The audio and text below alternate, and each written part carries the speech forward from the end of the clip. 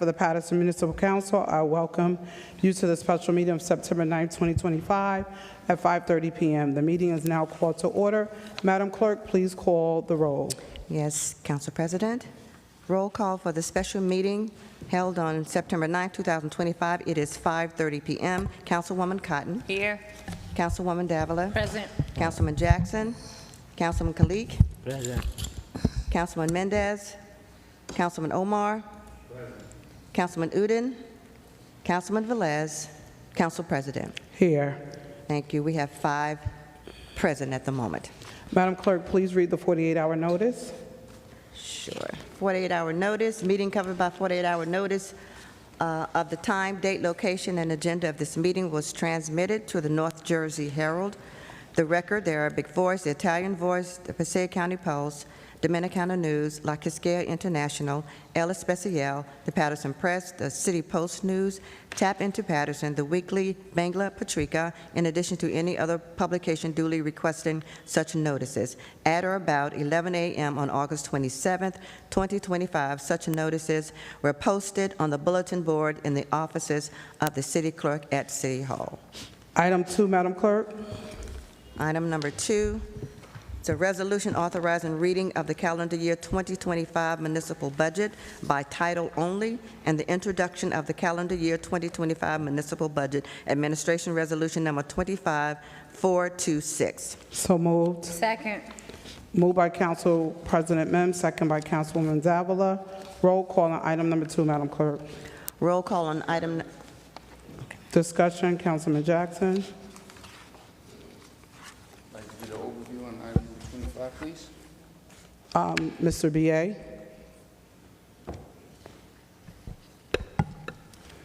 Thank you, Council President. We are introducing the 2025 calendar year budget tonight. It is a 3.5% increase. We had attempted to introduce this back in May at a 5.6. Working with our CFO, our financial professionals, and our departments, we placed holds on hires. We we focused on our revenue projections to clean those up with our auditor, and we spoke with the DCA specifically to be able to use $1 million out of our reserves to be able to cover the cost of funding and establishing a cap bank for the city. This would allow us to have a 3.5% increase upon adoption. So, Councilman Jackson. yeah, I mean, it's obvious that this was an attempt. This is the first time in history that a special meeting was called prior to our meeting, as opposed to allowing for it to have public, observation. And also, I mean, we're getting ready to, you guys are just getting ready to move second and just go ahead and vote without any outline. You know, the public is entitled to understand exactly where these changes came from. Normally, what we would do is there's an outline, where we describe in detail of where we made specific cuts that might impact services, or if it was hiring. I mean, we're just rubber stamping this without even having a description from the public or for the public, who obviously we're not really concerned about the public hearing this, so we want to do it when there's an empty room. This is very concerning to me. I mean, the packet was sent out. Mr. B.A., I sent you a communication. Let me see here if I can find your reply. Oh, yeah, there was no reply. I did get an email that was then forwarded to me, but if this was something that was sent out with the packages on Friday, why wouldn't we get this on Friday? Why do I have to reach out to you personally on a Monday, the day before we're voting on this? You don't think this is an important item that we should have time to review it prior to voting on it? CFO. Council President, if I I'm may. speaking to the BA. I didn't contact the CFO. I contacted the BA. Okay, I didn't hear you. My apologies, Mr. B. The BA is the signing authority. Yeah, thank you. He's the person that's responsible for responding to me. And I asked him a simple question of whether or not, why didn't I receive the entire budget in the packet, and he didn't even bother to respond to me. Mr. B.A.? Yes, thank you, Council President. Councilman Jackson, I do apologize for not responding to that text message. However, the day. I apologize. I missed the text message. I apologize for that. I put together a memo. You didn't miss the text message, Mr. BA. You responded to me, and then I asked the question. I asked you, how are you doing? Councilman, I'm not going to argue with you. At the end of the day, What do you mean you're not budget needs- arguing with me? I'm not arguing. Council President, I have no further comment. I'm not arguing. I'm asking you a question in which maybe you don't understand. You don't just get to not answer a question. This is a public question to the public's concerns that I'm asking you. You're the signing authority. And yet again, just like in the text, you have no answers. So you can't outline for the public where these changes are being made? You're going to now turn to the CFO, who obviously couldn't fail to do it before. What I'm asking you is, our packets went out last week on Friday. This was not included in the packet. Why not? Why would I have to reach out to you on Monday? I'm being expected to vote on an item on Tuesday that's extremely important. I reach out to you on Monday, you don't respond to me, and I don't get a copy of the full budget until late evening hours, the day before it's time to vote. You think that's being responsible? In your duties as BA, you think that's being responsible? Of course you're not going to answer. You're going to do like you normally do. You're going to sit there looking crazy like a bump on a log because you don't even understand what's going on. And we're supposed to put trust in you that the public's best interest is in your hands? Absolutely not. Absolutely not. But, listen, you guys are willing to move forward on this thing without even, delving through it, without even going through what's happening. So, continue on. Let's carry on. Roll call, Madam Clerk.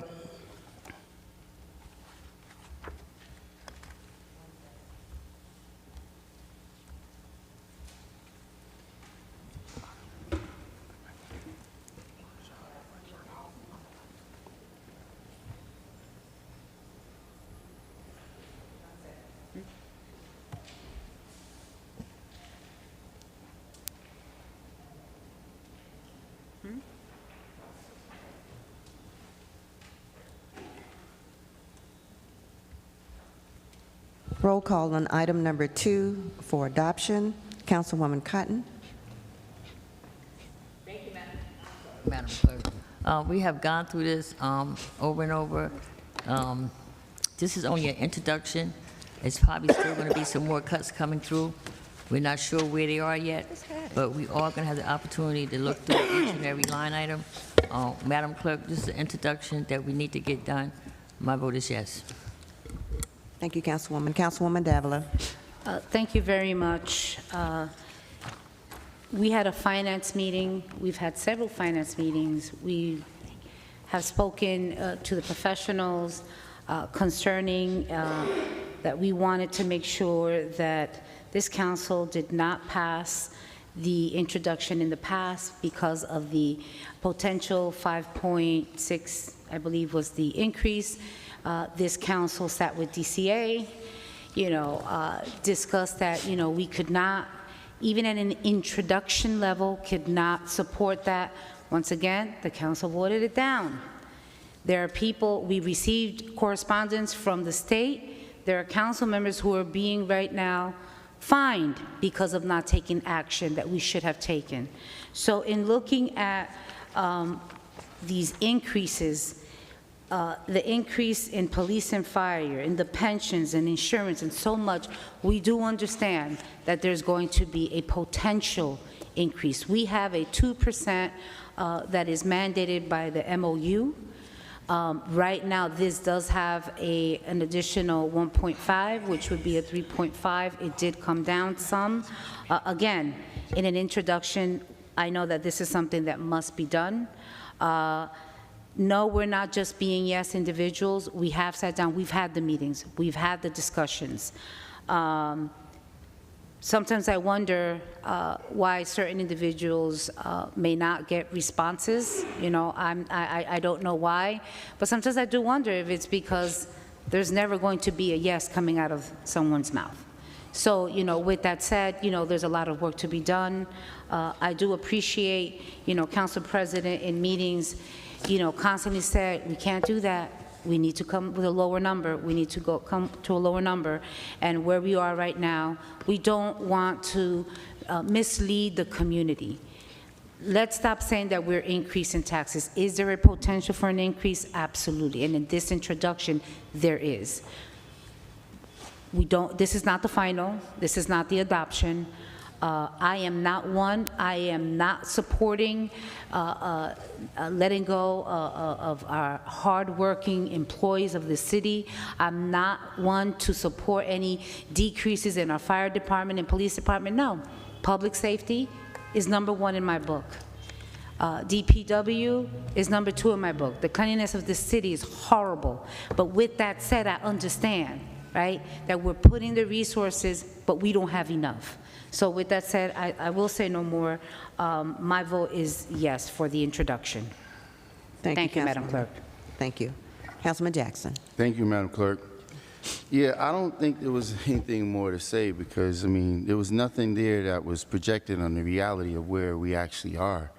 You know, the fact of the matter is, not one time, but multiple times, this is the, I can't even gauge on how many times we were cited by the state for being irresponsible in our financial management. We took a failing grade. This council cannot outline to you what actions was taken in holding the administration accountable. To imply that some people will never say yes is an absolute, that's a joke. I'm not going to say yes to something that's incorrect. In fact, I would challenge any member of the administration or any member of this council to point out one time that I voted no against something where it was irresponsible. The state has come in and shown us how we've been irresponsible. We know the CFO is incapable of managing this budget. They've hired off third-party consultants. They've went back and hired past employees to come in part-time after work to do his work. And yet and still, we still can't find a fiscally responsible budget because they're incapable of doing so. And, you know, relative to why I don't get an answer, my messages was entirely respectable. Good morning, Mr. B.A. It wasn't speaking to him out of context. I didn't call him by his first name or out of his name. Good morning, Mr. B.A. Let me read his reply. To insinuate he missed my message. Good morning, Councilman. How are you? I'm great, thank you. Is the budget in my packet? No response, because they intentionally did not include the budget in the packet. They don't want you to have time to go through this. The insinuation that people don't read their material, but they don't send the important material. They're failing. Everything that I've asked for. Councilwoman Mims came here and touted, oh, I'm the president now, you're gonna get, she handed me 3 packages. Not one of those items was something that I asked for. Everybody in the community knows, everyone can repeat verbatim what I continuously ask for, the $110 million in Hinchcliffe Stadium expenditures. That wasn't included. It wasn't included. Everything is being very divisive. They want to hire who they want to hire. You get rid of people who are extremely qualified. This council, Councilwoman Davila, supported this heavily while we railroaded Marge Cerrone, the person who knew and understand municipal governance. Very true. Very true. And then she had the, how did you vote? How did you vote? You voted yes to remove her salary. You conspired with Flavio Rivera, and you voted yes to remove her salary so that protected her. We're in roll call. Just be quiet. Stop with your nonsense. We're in roll call. No, you stop with your nonsense. You stop with your nonsense. Respect the process. Council members, Yet, please. when truth is spoken upon, they can't sit still. If what I'm saying is not legitimate, then why is she so eager to say something? Her entire team, Councilman Khalik, Davila, and Flavio all conspired to remove Marge to get rid of her because the mayor did not want her here because she held the BA accountable. And yet, it's showing you irresponsible spending. So why do we have a failing grade? Why do we have a failing grade from the Finance Board? We failed miserably. It's not like maybe it's okay. No, they're telling us, you guys have no idea what you're doing. I'm asking the BA to answer simple questions, give an outline to the public. Where's there going to be a reduction in services? Councilwoman continuously goes back to her go-to, we're mandated to do a 2% increase. This is not a 2% increase. This is a 3.9% increase. And it's not outlining what services are going to be cut. Did they cut any of their salaries? No, they didn't do that. They didn't do that. They didn't want to be responsible to cut one of their salaries. What they're doing is eliminating services. But we can't get an outline on where it's happening because everybody here is ready to vote. They've all discussed it. They expected me to show up late, so they want to do this meeting at 5:30 while nobody is in the public to be able to scrutinize it. How do we continue to do the same thing over and over again, people, and expect a different outcome? Madam Clerk, my vote is no. Thank you, Councilman. Councilman Kalik? Thank you, Madam Clerk. I was a big fan of Marge Sharon. She knows that. Most of the council members were. Somebody could give her a call and clarify that. I think I still have her number. That's one thing. Another thing, in this introduction of the budget, there is no services is being cut. Our BA and CFO through DCA, they found some, I wouldn't say additional money. DCA allow us to use $1 million from our reserve, I guess, and they found some cuts. There was the freezing of hiring as well. Through that, from 5.6, it came to 3.5 introduction. Once again, introduction is not the final adoption. We repeatedly told our BA and the administration in the final introduction time, final adoption time, it should come down to 2%. I believe they are working very hard on it. At this time, we do have to introduce it per state law. Otherwise, we go back to 5.6%. At this time, for the introduction, I support the budget. My vote is yes. Thank you, Councilman. Councilman Mendez? Thank you, Madam Clerk. Good afternoon, Council Cali. Good afternoon, Administration. Paterson, good afternoon. The last meeting, I couldn't be present. I was in Dominican Republic attending my son's wedding, but we're back in business. I'm very happy to be with all my Council Cali. Even though I was running a little bit late, I was not on the discussion in the beginning, but I've been back and forth, and I have some dialogue with our VA. And the concern that I have about this introduced budget is that we're so far away from the fiscal year, so far away, that I'm afraid to say that it's going to be almost impossible for us to get back to what we're looking for. And I have a conversation with the VA, the administration, and I went back to have some dialogue with my constituents, and there's a huge concern in our community. As we all know, our homeowners, they're already struggling as it is right now with the taxes that our homeowners are paying right now. And it's very difficult. And let's not talk about the sewer. So we got taxes from one side, sewer from another side. And that's going to put a lot of people into the position where they're going to have to sell their property and move out of town, or they're going to have to find another way. And that's something extremely concerning to me at this time. I definitely cannot support this introduced. My vote is no. Thank you, Councilman. Councilman Omar? Thank you, Madam Clerk. So right now, the budget is being introduced at 3.5%. And it's because we do take additional TA, we know that we have to raise it by 2% of the levy. But as of now, there will be no layoffs. We have employees that need to be paid. And it's, this budget preserves those essentials. So tough times do call for tough and real decisions.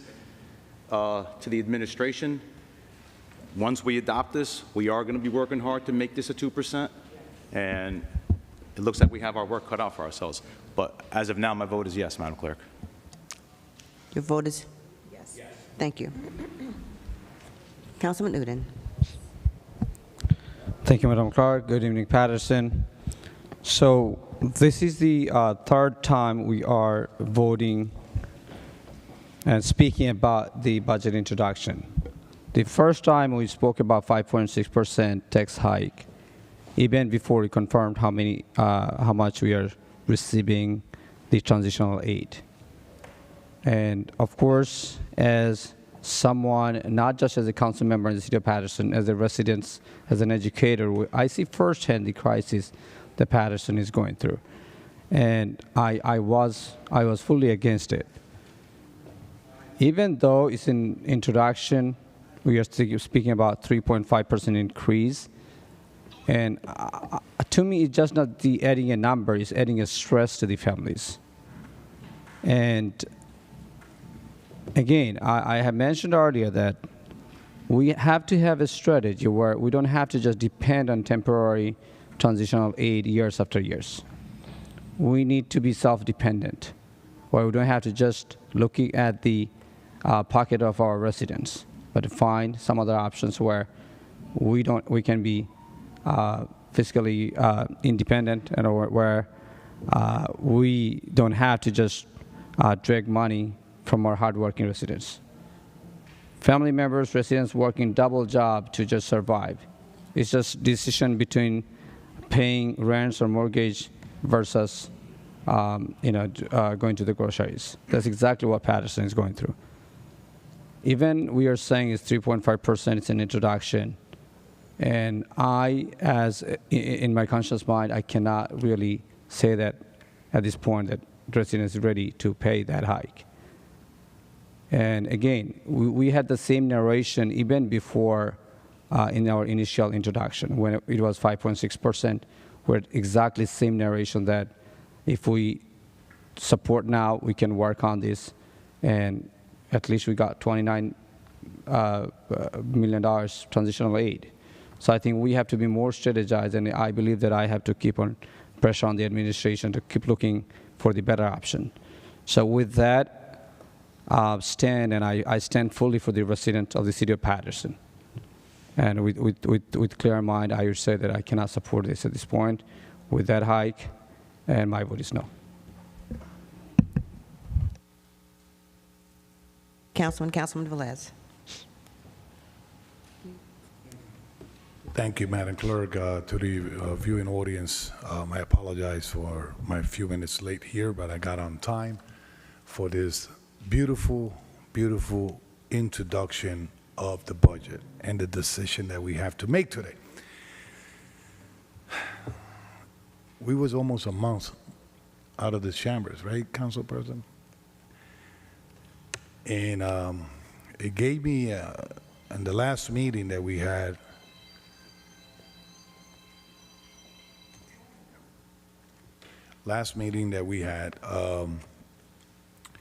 we discussed it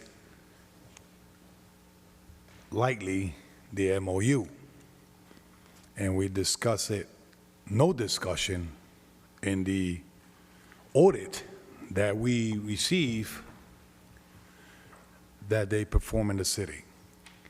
And those audit and MOU highlight the administration have failed in a lot of things that they need to correct. If not, especially in the MOU says, by a certain day in the end of this month, if they don't comply with it, they even said in one item that they was going to deduct $2 million from the transitional aid. And I mentioned in the last meeting that represents that whatever money we receiving based on the letter probably could be cut. And that put the administration against the wall to put the real numbers on the table. CFO, we have conversation, me and Councilman Mendez, in one meeting highlight without touching salary and wages and contractual finance in that budget, we identified $3, $4, almost $5 million in the other expenses that they could eliminate from this budget, and we did a recommendation, and they didn't took it, and they will not take it. And conversation with the previous VA, conversation with lightly with this VA, that he's being fair enough to say, I'm trying to do my best and recording that he inherits a budget that already was done, all performed by, let's give credit, by the CFO with the help of the past BA that we have in the city. And the numbers, for me, are not matching. I understand that this administration is playing a political vendetta or playing political when it comes up to the budget. In a month since the last meeting, the contract had not been approved because the council don't approve it. You're not getting your raise because it's the council fault. You're not getting this because it's a council fault. You're not getting that because it's a council fault. And all the items that they say that is our fault, we haven't even entertained it, especially when it comes up to contractual decision in the city. Introduction, and everybody say here in the past, is a reflection of the adoption of a budget. Let's make believe somebody introduced a famous singer and everybody purchased ticket to go to that concert. And when they go to that concert, they find out that the person that they supposed to be there is not the person who get jammed, the people that were supposed to attend. And I'm going to put the simple way. If you're going to introduce something to me, not to me, to the city, and regarding the budget, you had to make sure it reflect the needs of the community. And right now, and moving forward, if this introduction budget will reflect the 2%, probably I will be happy because it's mandated by the state. But it's not. It's not. And I could go back in the meetings on 2010. This mayor did not support no introduction of budget or adopted a budget or anything that had to be with tax increase in the city of Paterson. Never. Matter of fact, he criticized any administration that was there because the residents of the 6th Ward, because he speaks beautiful. Everybody, is expressed when he speaks. You know why? He's a historian. When people are historian, got lyrics and perform real good. Good cheerleader of the city of Paterson. Saying that, I'm not satisfied. The audit says that is a failure. The MOU find a lot of mismanagement in the city of Paterson, and we still go along with it. I think I'm going to stand strong on my decision to this administration. Do not start having a real conversation with the council, not with a group, with the council. Then I could probably support it. At this time, and please, mayor, administration, don't use us to try to go and justify the wrongdoing of this administration.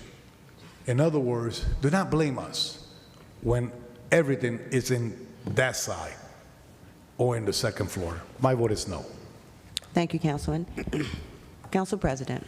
So to the public, let me just address a couple things. First, Councilman Jackson stated that the information I provided was not what he asked.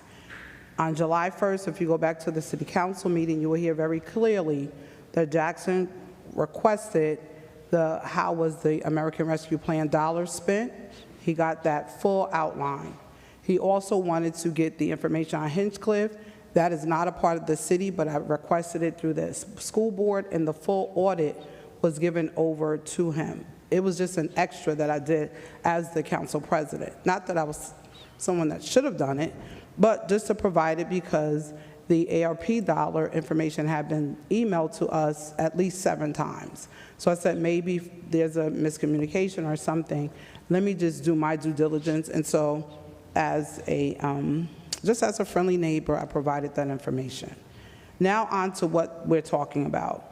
So we are now here with an introduction to our budget on tonight. It is not the first time we've had this conversation. It is not something that just dropped on our lap. You didn't get the information. It came before us. This is the third time. It failed twice. It was introduced the first time on May the 13th, 5.6%. I voted no. I felt it was too high.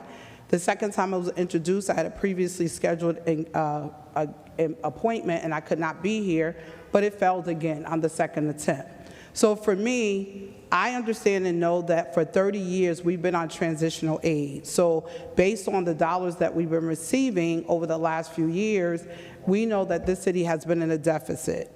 This year our deficit is $33 million. Based on the memorandum of understanding that we get from the state to receive dollars, we have to do at least a minimum 2% increase. They gave us $29.7 million. Not to foot the whole bill, it still had a balance of $3.3 million, even when it came to the 2 introductions that passed. But for me, I'm not going to sit and point fingers or take jabs and take it as a personal time for me. What I did was from the first time of the 5.6, my initial request, the CFO and the BA will tell you, I requested 3.5. That was my initial request, but instead of just asking them to find it, what I did was I found something to help them. So in the MOU, there was a clause that talks about the reserve. I found the language where it talked about we could utilize some of that funding towards helping us fill the gap. I presented it to the administration. Council Vice President was there. We presented it as well to DCA and to the auditor, and they were in agreement. They said, absolutely, but we have to introduce the budget. There are things that are required on this side, if we do not introduce the budget, that we will start seeing the government shut down. Essential services not happening, layoffs, things like that. But in this budget, there are no layoffs. No city employee, which we've heard you will not get laid off. But if we do not pass this budget on tonight, there is a great possibility because we have to move forward. We've been in this place for a couple of months with Introduce. I am happy to say that at this point, as working alongside, and we should all be doing that, not leaving it to the administration, send recommendations, talk about it in the meeting, give it to them, and let them work it out and figure it out. But we have to be able to present some information to the administration. And because for me, I totally understand, it is my responsibility to work with the administration, but I work for the people. And I'm always listening to the heartbeat of the community as to what they want. So I'm asking these requests before I make my vote. We have to improve the quality of service. The streets are absolutely filthy. We have to ensure that we go out, we find an additional solution to the bulk program, whether we look at how we're zoning it, what is the response time to pick up a bulk. I also would like to get a full report of the cameras that were placed all over the city. I understand that it's not something that's being given to us where you place the cameras, and that's okay with me, but I want to know what has happened since the cameras have been placed, because based on what I see, after the cameras have been placed, it got dirtier. The city is more filthier now after the cameras than before. So I would like a full report of what the cameras have done, what type of fines for this illegal dumping situation in our community. I also want to put it on the record that our state legislators, our Senator Benji Wimberly, our Assemblywoman Shavonda Sumter, Assemblyman Abdelaziz are working towards supplemental aid. So I'm very hopeful that we'll get to a point and are adopted to get to 2%. It has taken a lot of work to get from 5.6 now down to 3.5 as only introduction. We still have work to do before the adoption comes, but I'm here to be fiscally responsible to make sure that no layoffs happen. I don't want to be on the side of saying, well, I don't trust them, or look, I gave some recommendations. I sat with DCA, which any council person is open to do the same. I sat with the auditors. This is something that I'm putting, this is a clause I found in the MOU. Can you request through the state if we can do it? They came back through the BA and said, yes, we can. It filled the gap, and now we're down to 3.5. So for me, I'm about being about the change I want to see, right? I'm not going to sit here and say, I voted no on 5.6. I absolutely did because I felt it was too high. But to get to the 3.5 after working and sending recommendations is what we should be doing.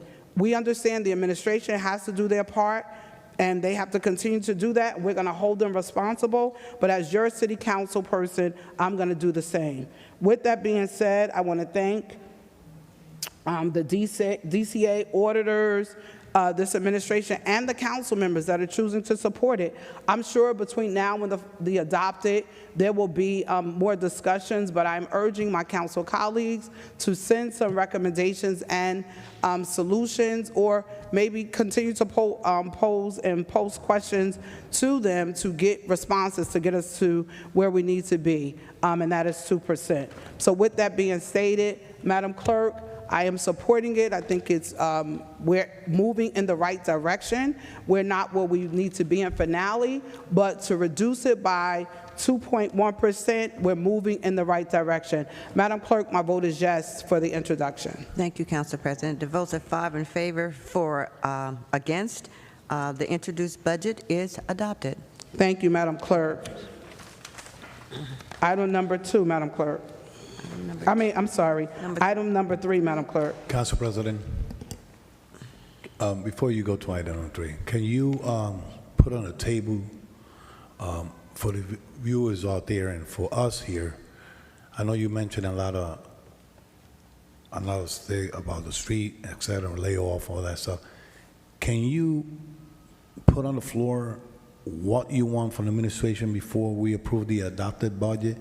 In the floor? I just put it on the floor. It was very clear. By length. This is not, so let me be clear. Right, this is not adoption, it's introduced. Before we adopt it, yeah. Right, but let me be clear. What are you going to challenge them to do before they adopt it? Yeah. Councilman Velez, so let me just respond. I'm not challenging them tonight. I've been challenging them from the very beginning of the 5.6. That's what I want to be clear, not just to the public, but to you as well. You're all assigned to certain committees. Everyone is on a key committee on this council. You have to show up to your committee meetings. And if you don't want to go to committee meetings, then you just have to send an email. Go to the BA's office, whatever that requires. But it's not about always sitting here and saying, get it done and do this and you're not doing. We have to participate. People elected us to do our job. We know they were hired to do their job, but we were elected to do our job. Every request I just stated here openly, I've given it to them in finance, I've given it to in the committee meetings, I've given it to the auditor, DCA, everyone's heard the request, and today you all have heard it. Okay, it is on the record. Correct. They are very clear to my acts. Madam Clerk, item number 3, please. So Council President. Councilman Velez, item number President, 3, Madam Clerk. I just item wanna number know what 3, committee- you cannot answer until I give you the floor. Item number 3, Council I think President. it could be like that to other people too. Because I'm asking valid question. I want to make sure what committee I could go that Well, is vital for the budget, because so- I'm not in finance. Okay, so Councilman Velez, you are fully aware that even if you're not on a particular committee, you can always ask any council person on that committee if you can sit in. That has never changed. So if you Okay. want to sit in on a meeting, be my guest. Call me. You can sit in on one of my meetings. I don't have an issue with that. Okay. You know the process. Come No, on, Councilman. of course, and I will do that. Absolutely, brother. But you Councilman, can we- mentioned 3 items that is real trigger me, because this administration have been adopted appropriation of budget, appropriating money from the same budget, and Councilman and the Velez. streets are still filthy. Councilman And the Velez. bulk is not getting picked up. Councilman- So it's been like that since 2022. Councilman Velez. I just want to put that on record. Yes. What make the difference in this one? Thank you, Councilman. Madam Clerk, item number 3, please. Item number 3 is a resolution providing for increase in reserve for uncollected taxes percentage. The finance item, resolution number 25:427, formal action will be taken. So moved. Second. Moved by Council Vice President Davila, second by Councilman Cotton and Council President Mims. Roll call on item number 3. Roll call on item number 3 for adoption. Councilwoman Cotton. Yes. Councilwoman Davila. Yes. Councilman Jackson. Pass. Councilman Kalik. Yes. Councilman Mendez. Yes. Councilman Omar. Yes. Councilman Udine. Yes. Councilman Velez. Oh, it does turn on before. Number 2? Number 3. What happened with number 2? We didn't get there. Oh, no, we're done with number 2. We're doing number 3. It's just 3. Oh, yeah, We're I'm not processing sorry. 3. That was yeah. number 1 I was thinking about. Go ahead. I'm sorry. You're right. So you said number 1? We didn't do number 1. We just did number 2. Number 3 now. Yes, we're on number 3. Yeah.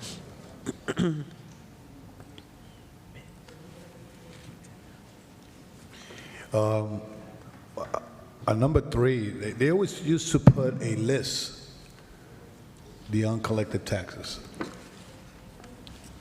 of who owns, who don't own. It's not here. Is that the one that we're talking about? Just take the average. Oh, okay. The average one. The average of the line. Councilman Mendez. Just to get a percentage of it. In order to, yes, so Councilman Velez, to your question, to move forward with the introduction, we have to present this to our local finance board, and this is the item to allow us to do that presentation. All right, my vote is yes. Thank you, Councilman. Councilman Jackson?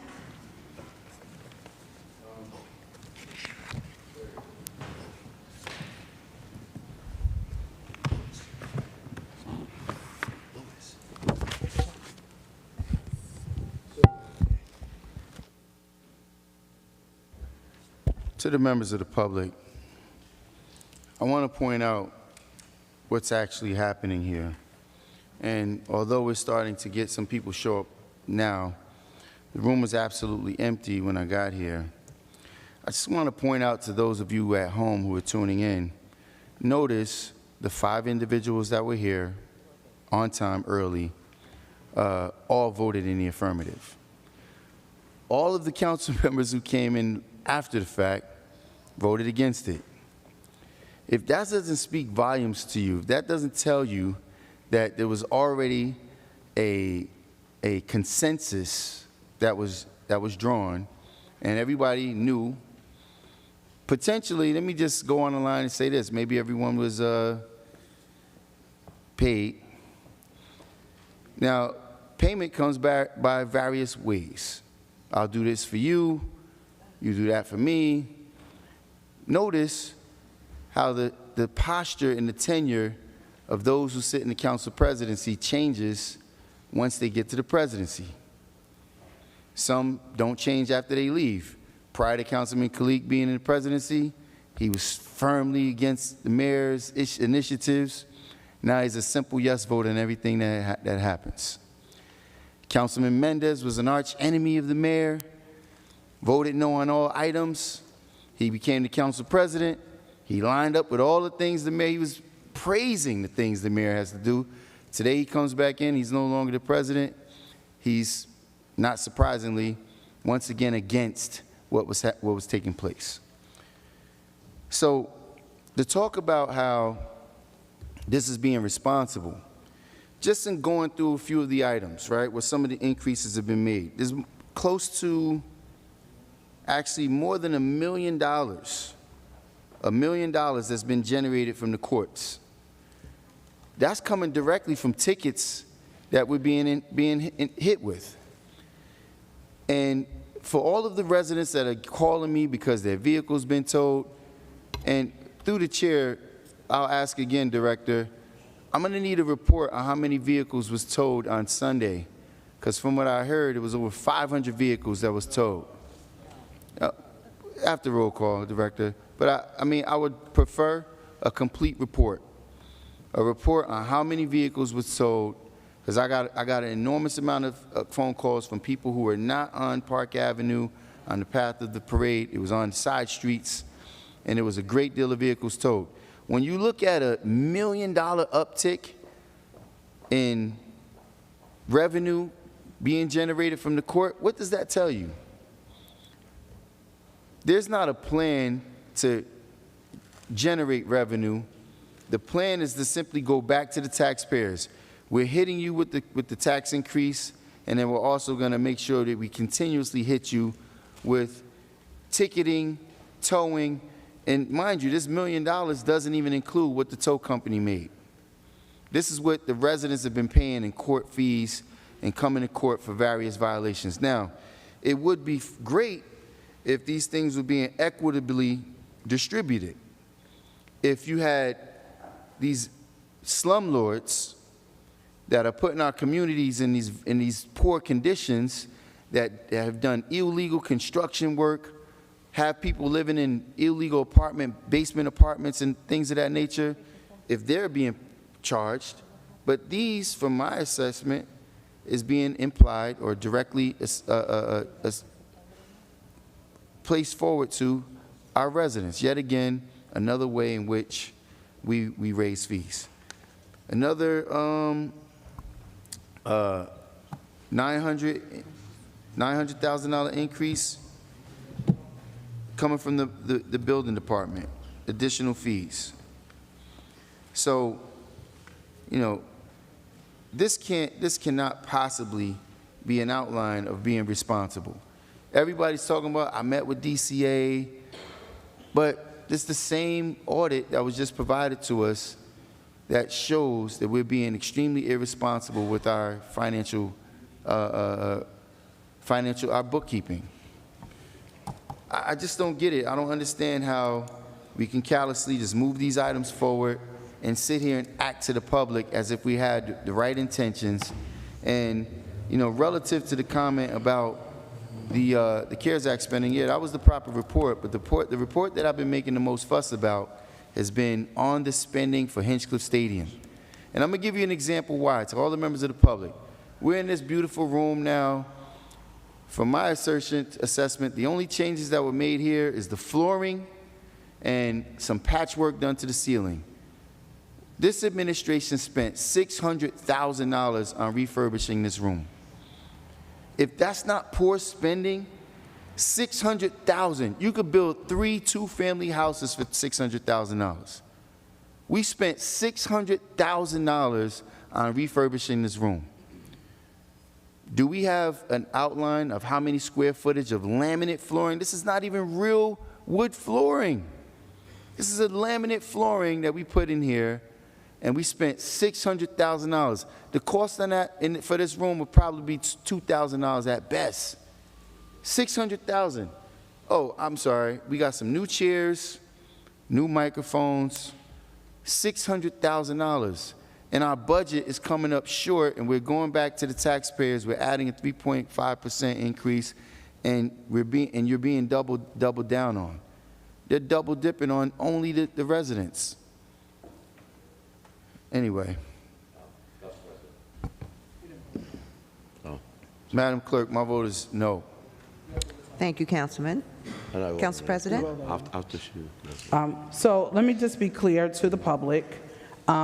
This will not be seen to the taxpayers yet. We're only in introduction. We are not at approved. We are only in introduction. Approved possibly will take place somewhere around November. And my prayer and the work that we will put in as this working council and the administration is that we will be at 2%. We have done it in the past. I'm very sure if we put the work in, we can do it again. But you have to remember, the residents are not just taxed by the city. They're taxed by the school district and the county. There's 3 areas that tax residents. It's not just us. School already passed theirs, county has theirs, and we have to get to that place. 2% is mandatory. We have no other choice but 2% unless someone has $30 million in their pocket and can fill this gap, $33 million in their pocket to fill the gap. And until that happens, we have to move in this direction.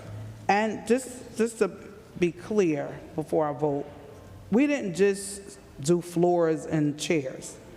We had to clear asbestos. We had to get a new piece to the roof. We had to get a whole new central airing system and a duct work done. A whole bunch of stuff that was done. But I agree, let's see an outline so we could get some clarity on all the details of what was done. But there was a lot of pieces to that. And we were out of the chambers for a very, very long time. I'm glad that we returned.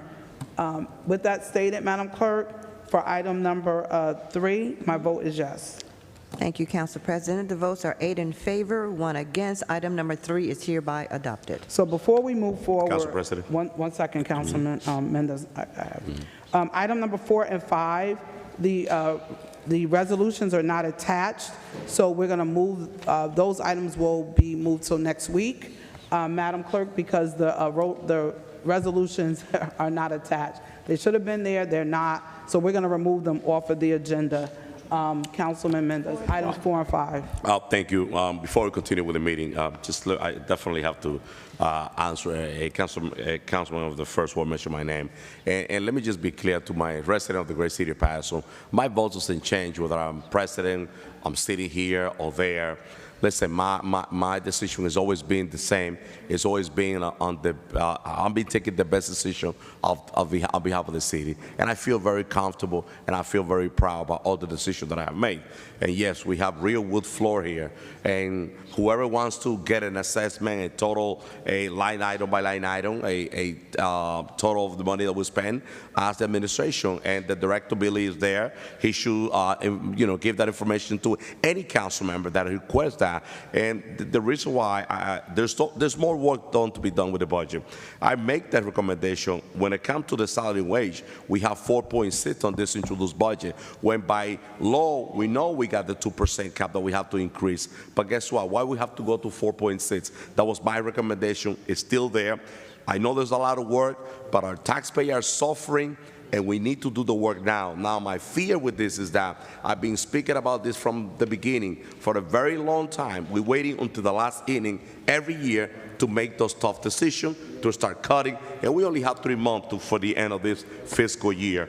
And just in closing, we have to be in line with the idea and with what we're planning to do with the city. On one hand, we cannot be closing business, attacking business, and doing all kinds of things. And on the other hand, we try to increase taxes more and more. For a resident to apply for a sidewalk, they have to go through hell to get an application, to get a permit to fix a sidewalk. Thank you, when that's money that we could receive. We have to check every department and see how much revenue are we getting from each department. I'm always say that I would love to run the city like a private entity, and you will see that things will change. Thank you, Council President. Item number Council 6, President. Madam Clerk. Item number 6, Council Madam President. Clerk. Item number Council 6, President. and then I will get to you, Councilman Jackson. Item number 6, could you just read into the record, please? Item number 6 is resolution to make application to the local finance board pursuant to NJSA 40A:4-45.3E, Public Works. Resolution number 25:430. Formal action will be taken. So move. Second. Moved by Council Vice President Davila, second by Councilman Khalid. Discussion, Wait. Councilman Jackson. No, Council President. Madam Clerk, you said DPW, it's finance. I'm sorry. Okay. Finance. Finance, okay. Finance, I heard Yes, finance. Okay. Councilman I Jackson? moved it. Thank you. Second discussion. Very good. So, for a point of clarity, I was asking for the floor as you gave the courtesy to Councilman Mendez, because relevancy to what he was talking about. First of all, Councilman, for a person who is so experienced in real estate, you can't tell the difference between laminate flooring and real wood flooring. That's a problem. This is not real wood flooring. There was no sanding machines in here. It wasn't finished with enamel. This is laminate flooring. Laminate flooring, everyone knows, based on the labor, is far less per square foot than real wood. It's not an oak, cherry, or any type of wood of such caliber.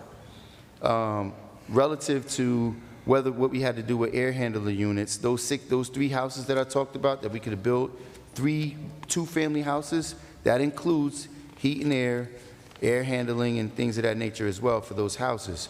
The fact that we spent $600,000 on repairs in this room, and every council member has no problem with moving past it without a detailed outline on what materials we put in here, how much did we spend.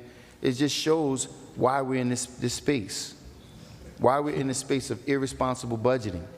And what I will do, Councilman, I'll put an Oprah request forward, because I'm writing an Oprah request right now. I'll put it on record.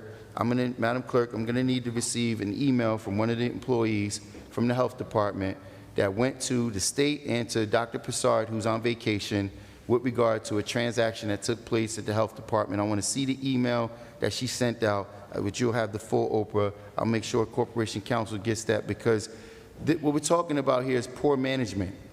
And the council has a responsibility of managing. And since Councilman Mendez is claiming that his vote has never changed, I'll make sure I Oprah all your votes. I'll go through it, and we'll put a percentage of all your votes and how you supported the administration. You became the mayor's lapdog, and I said it then. I said it when you were in the council presidency seat. He said jump, you said how high. You voted in favor of every single thing that he put forward.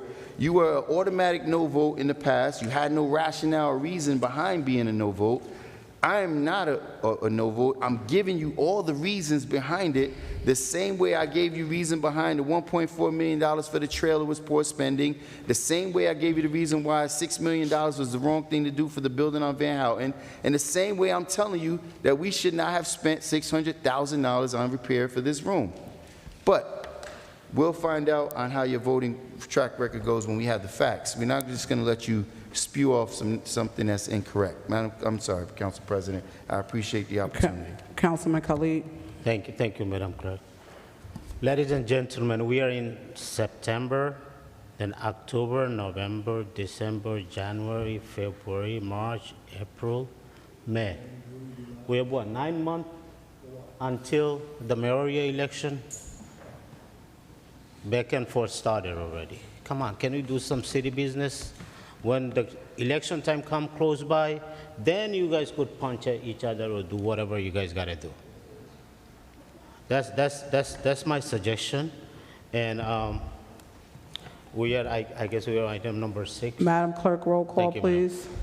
Council Madam President. Clerk, roll call, Council please. President. We're still in Madam discussion. Clerk. Council We're still President, in we're still in discussion. If discussion. somebody's calling for Councilman discussion. Velez. Thank you, Council President. Now that, we're not talking about politics and all that stuff, and, we're not in an election counting the month and here, whatever. Well, we had to understand, yes, I have supported in the past some good idea from this administration. I strive strong to do that. But when I see that the administration is not taking for granted our opinion, then we're going to have a problem, because I represent residents that comes to us on a daily basis, not seeing what they were expecting from this administration, with filthy streets, with River Street not performing yet. Since 2024, they said it was going to finish. They haven't finished that River Street yet. And we're in 2025. So that's part of that. But we're in number 6. Through the chair, to Mr. CFO, can you give us a highlight, synopsis of what is here? CFO, please. It's a resolution to go to the local finance board to be able to move $780,000 from inside the cap to outside the cap. For what? Just from one part of the budget to another. It's already in the budget. Can you please repeat it this way? So it's a resolution to go to the local finance board for them to give us approval to be able to move $780,000 from inside the cap to outside the cap. Inside the capital, outside capital, why? To keep under the cap law. So there's a deficit there? Yes. Why is it deficit? It's just the way the increases are going over the cap. All the increases in the budget are going over the cap. There should be a deficit every year there? No, it could happen. Some years it could not happen other years. So why is it deficit now? It's not a deficit, it's just... Oh, so it's not a deficit? No, so this is something that's going over the cap of the budget. It's a law. Because when I see the word deficit, it brings me like there's a problem there with cash. There's a problem with money. There's no money. So that word deficit do not apply there. No, this is just going So why to move we it. had to go there, ask to the finance to release this money from capital to put in another place because there's a deficit, so we don't need this then. If there's no deficit, we should no money from the capital. No, so we have a 2.5% cap law. Cap laws. Yes. Yeah, So okay. to be able to stay under that, we have to move this money outside the cap. And why we have had to ask for permission from the local finance And board. why we had the reason of the cap laws? Huh? What's the reason why we have a cap loss? That's state of New Jersey. Oh, the You're- state of New Jersey? Yeah, you're not allowed to go above 2.5%. I know, but I just want to see if, you know, so this is not in the audit, this is not, you know, the deficit? I want to see if he knows it. Yeah. I'm sorry, Ann. Okay, thank you. Council President. Councilman Jackson. Mr. CFO, so we're digging into the cap for close to $1 million. The mayor just recently had, over this past several years, of which I'm looking at now, $85 million.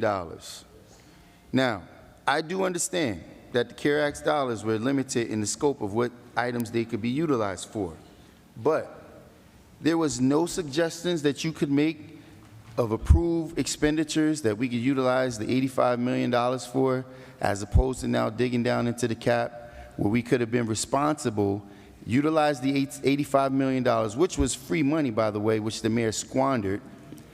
And to Councilman Kalik's point, the mayor just he gallivanted around the entire community doing campaigning for himself for Congress, in which you shared in cutting every ribbon on all the parks, where he spent all of this money, No, I've seen you in plenty. I've seen you in plenty. And I know your voting track record. You never held them accountable on the spending for the $85 million. Here we spent, I mean, it's ridiculous the amount of money that we spent here for various things. Gas pumps,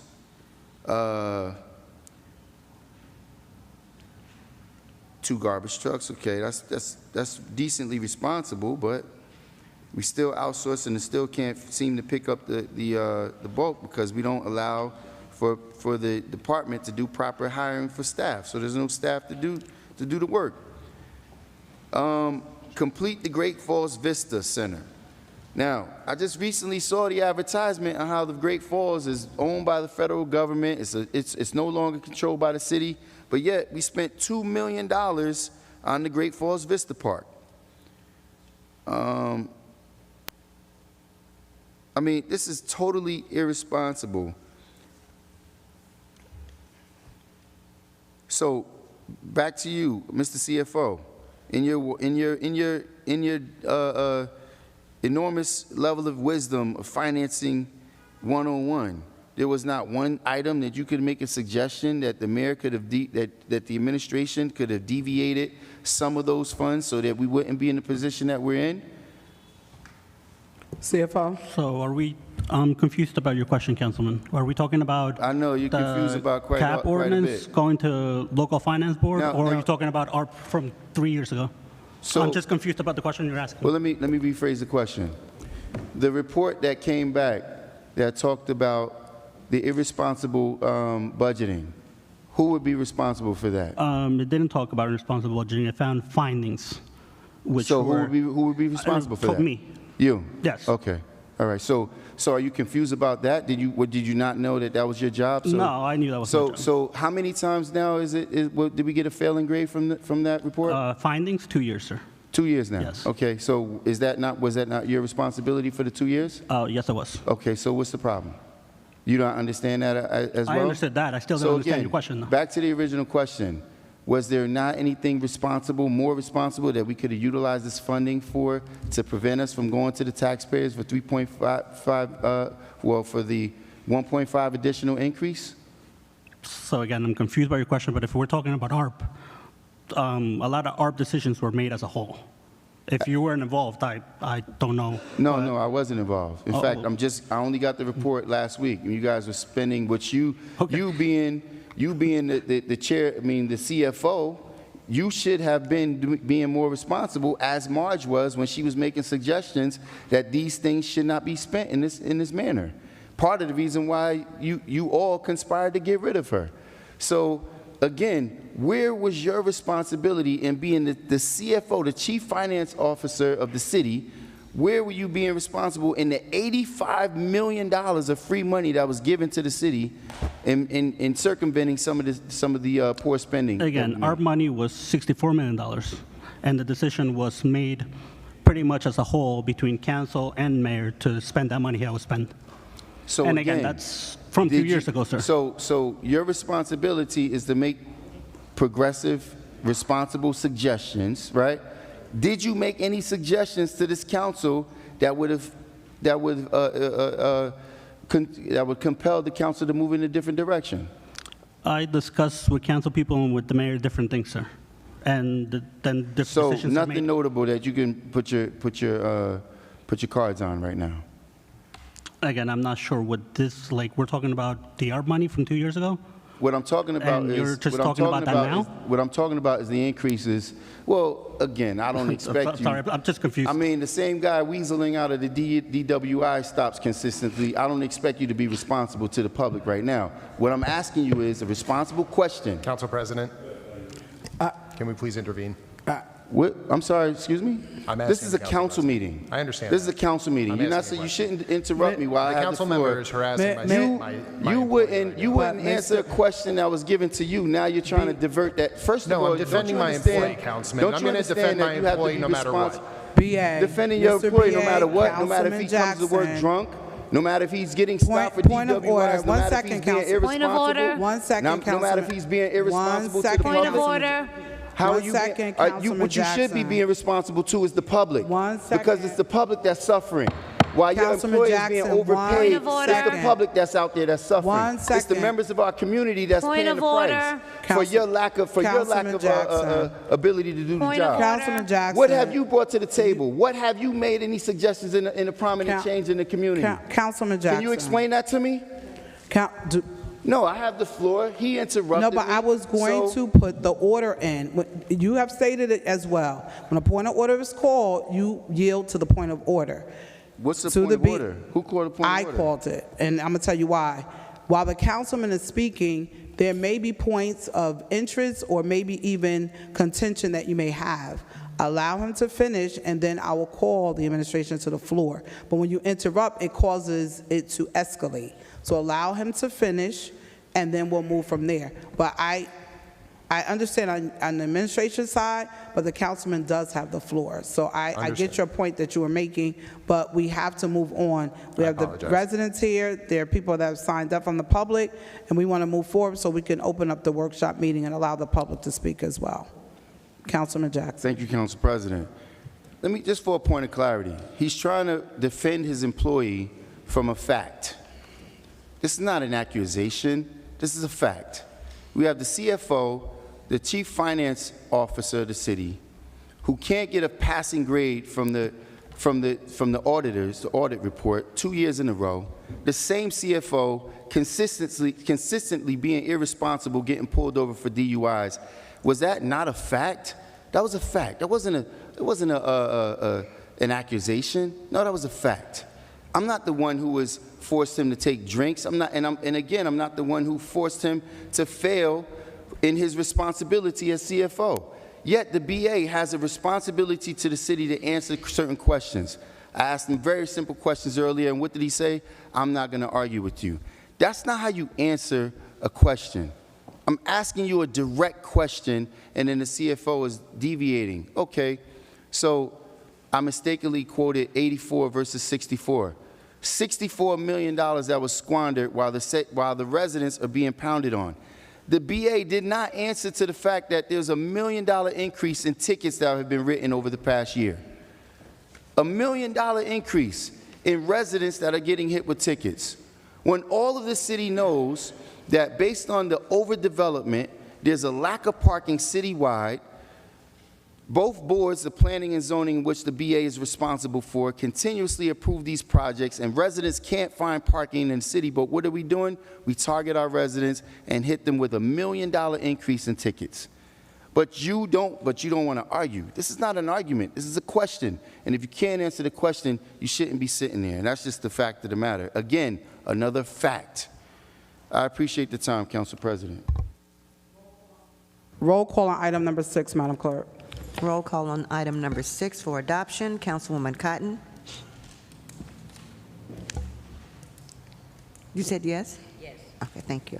Councilwoman Davila? Yes. Councilman Jackson?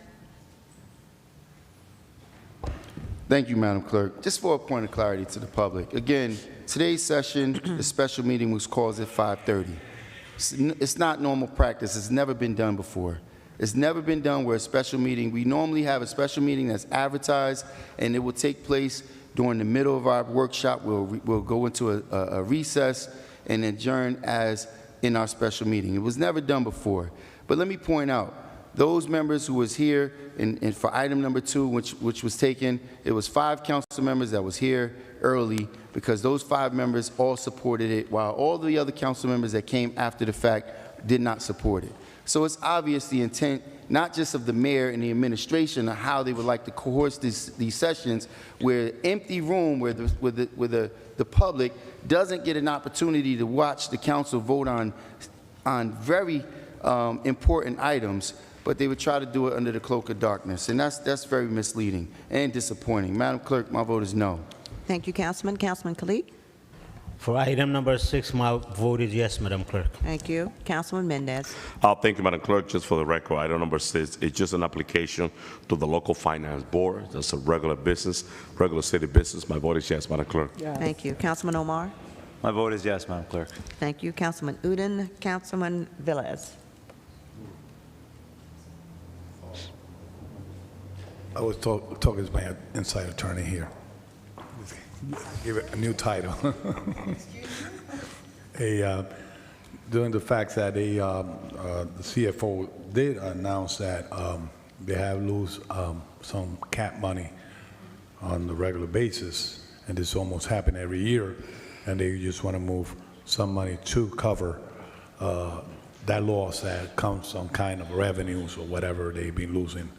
But that's a message that they've been losing revenue, so something's going on. They had to create more crew revenue coming to the city so we could avoid to get money from one side to the other. In the future, we always say to the administration, try to bring real crew revenues to the city of Paterson, not going after the taxpayer of the city of Paterson. My vote is yes on this. Thank you, Councilman. Council President? We do this every year. This item is a yearly item that we have to do through the local finance board. This one, I get the others having an elongated discussion. This one didn't require it. My vote is yes, Madam Clerk. Thank you, Councilwoman. The votes are 7 in favor, 1 against, 1 absent. Item number 6 is hereby adopted. Item number 1, Madam Clerk. Item number 1. Where's item number 1? Second. Where's 1? Thank you. Item number 1 is an ordinance to exceed the municipal budget appropriation limits and to establish a cap bank, NJSA 40A:4-45.14, calendar year 2025 administration. So move. Moved by Councilwoman Davila, second. Second by Councilman Khalid. Roll call, Madam Clerk. Roll call on item number 1 on first reading. Councilwoman Cotton. Councilwoman Davila. Yes. Councilman Jackson. No. Councilman Kalik. Yes. Councilman Mendez. No. Councilman Omar. Yes. Councilman Udine. Councilman Velez. No. Council President. So this is one of the most responsible things that I've seen brought from this administration. Before presenting it, I reviewed Newark, Jersey City, other towns that have similar bases and communities as ours. It is something that should have been done to establish so that we can get to a place where we're not in a true deficit as a community yearly, that there is some money in reserve. I think this is something that should have been done. I commend our BA for working with other municipalities to get Paterson on the right track. My vote is yes, Madam Clerk.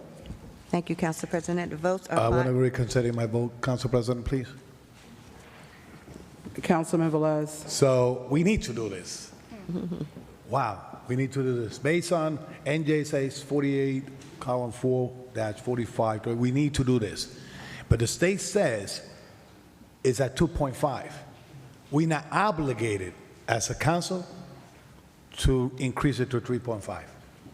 But if it stays 2.5, that's what the state mandates, 2.5, not 3.5. That's why they come to us, for we could give a blank check for we could give more liberty to the mayor administration to do whatever they want with the budget, with no fiscal responsibility. So we had to do this. A good citizen might know. No, thank you. Can you call the votes, Madam Clerk, please? Yes, I will. The votes are 5 in favor, 3 against, 1 absent. Item number 1 is adopted on first reading. Second reading will be held at the regular meeting of September 16th, 2025. Thank you. Madam Clerk, we have one person for the special meeting public portion. Could you please call this, please call the speaker? Sure. Yes, Mr. Eddie Lavares. And Please right state your name. before we start the timer on the speakers, I want to put in place the order on the floor. Each speaker only has 3 minutes to speak. Once your minutes are over, you will hear the buzzer and your time is over. When you're speaking, we are asking that you respect this side of the dais by not calling out people individually by name and not using profanity in the chambers, as well as on this side of the dais, I'm asking my council colleagues to do the same. We have to be a professional decorum. It is set in our ordinance and in the rules of the chamber. It is not something that I am establishing, but it is a law that is on the record, and we have police officers that are placed in the building that will help and assist me to make sure this decorum is established and or in its place. First speaker, Madam Clerk. Mr. Eddie Lavares, go ahead. Eddie Olivares, Paterson, New Jersey. I will be the first one to break that law that you just mentioned. I don't know what law you're talking about, where you cannot be called out by name. MIMS, they listen MIMS. Have that officer remove me? I dare you. I dare you. Anyway, I want to ask, I'm going to start this with a question. Why was this special meeting held at 5:30? I never, ever, Councilman Jackson stole some of my thunder.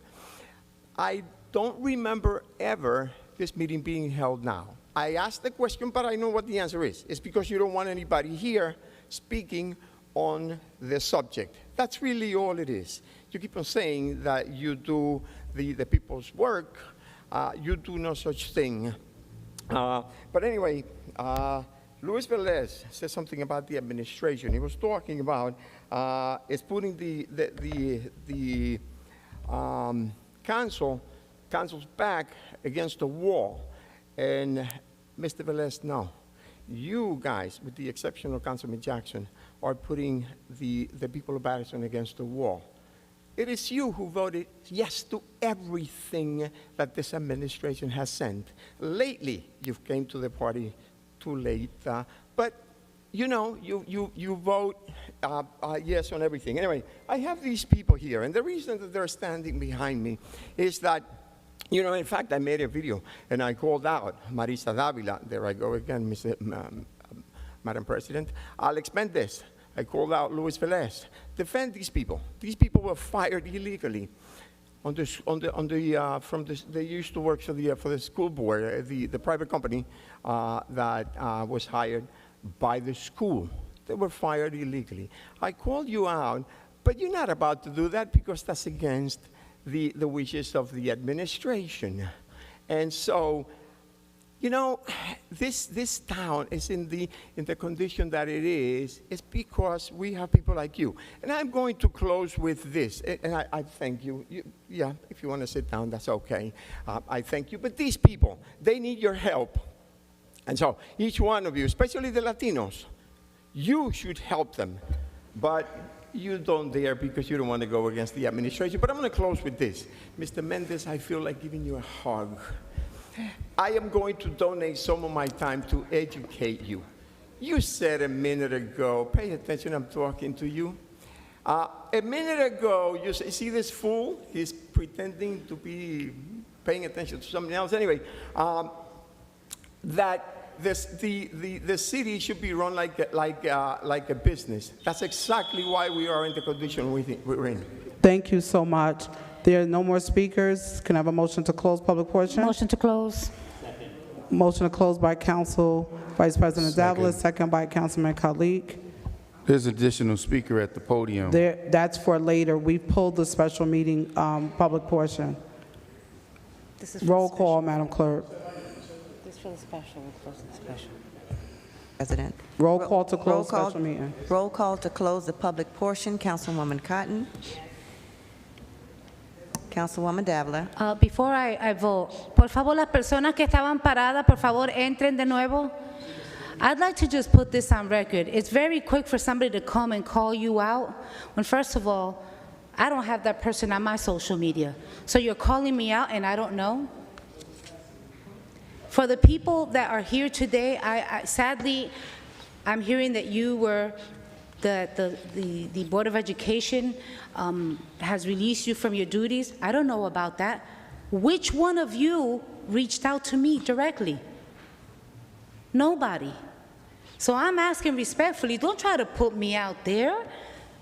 I'm not friends with you on social media, Mr. Olivares, okay? I don't know when you're calling somebody out. And then the people that are here, that come here upset, you upset them because you're making it seem like we don't care. I do not oversee the Paterson Board of Education. There is a board that you can address. If you would have addressed me, I would have tried to, as a citizen, okay, contact someone and see how we can assist you.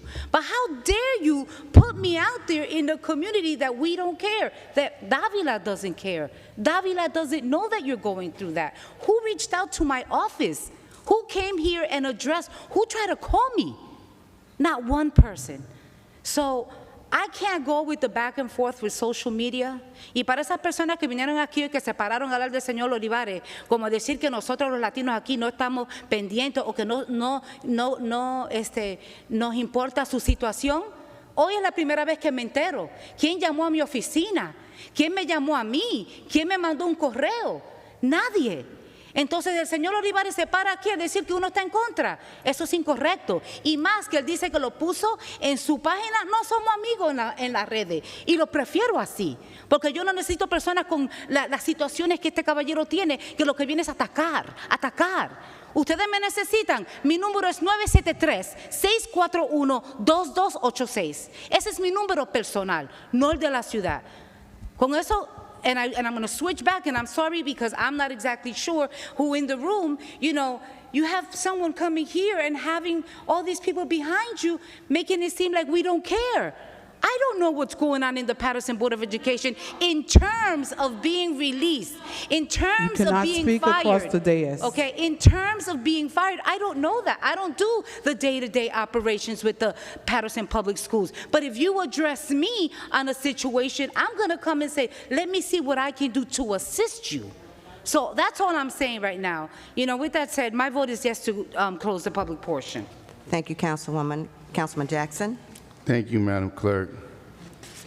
Maybe it's a possibility that Mr. Olivares might owe, because if looking from the responses, maybe Mr. Olivares might potentially owe the Councilwoman an apology, possibly. But I don't think so. You know why? ¿Sabes por qué? Porque la asistente de ella tiene una hija en la school board. Él sabe, usted tiene un gran problema con la compañía, y por qué ella no sabe eso. El otro socio de ella, otro tiene un hija de la board también. Joel Ramírez, Héctor Nieves. Y todo, ustedes hablan con él, y yo llamar todo que dice que tiene un gran problema con la compañía. ¿Y por qué ella no sabe eso? Y ella tiene el corazón para la comunidad porque ella no sabe eso. Y también yo voy a ir en la reunión y yo hablo con toda la board para nosotros, para ustedes, perdóname, y ella no sabe eso también. ¿Y por qué? Porque eso no importa. Ese por qué. It's not important to certain people when members of our community are mistreated and fired. You're talking about a gentleman who has worked for the district for 41 years. And he wasn't fired by the district. He was fired by the third-party company that the district members, these people who we support when we help them with their campaigns, who make these critical decisions that impact our community. It's amazing how we just want to wash our hands of the ills that take place in our community. When you have members of the community coming and they're crying because their jobs was taken away, their livelihoods was impacted, and members of the council want to say, I don't know, have anything to do with that. Wait a minute. You campaign with people, you help them get elected, those people take board seats, they make critical decisions, they hire third-party companies, and then third-party companies treat you as if you're not a resident of this community. So what is that? I don't feel more compelled to get involved with something that somebody else doesn't. Maybe, I say maybe it's a possibility at this point. People know that they have to call me if they want somebody to fight on their behalf. Maybe that's what it is. So people sitting here saying that they don't know or they don't have anything to do with that, that's a cop-out, because as an elected person, you're responsible for the treatment of what happens to our residents. I will be there if nobody else wants to be there. Yes, I would love Mr. Olivares' suggestion that everybody, you councilwoman, everyone else should be. It should be very simple for you. Your aide is a board member, and the board holds responsible My aide is those not a board companies. member. Stop misleading. Not true. Your former aide, your compa, whoever he is, whatever he is to you, he holds a board seat. He makes critical decisions. He has an opportunity to vote on these matters. And when you're paying a company millions of dollars to come in here and mistreat the people, this is not how you're supposed to respond to these inquiries. Lastly, let me make this last point. Many of you, as a form of practice, you've heard this for years. I haven't really been paying attention that long, but I do know that anytime there's a public portion that's opened, the term that's utilized by council members is seeing none, move to close. That means we acknowledge there are no more eligible speakers, no more speakers who require the opportunity to speak. It doesn't mean, wait a minute, the list was taken 10 minutes ago, so there's no one else that we're going to allow to sign up. It means seeing no one else with their hand up, no one else with the request, no one else who had an opportunity to speak, we're going to close the public portion. If you have one person from the community go back to the microphone and request to speak before we go into a roll call, they should be given a courtesy to speak. It's only 3 minutes, but no, we want to quiet the public. We don't want anyone that's going to come here and possibly contest us, and this is why we do what we do. People, how long are we going to allow this to take place? There's another public portion, but who knows? They're going to make everybody wait until 9 o'clock. They're going to make you wait you out so that you decide to leave and you don't sit here for the public portion. That's just basically the practices. Madam Clerk, my vote is no. Thank you, Councilman. Councilman Kalik? My vote is yes to close the public portion, Madam Clerk. Councilman Mendez? Thank you, Madam Clerk. Just before my vote, I'm going to say this. I mean, when you're in trouble, when you're looking for help, you knock on every door.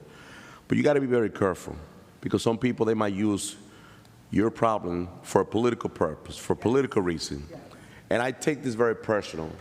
When you're looking for help, if somebody wants to help you, please don't bring politics in the middle. Just don't. It looks ugly. It looks sad. And it speaks value about the person that used that. Personally, myself, I know the gentleman. He's been working in Norman and Square for like 15 years. My 3 kids went to Norman and Square. Yeah, and the other person, school 28, and the others, and I know all of them. I mean, I was a school board member for 2 terms. My 3 kids went to Paterson Public School. I know all of them. Unfortunately, I was not in the country. I was out of the country for over almost 3 weeks. I'm not aware about the situation. The only thing I will say is that I'll be in my office tomorrow. You're more than welcome to come to my office and sit with me and just give me the information that you have. Let me know how I could be helpful, because I know that you guys are from Paterson. I know you guys been in Paterson for many years. You saw my kids from kindergarten all the way until 8th grade. And the other gentleman saw my son from kindergarten all the way into high school. So I know them. They're from Paterson. So I'm here to help. My office, you could stop by 11, 12, 2, 3, 4 p.m. Let me know you got my number, and I will love to advocate for you. I would love to go in front of the board. Quite honestly, I don't know the situation. I would like to get to the bottom of what's going on. Y lo quiero decir en español. Esto es un asunto que no debe ser político y tengan mucha cuenta cuando ustedes andan buscando por ayuda, porque muchas personas utilizan su problema para hacer política. I said this in English already. I said this in English respectfully. I know some of them. You cannot don't speak speak from that language. side. He has the floor. Lo que le puedo decir es que mi oficina está ahí. Yo lo conozco a usted por muchos años. Usted vio a mis hijos crecer en Norman Square, el otro señor en la Escuela 28 y la International High School. Yo sé que ustedes son de Paterson. Mi oficina está abierta mañana. Me pueden llamar a las 10, 11, 2, a la hora que ustedes quieran. Vengan y me gustaría ir al board a ver qué pasa con ustedes, porque no conozco la situación. So I just would love to advocate for you guys and get to the bottom of the situation because I'm not aware. With that being said, Madam Clerk, my vote is yes. Thank you, Councilman. Councilman Omar. My vote is yes to Thank close you. the public portion. Thank you. Councilman Udine, Councilman Velez. Thank you. So I know about the situation. The young lady here in front of me texted me about the situation about a month and a half ago. My secretary is aware when people comes to my office with this type of issues, the first thing I tell them is seek legal advice. Why? We cannot control what happened in the school board, contract, or whatever with employee factor, manners. Why I say seek legal advice? Because if there's a legality in the situation in their favor, it will be benefit. Get the advice from the legal aspect to win a case. And if they did something wrong, the legal aspect will resolve it. And they will get more protected than coming here and exposing themselves and damage their legal process. Simple it is. People come here thinking that we could get involved in personnel issues in the city or in the board. The board is another different type of government or how they manage things over there. Not even we have a say in the budget. So we try to orientate them the right way. The young lady expressed herself some wrongdoing, and I advise her there is agencies that will take care those wrongdoing. I even advise her to even go to the prosecutor's office. So we, and I believe Councilman Mendez will do the same thing. And any councilman will do the same thing when they come to our office seeking for those type of help. Why? From that podium, you could say something, and people don't realize it. People come here with some legal terminology that it could hurt them, not the person that come in here making believe that's defended. And Mr. Olivares never calls me. I'm not in social media with him either. I don't receive his call. He's not my aide, and I'm the last person I want to speak to him. I will speak to him. I will speak to him if it's the death or life situation, because I had to use my humanitarian efforts on it. Councilman. Señoras y señores, and I got to say this in Spanish for the respect of those that don't understand English. Señora, a todos los que hablan español, cada vez que me hablan con un problema así y sé del problema, siempre he dicho, busquen ayuda legal que le puedan ayudar en ese asunto, porque puede ser que trayendo cosas aquí le dañe algún beneficio que usted lo puede pelear legalmente y no a través de aquí. Sé que están frustrados, sé que quieren ayuda de parte de nosotros, pero la persona que más le puede ayudar es un abogado que entiende las leyes laborales para que puedan asistir mejor y así no están perjudicados por personas escrúpulas que vienen aquí a decir que lo van a defender y lo que están es dañándole su caso. Saying that, my vote is yes to close. Thank you, Councilman. Council President? So let me just say this, and to all of you, I've worked with some of you, I know some of you from various schools in the community, and I want to put it on the record. This is the city council, and it's okay that you want to come, voice opinions about whatever happened, but this is not the governing body that took those actions. We don't know the details of what happened. We're hearing the story for the first time. This is my first time hearing something stated at the mic. We're not even presented with the real facts. We don't even know if what was said to us is factual, because we now will have to have a conversation on that side. So my recommendation to all of you is this. One, always fact check. When people are bringing you out of your various houses to a meeting to just get on the mic to talk and to blame people that have nothing to do with why you were terminated, the contract ended, whatever that looked like. We didn't vote on that. That's number one. Number two, I'm not sure if you went to the school board to their meeting. I'm not sure if you did that or not, because I'm not really sure of what took place, but that would be the place to handle that request. But number three, if you need to speak to me, I gave the young lady in the front my number, and if you want to take it, screenshot it, please call me. I am a former school board member. I can give you insight as much as I can, but I would definitely have to speak to someone on the school board side to get more answers, because we have no clue what went on. Because you could be on this side yelling and screaming, fighting for you, but if it's true what was said tonight is a third-party contract, I don't see how, if it's a third-party contract, that we can even intervene. I'm not sure what we can do in that aspect. However, reach out. I'll be able, other council members have said the same thing. Reach out to us. Give everybody an opportunity before it's stated that we don't help you. We do help. We do assist, and we do listen. So reach out. We'll try to get some information. I'm not even sure what contract it was or what services, what you work for, whatever that looks like. But send us that information, and I'm sure school board members are watching, because they always watch the meetings, so that we can get the information as to what took place. With that being stated, Madam Clerk, my vote is yes to close the public portion. Thank you. We have 7 in favor, 1 against, 1 absent. The special meeting public portion is hereby closed. Can I have a motion to close the special meeting? We have a confidential one? A motion to close the special meeting. Move. Moved by Councilman Jackson, second by Councilman Mendez. Roll call to close the special meeting. Roll call to close the special meeting. Councilwoman Cotton. Councilwoman Davila. Councilman Jackson. Oh, okay, thank you. Councilman Jackson. Very good. Thank you, Madam Clerk. Very quickly, just for a point of clarity. First of all, I don't need to do anything politically. People don't call me because I'm doing something politically.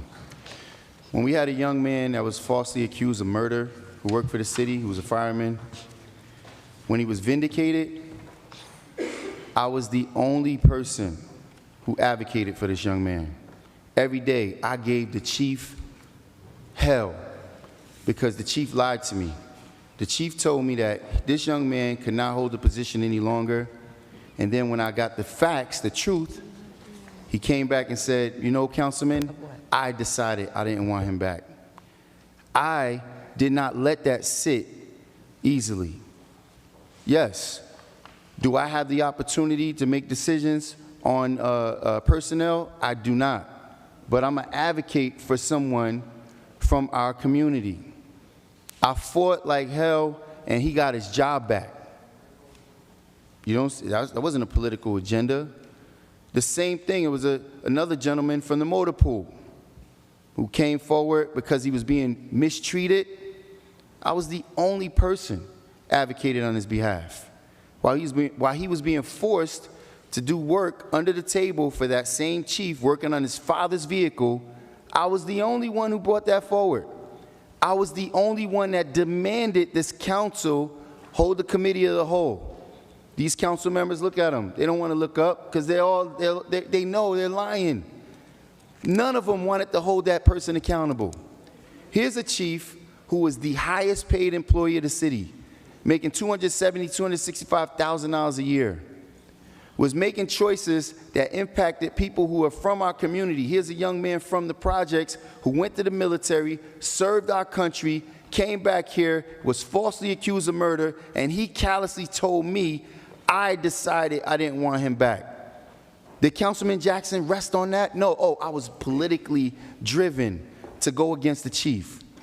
And this same chief, who's the highest paid employee of the city, had the audacity to bring his personal vehicle, his father's vehicle, to be worked on in the motor pool. You know what we did? This council, because the council has to work collectively. I can't help it, I'm a solo voice in these fights. But we let this man retire and with honors, walk away with a pension on the backs of this community. He didn't grow up here. He wasn't a resident of the city, taking advantage of this city. So when you look at the ramifications of actions or the no action taken, you have members of our community who have dedicated themselves. The one gentleman for 41 years, the young lady for 20 years, another young lady back there for 15 years, another person for 22 years. 30 años, 30 years she's worked for the city, and then transitioned to work for a private company, while you have the manager of this private company threatening her, telling her, I'll put a muzzle on your mouth, and her union representation not standing for her. That's not a obligation for a council member to support. Nobody asked if you have a vote in the decision on that. But we want to make sure that our people that we represent are not mistreated. That's all of our people, not just one segment, not just one group. Don't come here when it's only a certain segment of the population. So to make an accusation that I'm doing something politically, I'm not the one out here with signs and parades and floats and all of that stuff. I don't do that kind of stuff. I don't show up at every freaking ribbon cutting, at every press conference. I don't do that. But when it's time to work and it's time to fight on your behalf, people know who they need to turn to. I'll just rest it there. My vote is yes, Madam Clerk. Thank you. Thank you, Councilman. Let's see. Councilman Mendez. My vote is yes, Madam Clerk, to close the public portion. Thank you. The special Councilman meeting. Omar. My vote is yes. Thank you. Councilman My vote is yes, Madam Udine? Clerk. Yes? Okay. Councilman Velez is not here. Council President.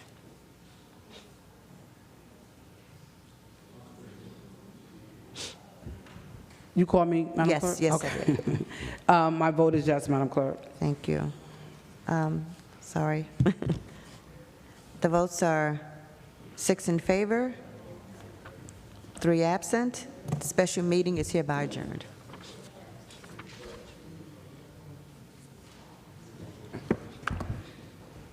Thank you. Can I, Madam Clerk, thank you so much. sorry. We're now going into our workshop agenda for Tuesday, September 9th. Madam Clerk, can I get a motion to open our workshop agenda? Move. Second. Moved by Councilman Velez, second by Councilman Mendez, Councilman Omar. Roll call, Madam Clerk, to open up our workshop. Council President, we had 2 other items on the special meeting. Did you want to address those now, or you want to? I addressed them earlier. Open and close No, the executive session, they're Yes. not here yet. I'll go back to They're that. not here? Okay. All right. Sorry.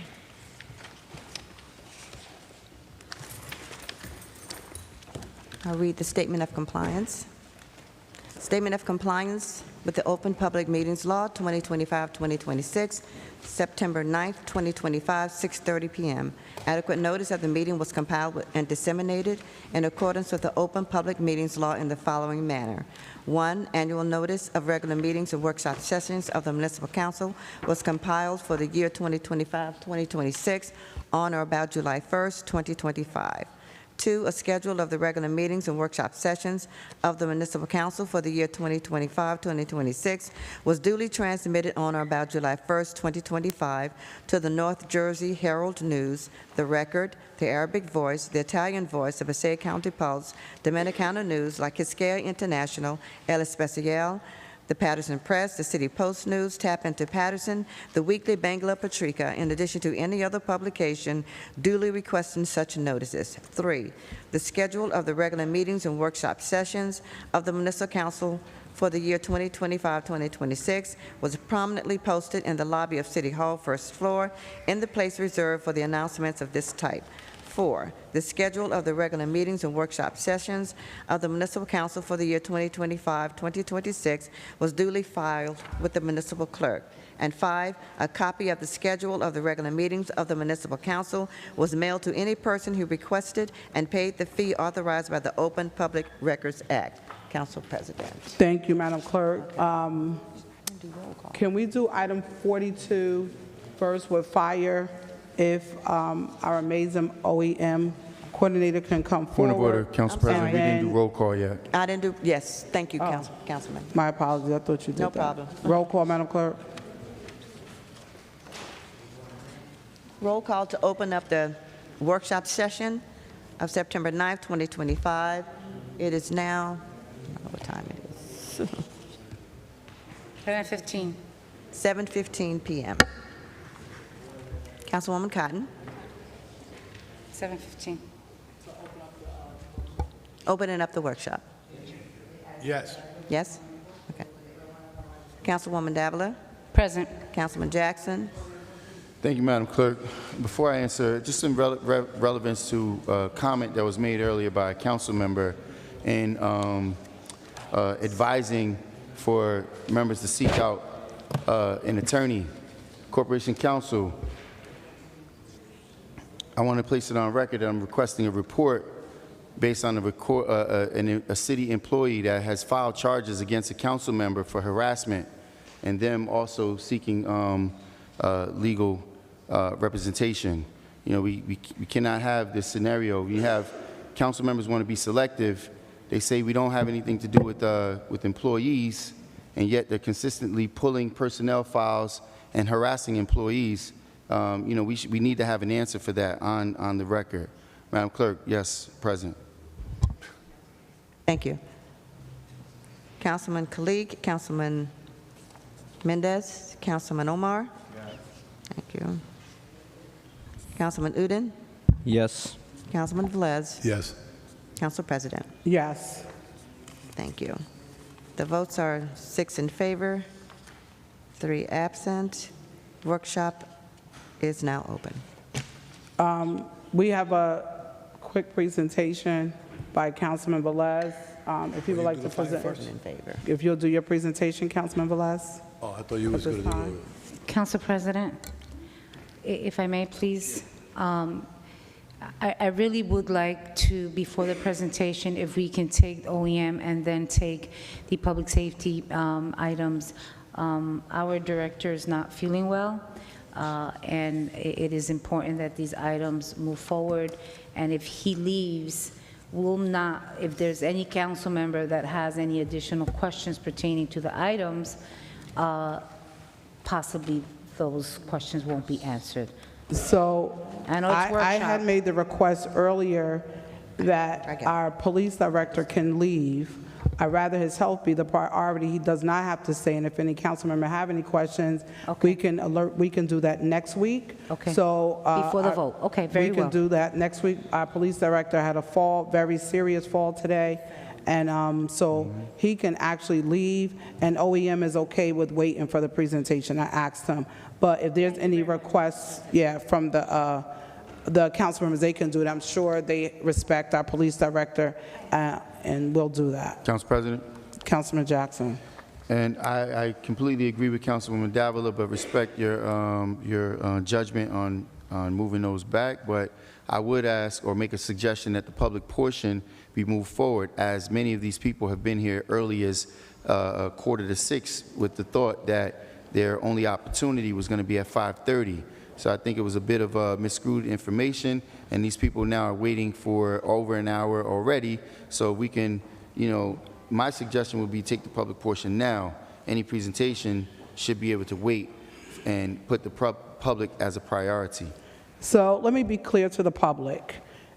When we're having special meetings or any meeting, because I heard it spoken from the public, and then tonight again, Our meetings are published 48 hours in advance, so we didn't just haphazardly schedule a meeting. It was scheduled earlier in advance in various newspapers. The statement of compliance is always read at the very beginning of the meeting. There was a public portion in the beginning. I'm not sure who gave false information to the community to come at 5:30 for our workshop agenda. So to the individual that gave that information, that is not on the council president. Workshop meeting always starts at 6:30. We have a full agenda, and I will definitely call. I'm always cognitive of the public portion, and we will definitely call them for it. But at this time, we have a presentation from our Councilman Velez. Councilman Velez, presentation, please.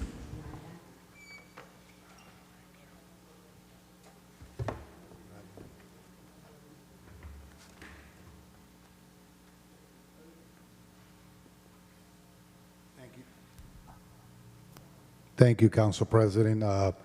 As Council is aware, and the public probably possibly aware that in the past, we used to have a couple meetings on the month, but last year, everything has changed, so we have one regular meeting, one workshop meeting a month.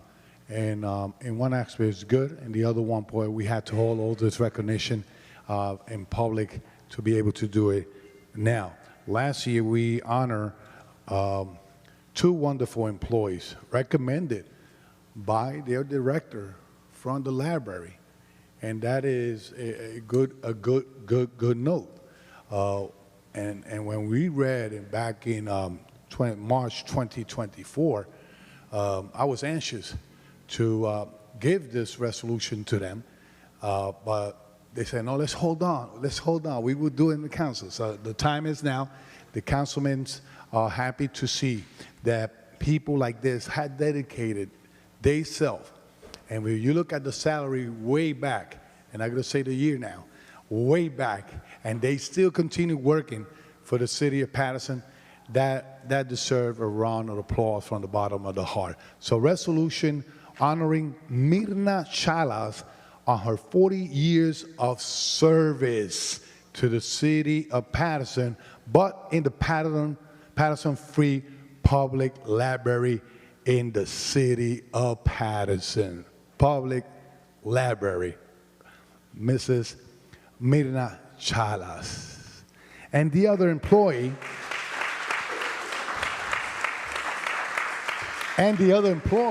yes, you could come forward. And the other employee, also, resolution honoring Luz Posada, another one with 40 years of service to Paterson Free Public Library. So 40 years means a lot. And not only that, in a place that we all call our second home for our kids, because when there's no recreation around, when there's no place to go, that's a safe haven for them. Mirna Chalas, te felicito. I congratulate you on behalf of the council and behalf myself, council president, and those at that time did voted yes for this. Congratulations on your 40 years of service. And that place that a lot of kids go and learn, the Paterson Free Public Library of the city of Paterson, received this resolution on behalf of the entire council and approved by unanimous. So, Luz Posada, you see this young lady here?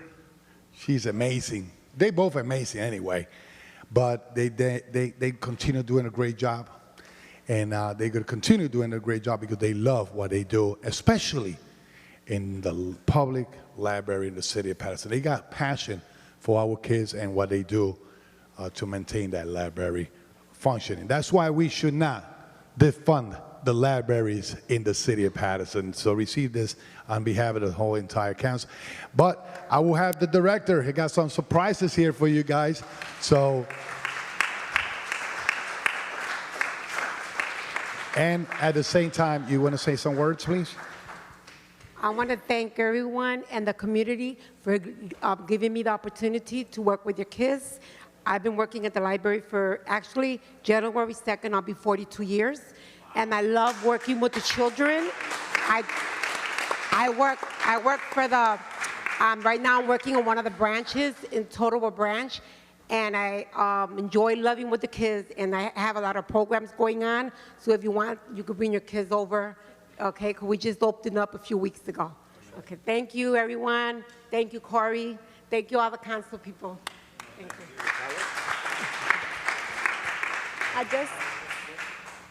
I want to thank everyone for this award, and my director, the city council, and I want to invite you and everyone to go visit our library.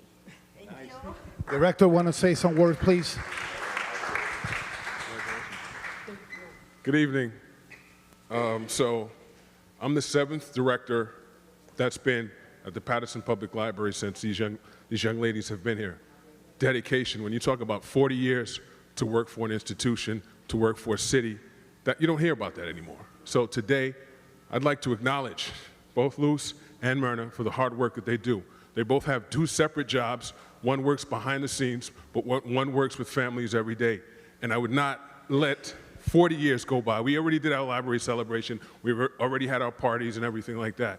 But the city of Paterson needs to know the type of dedicated staff that you have working for your libraries, that are working for your city, and that are working for the public library to just spread the work that we do every day to the residents of our city. So today, I thank Councilman Velez, Municipal Council for these citations, and I thank my employees, my team.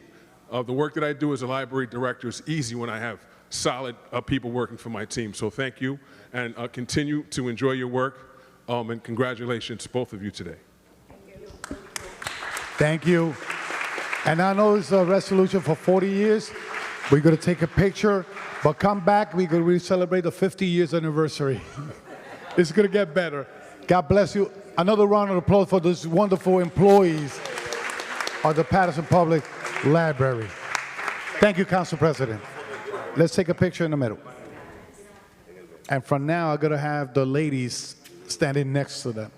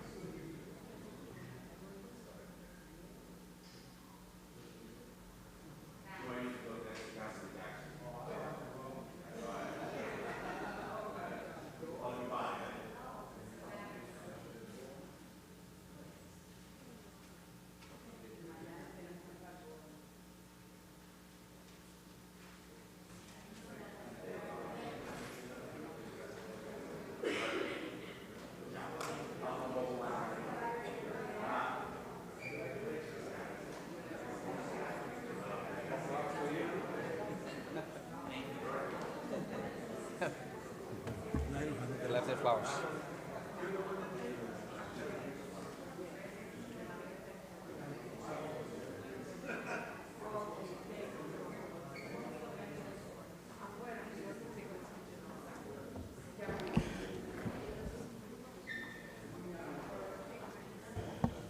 Madam Clerk, items for handicap, items 7 through 11, we're moving them forward on second reading. Items 7, 8, 9, 10, and 11, they're all handicaps. We're moving them forward. Item 12 is an item for raffle ticket from your office. We're moving that forward to consent.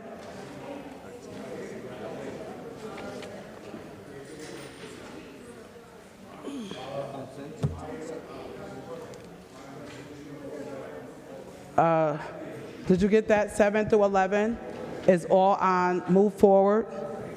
The raffle ticket on number 12 is on consent. 12. And item 15 is on consent. Madam Clerk, at this time, we'll do item number 16. for OEM. Item number 42, if OEM comes forward. And before he comes forward, I want to say, first and foremost, thank you to our Paterson Police Department, Fire Department, and DPW departments for your leadership and hard work during all of the parades, festivals, community events, and everything that you do on a day-to-day basis. It is because of you our community is safer and we have a better place to live. But I want to do a special thank you to everyone who donated, distributed, and delivered water during our crisis, led by our phenomenal and dynamic leader, OEM Troy Ayers, and the Passaic Valley Water Commission. As Council President, I want to personally thank all of the 9 council members for your hard work and all of the things you did during the water crisis, whether it was seen or unseen. It truly proves that we are better together. As a token of my appreciation, please accept this thank you card on my behalf. Thank you. Can you just give a brief overview? Let's clap it up for all the people in our community. There were a lot of people. A lot of people donated, a lot of people in the community, people we will never know the names of, but I felt it necessary to take this moment to say it because we were in a crisis for about 8 days in the city, but we had some great leaders that came together and got it done. Our fearless leader here. Can you just give a brief overview on your number 42, the fire item?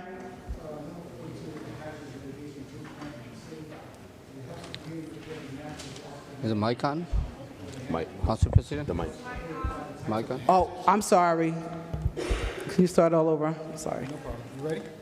Yes, we're ready. Close. Number 42. So it's for the hazard mitigation plan. It's a blueprint that helps our community prepare for natural man-made disasters before they happen. It helps us identify types of hazards and Paterson faces like floods, hurricanes, extreme heat, winter storms, fires, civil unrest, and other emergencies. It creates a step-by-step strategy with local emergency personnel and city officials. It also protects the services and infrastructures like schools, hospitals, bridges, and utilities. It helps us qualify for federal funding and supports disaster recovery and safety projects. Thank you. Is everyone okay with this going on consent? Yes. Thank you. Item number 42. Thank you, OEM Coordinator Troy Ayers, for doing a phenomenal job. Thank you.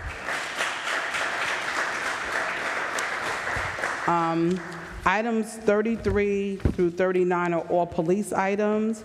They are first option renewal contracts which all of this is grant funded, every item from 33 through 39. We know that our police department does a really great job when they're looking to get equipment and all types of things. They use forfeiture funds to utilize that. So I'm making a recommendation that these items be placed on consent. Do we have any council members that object to the police items going on consent? They're good to go. Consent. Okay, consent 33 through 39. 17 consent. And then let's go to finance items.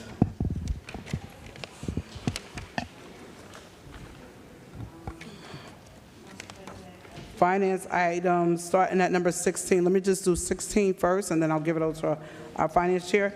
Number 16 is the ratification and the adoption of the budget for Bunker Hill. It is an item that was presented in the past. There was an emergency where we did not have a council meeting. I think it was about a year and a half ago under when Councilman Mendez was the president. And so we identified that it needed to be approved. So we have it here on the agenda. So we know Bunker Hill does a phenomenal job with their services, providing security in that area. So I'm recommending this go on consent unless there's anybody that objects to. Council President. Councilman Velez. There's a public hearing on it, so. Right. Regular, yes. Oh, that's right. It's that's true. So I apologize. It goes on regular. There's a public. And the other, and I would like to have this question be, I don't know if it could be answered there or when they come, but so how they operate in 2024 if they didn't have a budget adopted? So it was an internal error on this side, not on their side. Okay. It came before this council. And we had a meeting where it was canceled. The meeting was canceled under Councilman Mendez's watch. They reached out to our office. I spoke to them as council president, told them we would place on the agenda. They were okay. Legal approved it, and now we're here. Okay, good. Okay? All right, but it Thank goes you on so regular. It's on regular, Okay. absolutely. Thank you. Item 17 is a new show entertainment. Item 17 is, Madam Chair, if you would do the rest of the items, thank you. All right, no, so just so you know, and you can continue doing a good job, but 17, I just asked Councilman Jackson, it is an item that it's in the first ward. It is a new entertainment license for Angie's Liquor and Bar. Are the owners here? Yeah. Okay. So we always ask for the members to come to a workshop if any council member has any questions. This is a new entertainment license, and we've had some issues when new licensees don't understand, all right, that they have to follow rules and regulations, so then they come back, oh, I didn't know. So with the police department, you know, we always ask them, all right, ABC, are there any violations prior to you getting your license? So we ask that you come here if you want to address this council as a new entity in the city, in the first ward. And we also have our Councilman Jackson, who is a representative of the first ward, if he has any issues that he can put forward. And if not, if the council deems okay, then we can move it to regular if somebody says no, or we can put it on consent and it's just voted as a, Councilman Jackson has said regular. On regular, this item will be on regular. Madam Clerk, we'll number vote next 17. Council President.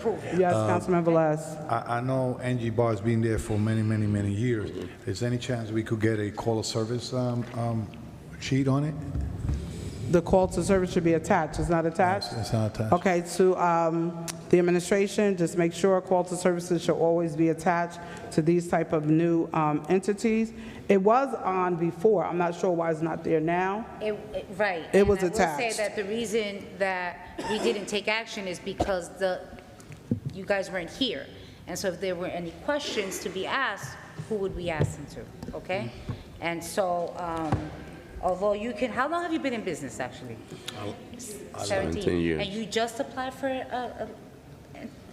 and you're just applying now for an entertainment license? Why don't you come to the microphone? My apologies. It's the first time they asked me for the entertainment license because we just have DJ. It's a small business. I know, but you've been there 17 years, so have you had the Because DJ? It's a liquor store. Huh? It's a liquor store and a bar. Okay, but what I'm saying, no, understand that it's a liquor store. I know exactly where it is. What I'm asking you is if you've been in business 17 years, you haven't had a DJ in 17 years? No, it's the first time the ABC asked me for. All right, so that's why you're here, because ABC went and Yeah. you had a DJ, and they asked you for your paperwork, because anyone that has a liquor store and a bar and, you know, has a pool table and has, you know, a DJ. No, what I'm saying, that's why you're applying for the entertainment license. We'll be taking action next week. Councilman Jackson, if you don't have any questions, we're moving it to regular, right? And if we find any of the reports and any council member has any questions, any concerns, they'll address it in their vote next week. Thank you. Item 18. Council President. Councilman. Very quickly. So to the applicants, I mean, I understand, you know, and it's a matter of sometimes we don't even know. I'm not sure, well, I do understand it now. This is a new application, but you've been in business for quite some time, so I do understand the relevancy now at this point of the calls for service. But considering the location, we also know that calls for service is reflective on the area. And the area that has been, you know, grossly mismanaged or under patrolled, so to speak, by the administration, you know, often is a cause for a negative reflection on the business, which I don't agree with. But I'll tell you what else, and this is not necessarily to you, this is to the public. It's amazing how concerned we are with quality businesses. Now, I've never heard of your business, right? So therefore, you've been doing something correct. You have no infractions. You have no major blemishes. You're doing something correct. This administration and members of the council failed to address all of these illegal businesses, these auto mechanic shops, these body shops, and all these other businesses that's at the wee hours at night, turning into a club, and they have a DJ and they have music and all of these things that's taking place. You don't hear council members making a big deal about it, but there's just been a fine increase recently. So as we saw in the budget, which people commented before about how it wasn't, I didn't make it public to people to know that the budget hearing was being, or the budget was being voted on at 5:30. But it's definitely impactful, and I'm not sure if you guys are residents of the city, but if you can understand how it impacts your business, it impacts the community, because we're gonna tax you as a business owner that's doing, running a clean, upstanding business. While we have all this illegality going on in the city, car shops putting up stages in their yards, having live performances in their yards, while we're going to require the business to take on an additional cost, an additional expense, and target you, and then want to have the audacity to want to now look at the police reports that have the cost for service over the last several years, when we know right now on the corner of Main and Broadway and Lower Main Street, it's crazy over there. It's people reporting to the administration that they're being held at gunpoint. I have a resident that lives in the bottom of Broadway. People are camping out in front of her house, but we want to hold the business owner who has a license, who's doing, running an upstanding business. So I will pay you a visit. We just would like to see your premises. If there's anything that you guys are concerned about, you can reach out to me. I'm an ABC license holder as well. Been so for 25 years. And if anything I can help you with, let me know. Council So President. this item will be on regular. And sometimes when things are made, like sometimes council members, please, no rebuttal back and forth with other council members based on a statement that is made. This item is going on regular. Correct. The business is here. We want to make sure that all businesses, when they're trying to put their businesses in right standing, that we provide that service to them. Correct, Council President. So, Councilman Mendez, and then Councilman Velez. Thank you, Council President. And definitely, I will be brief. And I know you for many years. You've been on that corner for close to 16 years, and you have done an amazing job. Try to keeping the front of your establishment clean and moving people from the front of your establishment. And I'm just gonna put this on record. I mean, I know you need help. I know you need help from our law enforcement to keep that corner clean. You do your best, because I know you call, and all the call for service, I'm very sure, is from your establishment asking for help to remove the amount of people that you have in front of your business that make it hard for you to do business, because sometimes people are afraid to walk into a business where they have a bunch of people outside just panhandling and doing all kind of illegal activity. I know that's something that I would like to put on record, and for our police department to control that area, a little bit, and patrol the area more. Thank you, Council President. Thank you, Councilman Velez. Thank you. I could testify that Paterson police have cleared that corner lot. Way back was real bad, but still need more improvement. Hopefully with the new construction around, new businesses coming in, other people, businesses lifting their, beautify the business and all that stuff. So I know it will bring better customers around the area. This is an opportunity, and just to be in the side of Councilman Jackson at this time, with his statement that the administration have not taken the approach to regulate those mechanic shops they doing after hours and this and that. So let me remind the council, not the council, the public. Councilwoman Davila, about a couple months ago, requested to legal to amend the ordinance of uses of those mechanic shop, body shops, or whatever, or barber shop that they operating not cutting hair or fixing cars or whatever, and they do it after 8 o'clock, 9 o'clock. So I know the Corporate Council is working on that. It's going to be coming soon in conclusion, and then we're going to have on vote on that we're going to put some teeth in the ordinance to avoid people using their body shop or whatever to do after our party, whatever. Thank you, in the city. Councilman Velez. So congratulations. I know we want to keep business in the city of Paterson, and thank you for your 16 years of service there. Thank you. And it will get better. Thank you. So next week, this item will be on for vote, so if you want to come back next week at 7 o'clock, you can do that. Thank you. So, Council President, Items number, yeah, so 18, 19, and 20 can all go on consent. They're all renewals for laundromats, as well as 19 in the second ward, another laundromat, and then 20 are the coin-operated amusement devices, which are the pool tables. If everyone is okay, we'll move forward with consent. And then 21, again, the same, they're a renewal, they're not a new. It is my understanding this is in the second ward. I haven't had, and I've spoken to, in our finance, requesting like any issues with this place, and Councilman Kalik has said that he has no issues neither. So if this can also go on consent, if everyone is okay with that, we can move forward with 21 on consent. And the last item for finance is a resolution to approve a corrective action plan in response to the audit received, and that would go on regular. Thank you. thank you. Item 32, Madam Clerk, if our director will come forward for item number 2, economic development. 22.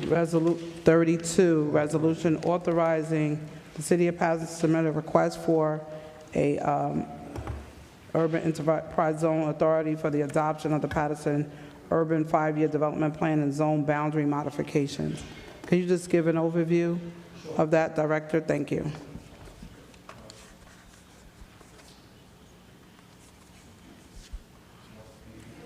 Mike.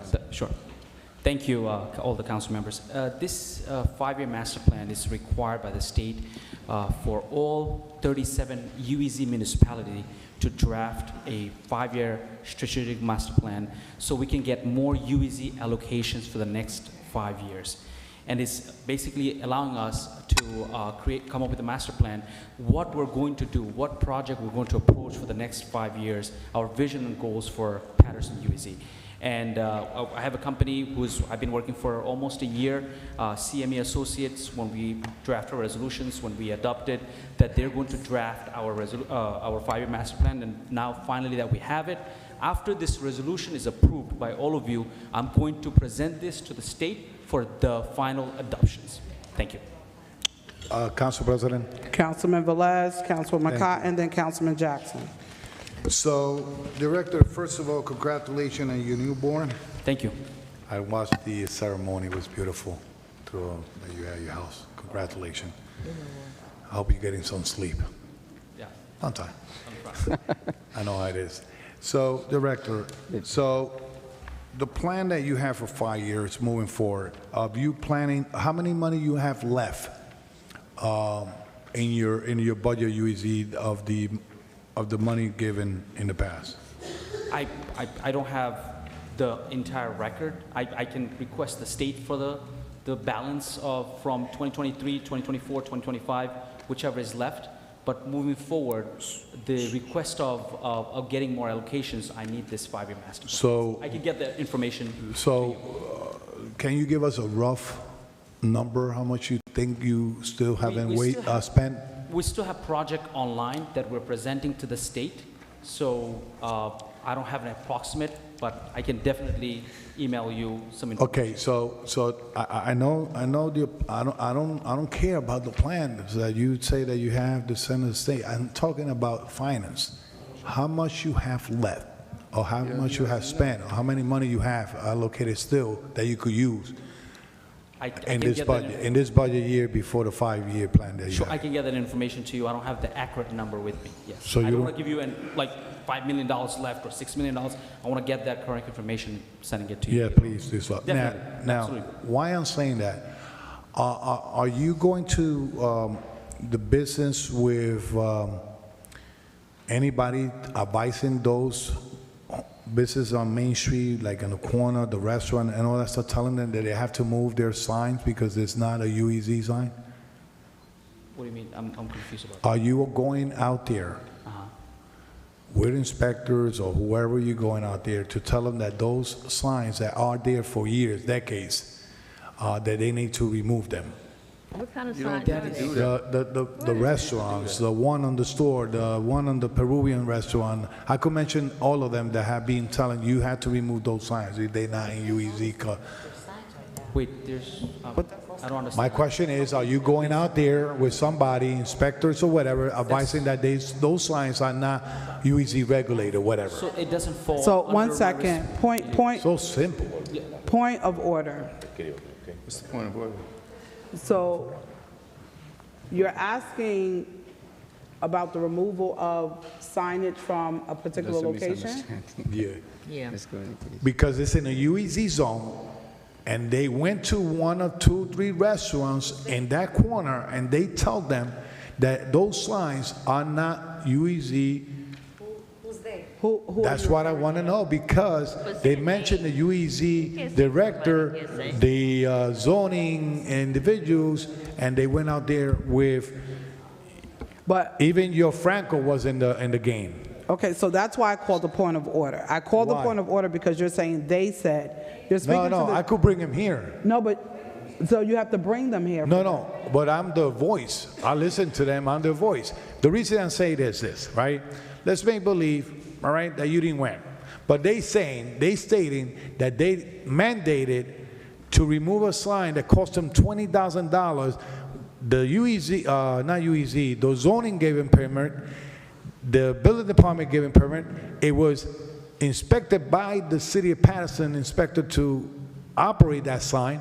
Now somebody from UEZ, from the historic preservation together, at the same time saying that they had to remove that sign. No, that's now, right. if that's the case, Because it's in the UEZ. because they in the UEZ, don't you think it's good to tell them, like, we could help you to get a qualified sign that UEZ is required to do and put in there, in the plan, you know, it's in the plan. So, okay, before you respond, the point of reference is good, but it has nothing to do with what is before us tonight. That's why I wanted you to give a brief overview. Point of order, Council President. I'm done, I just want to make sure you redirect. No, and I so know, the reason one I'm saying second, it- Councilman Velez. The reason I'm One, saying, Councilman Velez, I am Point of not order. done.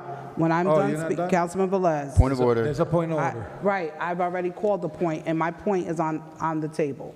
So after, with your point that you're making to him, he can take that to find out. But I want him to give us an overview of what's here. What you're stating is something someone told you in regards to something that relates to the UEZ department. That's not why him and the auditor are here. I want them to give us an overview as a council because we have the public. Councilman Jackson just asked for the public to speak. We're trying to get to a place so the public can speak, but you're asking questions that could be sent to an email or you can go to his office. Before us tonight is them trying to put in place a 5-year development plan. So I go back to my point of interjection for you. The line of questioning and the comments are good, but they don't pertain to this item. So if you want, you can send an email or you can call his office. But you're asking, you don't have it because that's not what he's presenting. So that's what I'm trying to say for you, Councilman. Point of order, Council President. So now that you entertain the point of order. Oh, you entertain it? Councilman Jackson. Okay, go ahead. So, first of all, Council President, when we make a point of order, it must be based on the account of the law or the policies and procedures of parliamentary procedures and/or board policies. I don't believe there's anywhere in the board policy that allows the Council President to filter council members' questioning. We don't filter council members' questioning. whether or not there's a line of questioning that's reasonable and or relevant, it is absolutely relevant. Councilman Velez asked the gentleman about his budget. He came here yet unprepared again. He can't answer the question. He can get him that information. We're here now with an audience of the constituency to understand that this gentleman is doing his job properly, and his line of questioning should not be filtered by the council president. The questions that he asked is completely relevant. If there's an audit that's in place and businesses that are within the UEZ zone are being targeted by inspectors from this department, from UEZ, it is completely relevant to what we're looking at. So I'm not sure what your point of order reference, but it is totally relevant on the item that we're discussing right now. So let me answer that. So you are incorrect. If you read Robert Rules of Orders, a point of order is called when something is out of order or it goes against the ordinance or the statutes according that to are policy. No, according to the statutes or ordinance. Councilman, that's why it's called Councilman Jackson, now you're out of order because I have the floor. Opinion. When you had the floor, I did not speak. You gave an opinion. So, you didn't. In the beginning, Councilman Velez's questions were in direct alignment as regarding the budget. But when he started to go outside of saying, someone said, this is what's happening, someone said. It's here. Someone said, this is what it is. My question to Councilman Velez was, if someone, you say you'll bring them here, they are not present. You're going by something someone is telling you. We're presenting something at the microphone. The public is sitting here listening. They want to hear, but they want to speak as well. They're here for that purpose. If it's something that's not connected to the audit, Councilman Velez, I'm just asking you if it's something that you can bring or email to them and just stick to the item that's in front of them. No, the thing is, Council President, and with all due respect, I know that when I make this kind of a line of questions on the floor, it's to put on the record for the knowledge of the public that we trying to work together in this 5-year plan, and if they don't deliver, it's not on us, it's on them. For example, on your 5-year plan, and I'm looking at all the pictures that I see here, the UEZ zone is not the 6th ward, okay? The UEZ zone is not in the 6th ward only, right? And no, I could look at the map. I could look at the reality when it's happening out there. The map, you could tell me any map. But the reality is that this administration, not you, but this administration, don't take recommendation from us.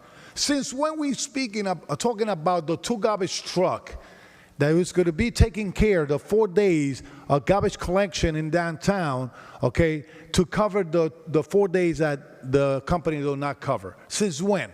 We purchased the 2 trucks, and they still not doing it. Now you're going to put in a 5-year plan. Listen, they put it in here in the 5-year plan. They put in it. And we've been talking about when they receive the $10 million about what to do, okay? It's beautiful to take money and put it just in one section of the city, when 10th Avenue, when the 1st Ward in the downtown area, okay? When the 5th Ward has a UEZ zone.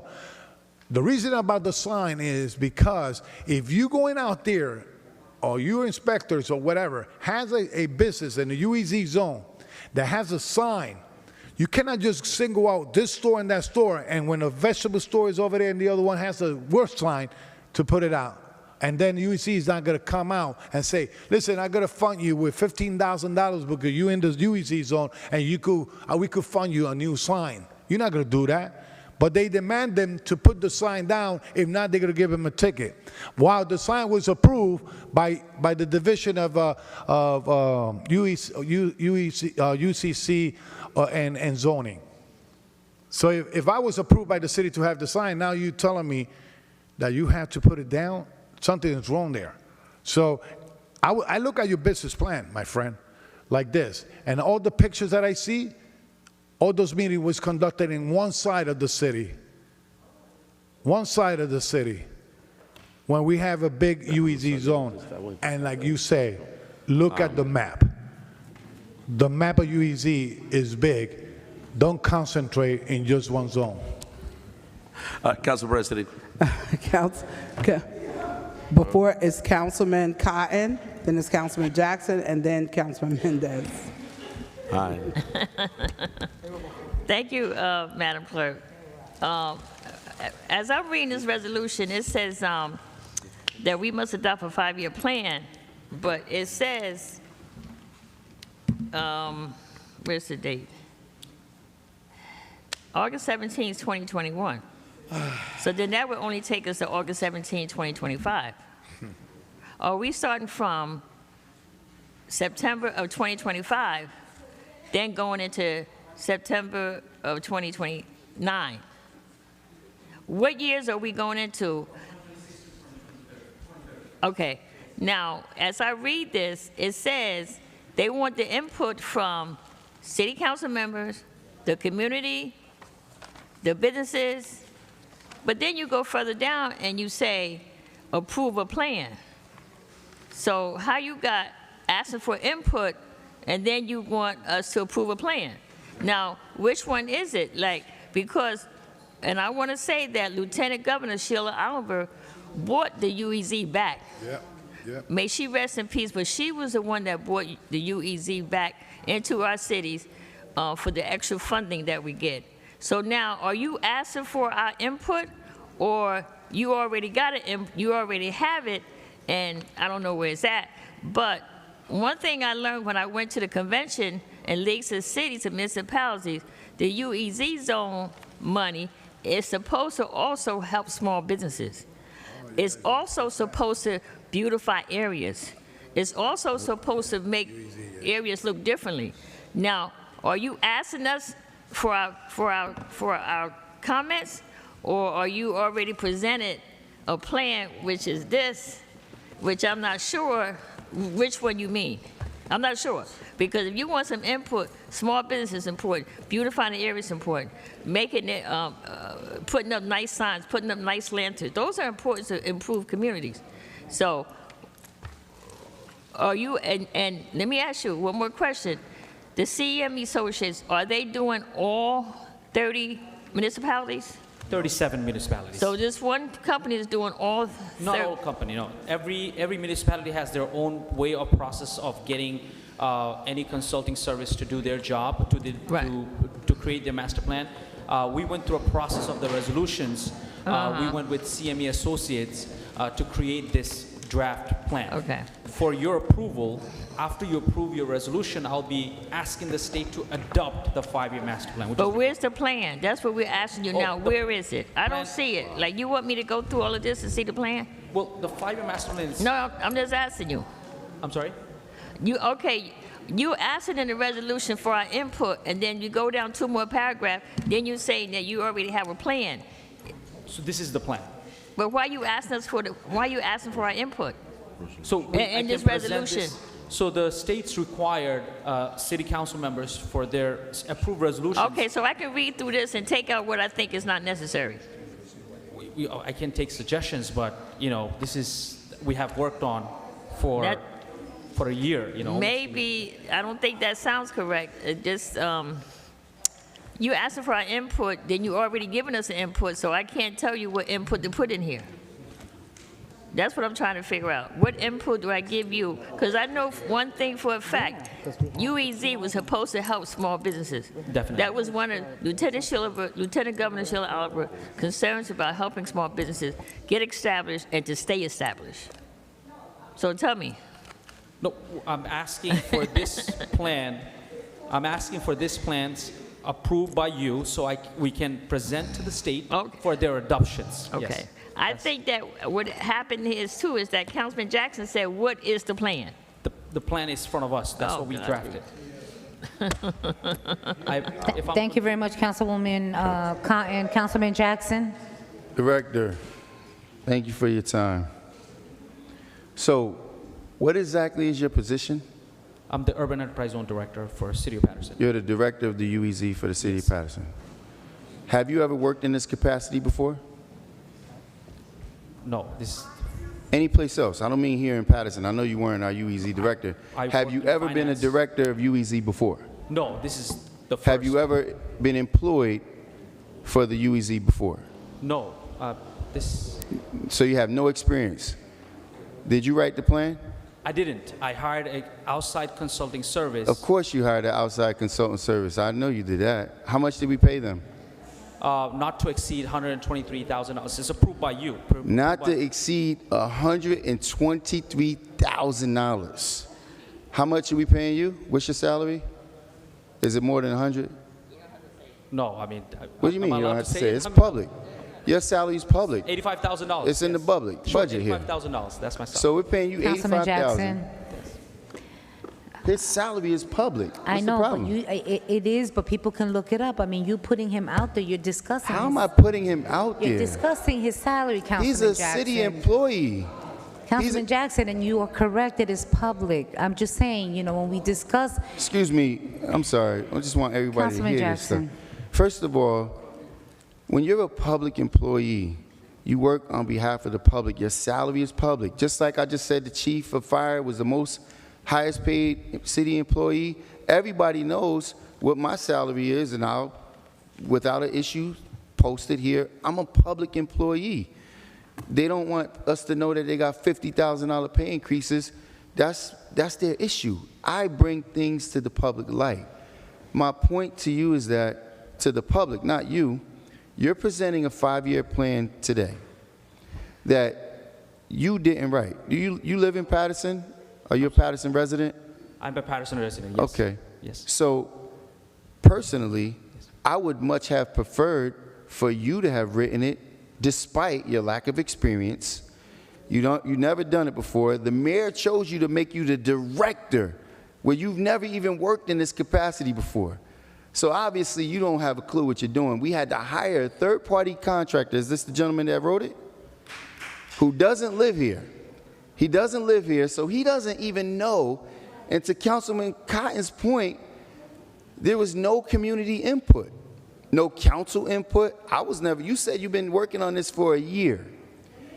You come here so unprepared. Councilman Velez asked you how much money you have left in your budget, and you told him, I don't know, but you're the director of UEZ. So, last time you were here, you came, and I know, listen, it's unfortunate. You got to take these boxing gloves to the head because you're standing here on behalf of the mayor, who's an absolute failure. He has a poor excuse for a BA who has no understanding what's going on. You're presenting a plan. We just paid somebody $125,000. We got the assistant director of economic development here. Did you have any input on this plan that was written? No input. So the assistant director, the director of UEZ, nobody had input. An outside agency just detailed. And to Councilman Velez's point, he's completely correct. We're only specifically outlining specific places in the community because they have no clue that Washington Street farmers market or markets has been neglected for the past 50+ years. And there's no suggestions within this plan that you had to hire someone else to write because you don't have experience, you don't know what the hell you're doing. I asked you the last time you was here for a report on those Wi-Fi $4,000 garbage cans, and the reporting that we're getting for calls for service from these garbage cans to DPW. You promised me you was going to send me that report. Did I miss it? Did you send it? I can check the email now. Did you send it? No.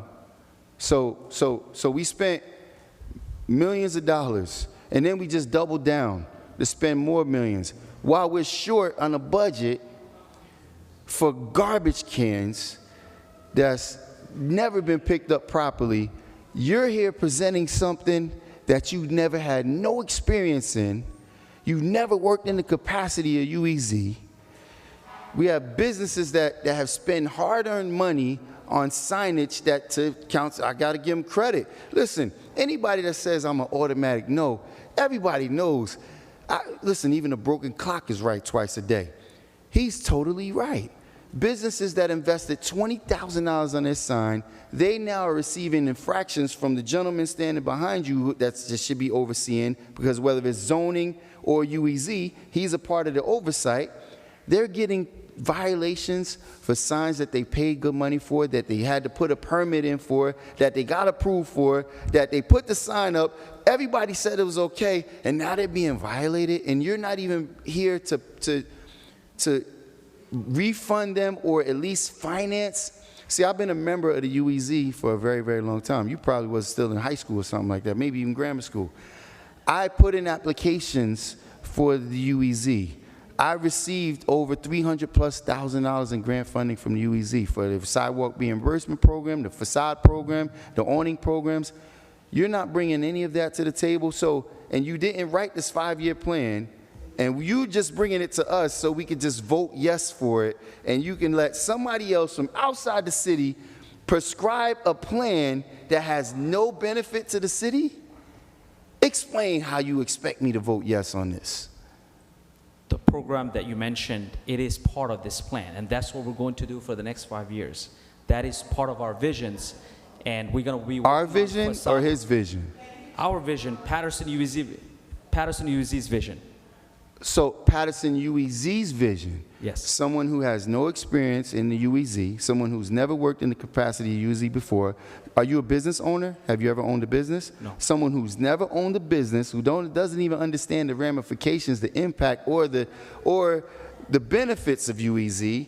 Someone who had to hire somebody else at double his salary almost to write the plan, and this is your suggestion, yet there's no pages on here where businesses within the UEZ zone had the opportunity to give feedback or to give, like, again, I've been a UEZ, and every single business on the block where my business is, every single one of those businesses participated in UEZ. You know how I know? I signed them all up, all of them. Did you visit any of those spaces and ask them for their feedback and ask them for input on how this thing should function? We did a lot of community engagements over the. Oh yeah, you have a list of those businesses you spoke to? Councilman Jackson? Yes. So I just wanted to share, because I am part of the economic I'm sorry. development. I would appreciate, you can share with me, but No, I would appreciate wanted if you allow because him to answer. I'm surprised that he's not mentioning that he reports to the Director of Economic Development. I know She's not exactly here who he's right now. reporting to. She was sitting there, but we waited her out. Here's the assistant. She wasn't here. Here's the assistant. He said he didn't have any input, and he doesn't know anything about it either. So, and is the Director of Economic Development supposed to do his job because he doesn't have no experience? He's never worked in this capacity before? Is that what you're suggesting? No, I should hold up these questions and ask her? No, I am not suggesting. The Director's not here. I know that. That's what I'm Okay. asking. So please, to the audience, please, right But now this is let him, discussion. please let him ask the final question. And I forgot what it was. Do you remember what it was? About the plan. I was on it. Him I not, was the on it. inputting of No, the no, plan. no. Do you have a list of businesses that you visited with, that you took input from, that have had experience and been members of the UEZ? You have a list? We did a community engagement part, which visited many businesses within.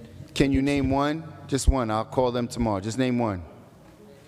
You said many businesses. All I need is one, just one name. It's part of this list. All I need is one name of one We did a community business. engagement in some part of the urban enterprise zone area where we had a lot of businesses came in and we took their feedback. Can I get 3 names of 3 businesses that It's part of participated? this list.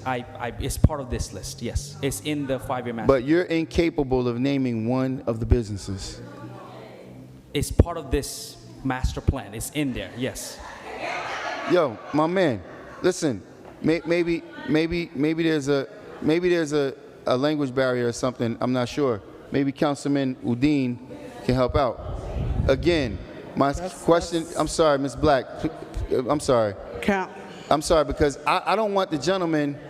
I don't want the gentleman to not hear the question properly. Yeah. Did you visited businesses? You said there's many that participated in this process. Yes. Is there a list in here that I could look at? Yes. A list of all the businesses. All the participant information is in there. I'm sorry? All the participant information is in there in the 5-year master plan. It's called the. Can you go to the page and read one of the businesses' names off for me? Yeah. Just one. That's all I need. Assistant Director, please. You can feel free to jump in and save him because he's crashing and burning right now. It's on page number. I think that, I'm sorry, I still have the floor, Councilwoman. yeah, but that's a guy from the CME right One second. there. Let him talk. One second, there has to be order. This is the community engagement part with all the listing of the names and the business owners that were part of the community engagement process to create this master plan. Yes, we took their feedbacks, what is missing, what needs to be improved. It looks like you have about, what, 12 names there? How many names? It's a lot, yes. It's a lot? I see a half a page that has a huge title block on the top of it. It doesn't seem to be a lot. How many businesses are listed there? It's part of the master plan that I have sent the link to. The How clerk's many office, businesses on that page that you're referencing, how many businesses were there? You can't look to the side. Nobody can save you. You got to be able to answer these questions yourself. You're getting paid to do a job. You should be able to answer. Sure, approximately 15. So Director. 15. I'm sorry, Council President. Yeah, let me, So there's 15 businesses. The UEZ spans, and just this is a point of reference for the public. Sure. The UEZ spans all of Main Street, all the way down from Lower Main Street, all the way down just about almost to the hospital. Then it goes beyond that. In South Paterson, all of Main Street there. Railroad Avenue, portions of that. Grand Street, 10th Avenue, yes. Market Street, Park Avenue. And of all those places, in fact, within the Board of Health, there's well over 5,000 businesses that are listed. You managed to speak to 15 businesses within the entire span of the UEZ. There's 15 UEZ businesses on Grand Street alone, but you have managed to encapsulate the perspectives of all of the UEZ businesses with 15 businesses. They're part of the participants, yes. That's not even a 1% sample rate. Well, all right. They were notified through the business associations, and they participated in those. What business associations were they notified through?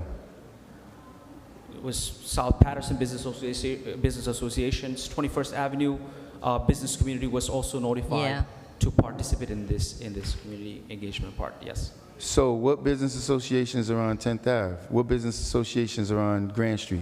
I don't have that. But you're the UEZ director. They don't How have do you one. not It's know? not my responsibility to create. Wait. I'm sorry. One I'm sorry, second please. to the It's not your responsibility to do what? It's not my responsibility to create a business association. That's not my responsibility. They don't have one. But it was your responsibility to bring forward this plan. And within the responsibility of bringing forward this plan, was it not your responsibility to speak to the businesses that are within the zone? We did as much as we can, yes. Over a year, and all you managed to speak to was 15. Well, it's a process in place. We took step-by-step process in this. Well, not just entirely was community engagement part. There was also information about history, zoning, planning, and other information is part of this. None of which have you shared with the people who is impacting most. The businesses, the council, those of us that live here. You had an outside agent write the plan that's going to impact all the businesses that's in this community, and you legitimately feel like what you're bringing forward is sufficient. You don't even know what the current budget is within the UEZ, and you think that this plan, presenting a plan that somebody else wrote that you had no input on, that we had only 15 businesses have a communication with, you think that's sufficient? Council President. All right, well, you already know my vote is no. Council Director, President. before we move forward, right. Director, all the questions and/or concerns that were asked, just take them, make note of them. The item will be on regular, so make sure you're able to answer some of those questions, even talk about those that did not participate. You made the reach, they did not participate, make sure that's a part of the dialogue. Next week, it will be on regular. Council members, if we're able to move forward, because we have an executive session and we still have a public portion. Councilman Cotton, and then Councilman Velez. Thank you. Council President, I requested before. Because I know, as I read for the UEZ, I know that they do loans that are zero interest, sales tax. I know right there on Route 20, you got Micro Center, Lowe's, that high-price Rental appliance houses. shop. People go there from other areas because their sales tax is only 3.4%, which is a big difference from 7%. So they go there. So I know that's a UEZ zone. But now, the gentleman that's standing there, you are part of the CME, right? So you had to, sometimes you may not like the answer, but that's the answer. Like the government tells you, you have to hire a firm to help you put plans together. They tell you that. And if you don't hire someone on outside to help you put a plan together, just about everybody uses an engineer firm now for everything. But when you sat with our director, you helped him put this plan together. Can you say a few things about it? He didn't help. Yes, he is. He's a CMM guy. He is. He paid the other guy. No, that's the other guy right there. That's the guy. That's him. Sure. Isn't that him? His name is Christopher. He's from CME Associates. See, from CNM, right? That's the name. CME Associates, yeah. Right. Okay. So Okay. I'm Chris Dockney, professional planner of CME Associates. We were hired by the UEZ to put together the UEZ 5-year strategic plan.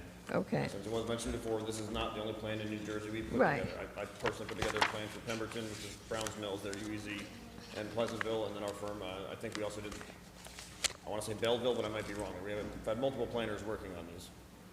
It's Okay. been about a year-long process. There's a lot Yeah. of sort of background information that has to go into these, and analysis of the demographics and economic background of the city, things like that. There was community outreach. There was public survey as well as a business survey. I believe we had over 400 responses to the public survey, which is all in the appendices here. In addition to the 15 members listed that participated in a specific meeting, that particular sign-in sheet is from the South Paterson Business Association. There was a business survey where we had 37 additional responses to the survey itself. I'm sorry. Regarding the participation, I know those numbers are low, and that's very disappointing. I completely agree with you, Councilman Jackson. However, that's not uncommon. I can specifically say, for example, in Pemberton, I personally canvassed the entire UEZ, which is about a third the size, geographically the size of Paterson, but has about maybe 10%, 20% of the number of businesses. Personally canvassed, handing out flyers, inviting every business and business owner, business employee to come out to a town hall breakfast, which we catered everything. We had 3 people show up, one being at the very end of the meeting. So sometimes it's difficult to get these businesses. If somebody owns a small business, they don't have a lot of time on their hands to come to public meetings. So I agree, it is disappointing. We'd love to have input from every single business in town, but to some extent, all we can do is invite them, and if they want to participate, we'll welcome that participation, but if they don't participate, we can only do so much outreach to try and get them to give their input into the plan in terms of the business participation. So we have Councilman Velez, but before Councilman Velez speaks, I'm just going, well, let me let Councilman Velez, and then I'll speak after Councilman Velez. Councilman Velez? So you don't want to perform this 5-year plan, right? Personally, I did not. There were other members of our staff that did. Unfortunately, Correct. the project manager who put this together actually left CME last week, so I'm So here those, just as a representative of CME. Questions about the process. I have done this in other towns. so those 5 people that is here is the one that performed the plan? No. Nathan Foote was the project manager on this. He actually left just last week, was his last day with CME. So how long, and you are, what position you have there? I'm a program manager with CME Associates. Okay, so you fully aware how long it took to do this plan? My understanding is it took about a year from when the contract was initially signed until A year? tonight. And if it took a year, and everything that I see here that is logged with a date and time, it says April 28, 2025. It took only 1 day from the morning to the afternoon and that April 28 to put all this together, right? And you're telling me it took a year. Now, the other part is, see, how much this costs to the city to do this 5-year plan? Well, the funding comes from the state. It's not from the city. I don't care, but how much cost? Our contract was up to $123,000 is what 200 and what? Up to, we would So let them, come on. It's 123,000. That's the max we could build. I don't believe we're anywhere near that number. So approximate, it took less than $223,000 to create a 5-year plan. 123. 123. Now, in your plan here, right, that took a year, but the date is dated September in the bottom here, 2025, and we are in September, and the beginning of September. And the data that you have of business, how they say they're dirty, they don't like the way it looks, whatever, it took in 1 day. 1 day. No, Not 1 day of data. 1 day. Because that says here, from April 28, from the morning all the way to the night, and it's everything here. 1 day, right? Sorry, I'm not following. I'm looking at page 29 of 48, right? So if you look at it, it says a data of 1 day of work going visiting all these people from the time of 1:21 in the afternoon all the way down to, it's backwards, 11:22 in the morning to 1:21 in the afternoon. Well, you know, so saying that it took you a year to do a 5-year plan. This is the second 5-year plan that you guys submit to the council, or this is the first one? So what happened to the previous 5-year plan to be able to get the funding? This is the first time the state's ever required a 5-year plan for the UEZ. Oh, so the state is the first time the year required. It's never been required in the past. Now, and we got all the funding before without a plan. That's correct. So do you at least know that you did the plan, you know what's going on in the city, your company? Do you know how many money left we have on without the plan? That No? I couldn't tell you. Okay, no, just in case. Now, are you aware of the Clean Corridor program that UEZ created? Personally, no, I'm not. Are you, not personally, but you heard about it? That's not UEZ. Okay, UEZ, we stand on 21st Avenue, and UEZ brays that they hire a company to clean corridor with UEZ funding. That's true, Director? Can you speak in the mic? Sure, yes. There's a project, there's an ongoing project called Clean Commercial Corridor Project. Correct, It's on the funded by UEZ zone. Yes. Correct, and it was created by you. Yes. Yeah, so I'm not talking baloney. Councilman, we cannot ask. Point of order, Councilman. What's the point of order now? Just, Councilman, we don't mind that you're asking questions, but to disrespect the director is, I mean, I'm not you don't need to do disrespecting that. the director. You are. Where I'm disrespecting the director, I'm just factual. saying that the UEZ created a program, a clean corridor under UEZ zone, and he don't know, but he just confirmed that was created with UEZ funding, correct? He's a planner. I know, but okay, we leave him on the side. He don't know, not directly. He's saying not personally, but he said that he don't know. But then you jump in because you know about the program. Yes. The UEZ Clean Corridors program, right? Yes. We did a nice, beautiful press conference on the corner of Madison Street and 21st Avenue, correct? And it was with UEZ funding, correct?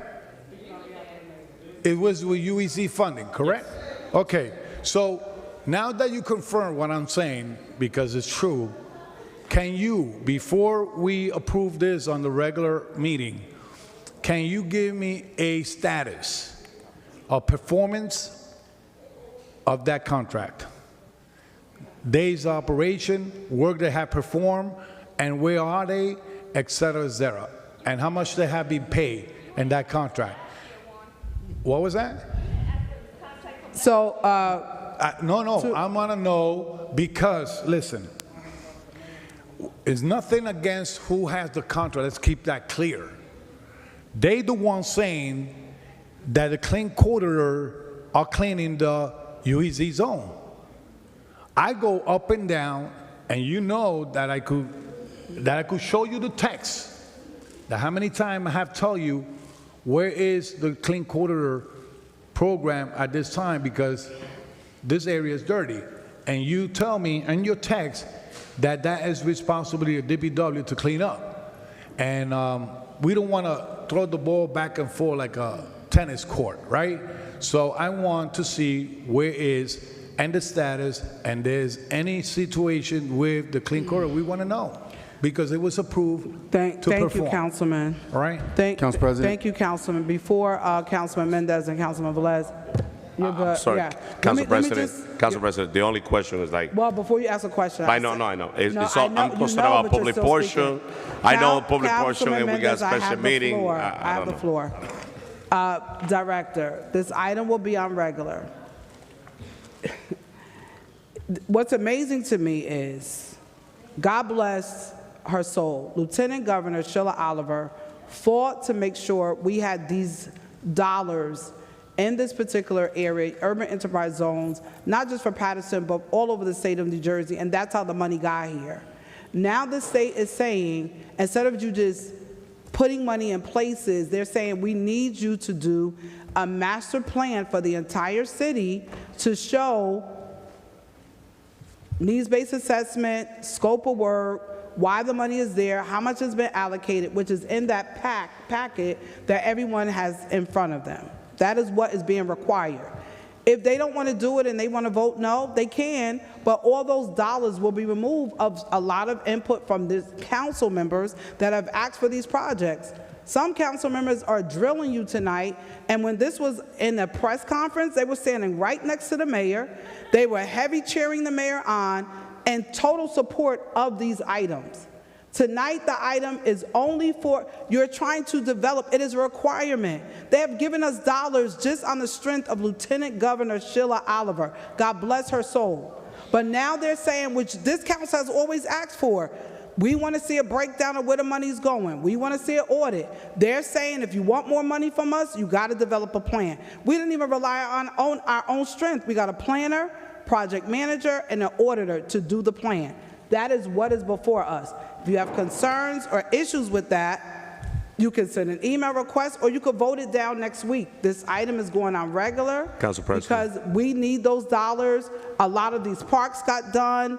A lot of streets got paved. We have so many things in every single ward of this city that money was utilized for. Council President. So, and I'm not, it was utilized for, and so I don't mind the questioning, but to question, when we're talking about a master plan and you're saying to them, well, do you know what the planner's not gonna know what that is. He's not from here. He was hired to be the planner to put this together. If you want to ask those questions, you know the UAZ director knows that they created a clean corridor plan. You already know that because you voted yes for it. You know it. So instead of sitting here and asking questions and, oh, I just want to let the public see I'm doing something, the public know you have voted yes on every single thing that was presented, most people from the administration, that was beneficial to the community. Not me. To the community. And a Not lot me. of the projects that you brought forward, to me, all of it was beneficial. The residents advocated for it, we supported it. We need a plan in place so that we're not moving forward, just doing whatever we want, and the state will hold us accountable. Councilman Mendez, Councilman Jackson, and then we're going to move forward. Council so the President, public can- I requested way before. Thank you, council members. Just give me a minute. I will be very brief. Thank you, Council President. And I really hope that we conclude with this debate right after, because I would love to see the public participating on the public portion before we get into the executive section, because we do have to go to the executive section, but it's going to be a little late after we finish. Director, you know, you're born and raised in Paterson. Pay attention to what I'm going to tell you. The clean corridor is in your shoulder. Make sure you get it right. It's been a lot of comment up there that you're not doing what you're supposed to do with a clean corridor. You know, listen, I mean, I don't care that you don't have experience. You're a director, and I feel proud to have a born-and-raised Paterson young man be the director of the UEC. Bottom line, I'm not here to attack you. I'm not a type of person. Now, what I'm going to recommend you is this, and the person that is in charge of this 5-year plan. In order for you to create a 5-year plan, you need the input of the community. We should not get this document This document should not be here without the input of the community, without the input of all the business owners. And there was a comment in the beginning that people are removing USZ zone. USZ, we're not reducing the USZ zone. We're expanding the USZ zone. So that whole idea about people taking signs that we don't know who is that, let's put up on the side. If somebody has a complaint, bring it to your attention, and you get it done, and you fix it. Are we agree on that? Now, I'm not ready to vote on this project just because, and I know that you could present this a little better. I know you put a lot of work behind this. I see you up there. I see you in the community. I see you very active. Come back ready next time, because I know that you are capable to answer a lot of the questions that some of the council members ask. But I'm going to get back to the input of all the business owners and the community. Don't bring that here. If you have to take this back, take it back. Include everybody. We have a lot of business owners in the city of Paterson that they have no idea what is UEZ, and they pay a portion of the money into the UEZ. Now, the way the state works is when you get some funding as a city and you don't utilize it, you lose it. Yes, I've been supporting all the projects for the UEZ, absolutely. The new garbage, the solid garbage, yes, absolutely. But it's the responsibility of DPW to do the route and empty the garbage. It's a combination of both. It's not only the UEZ. Let's not get it twisted. So please, I'm not ready, Council President, to vote on this. There's a lot of work to be done. And the gentleman that's getting this work done, we should not voting on this unless we get all the business involved. And please educate our business owner. Things are tough in the city. And it's tough to be a business owner in the city because of the reputation of the city. It's hard to get customers from out of town to come to the city of Paterson. Help those business owners, go back to them, let them know what UEZ is all about, let them know the revenue and resources that they could utilize it if they participate in this project, and bring that document completed. Get the input of the community and to some of the council members as well. I know the 5th Ward councilman, the 1st Ward councilman, they might have another idea that should be included on this 5-year plan.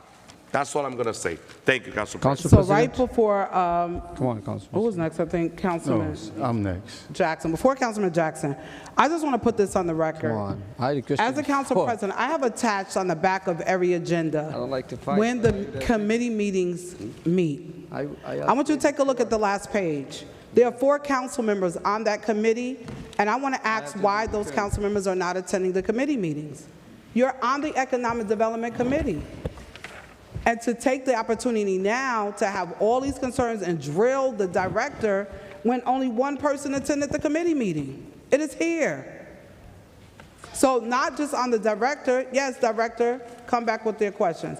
But council members, please attend your committee meetings. Because it's in those meetings when some of these questions that we have, they will be addressed. Or you can make recommendations to say, these are some things, we have some concerns. So I am requesting from both sides, you know what has been presented tonight? Council members, please schedule another economic development meeting before next Tuesday so the committee members can have, and if any council member wants to be in that meeting that's not on the committee, ask another council member if you could replace them for that meeting. But you have to attend the committee meetings. You can't come here and drill the director and you don't show up to committee meetings. It's not fair to the director. It's there, they know. Only one person showed up, and that was the committee chair. Read it out. Councilman Jackson? What, you saying like I'm on the committee? Oh, no, you asked for the floor. You're not on the committee. I know I'm not on the committee. You asked for the floor. I didn't get any important committee assignments Yes, you did. because, you know, there's obviously been, you know, they don't want these hard questions asked. Now, Councilman Mendez got a bit of a correction for you. This is not a debate. A debate is 2 sides, and right now all this is a beating because he came unprepared. And, you know, there's no excuses for that. There's no excuses, and it's nothing personal. I don't want you to take this beating personal, right? This is not your fault. They throwing you to the fire. You know what it's like? I've been teaching martial arts for 25 years. If I take you as a new student, white belt, and take you to a fight, and where you fighting fighters that have loads of experience, is that going to serve you well? No, it's not serving you well. You never served in the capacity. Can you imagine the Giants owner hiring a head coach that never coached before, that never played before? that, oh, I watched it on TV, I played Madden, and he just hires a head coach that did that. So it's not on you, but you have to wear the grunt of it. Now, people commenting on clean corridors, taking shots at the company that's been hired. He was a local guy who, by the way, is being paid a fraction of what the previous company was doing, who's out here busting his hump personally, hiring Paterson people. But we have people questioning what's going on with the clean corridors thing. And I'm really curious if did that company have any input or speak to the consultants about this plan? No, not even the person that's actually doing the cleanup in the corridor. This just doesn't get great. So a lot of work, Councilman Mendez said, a lot of work went into this. He did no work. He hired a subcontractor. The only work that he's doing now is sweating through this evening's questioning. The other thing is, to the consultant, you talked about Pemberton and, I don't know, Bloomfield, whatever. Have you guys ever written a plan of a comparable city close to Paterson? For example, Newark or Jersey City? Talking about a UEZ plan specifically, or Correct. a master plan? A UEZ master plan. Well, UEZ, this is a new thing. Master plans, I personally wrote the 2014 City of Paterson master plan, your first ward redevelopment plan, your fourth ward redevelopment plan. You're going too fast, too fast. Sorry, I've written many plans for the City of Paterson. Your 2014 master plan, I prepared that. Yeah, I wouldn't have put that on record if I was you, because those master plans need to be totally.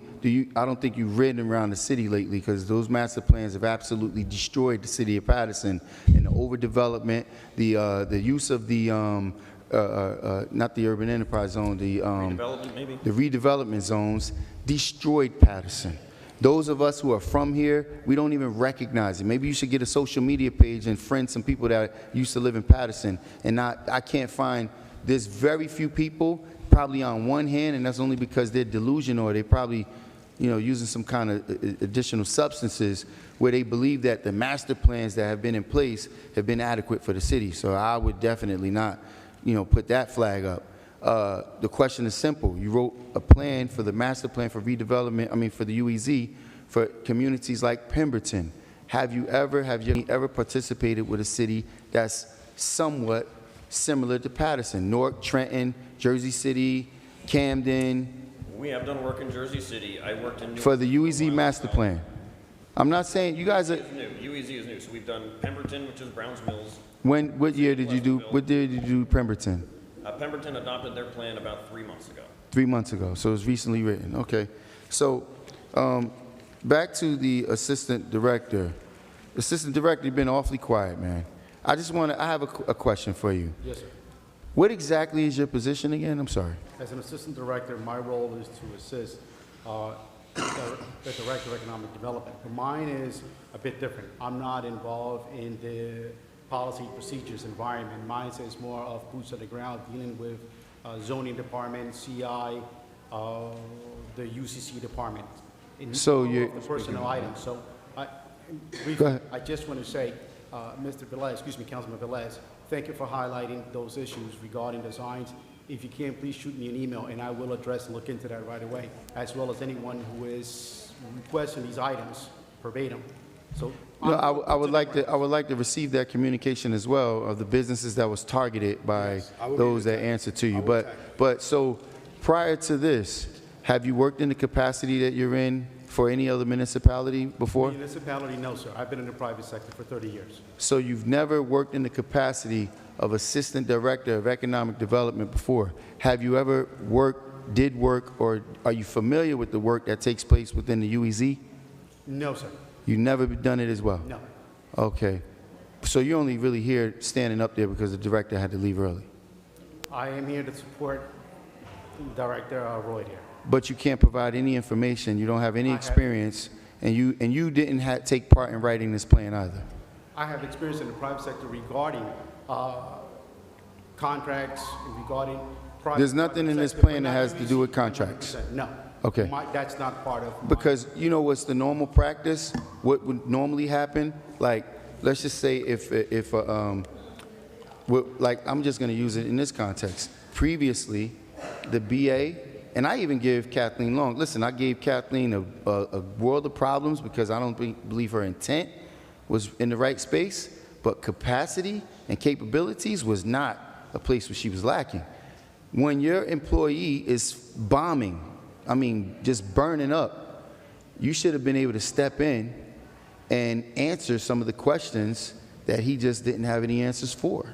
You're absolutely correct. But in my role as an assistant director, it is more specific to the personnel items and not policy procedures. You don't oversee him at all? I oversee him in regards to into the items of not policy procedures or contract agreements, none of that, no, sir, of the operations. Mine is more on items that he needs my assistance of as far as employees and items such as that nature, not to deal with anything with contract, policy procedures, or any of that items. So listen, I'll just say this, and listen, I apologize in advance because it's not necessarily your fault. I mean, you're a resident of the city, so you should understand this. And right now, the residents are not getting their value. They're not. We are not. We're not getting our value. It is no different. Could you imagine? I mean, I know you don't know football, but me, I never played cricket. You played cricket before? Yes. I would be no help to you. None. I would stink it up. They would be booing me from the top stands. You know what I would do? I would never put that uniform on and go out there and parade myself as a cricket player. We can't have a municipality where you have people who are directors, assistant directors, and I know the director has an extensive amount of experience, but she's being expected to do everyone's job because the people who are underneath her have no experience at all.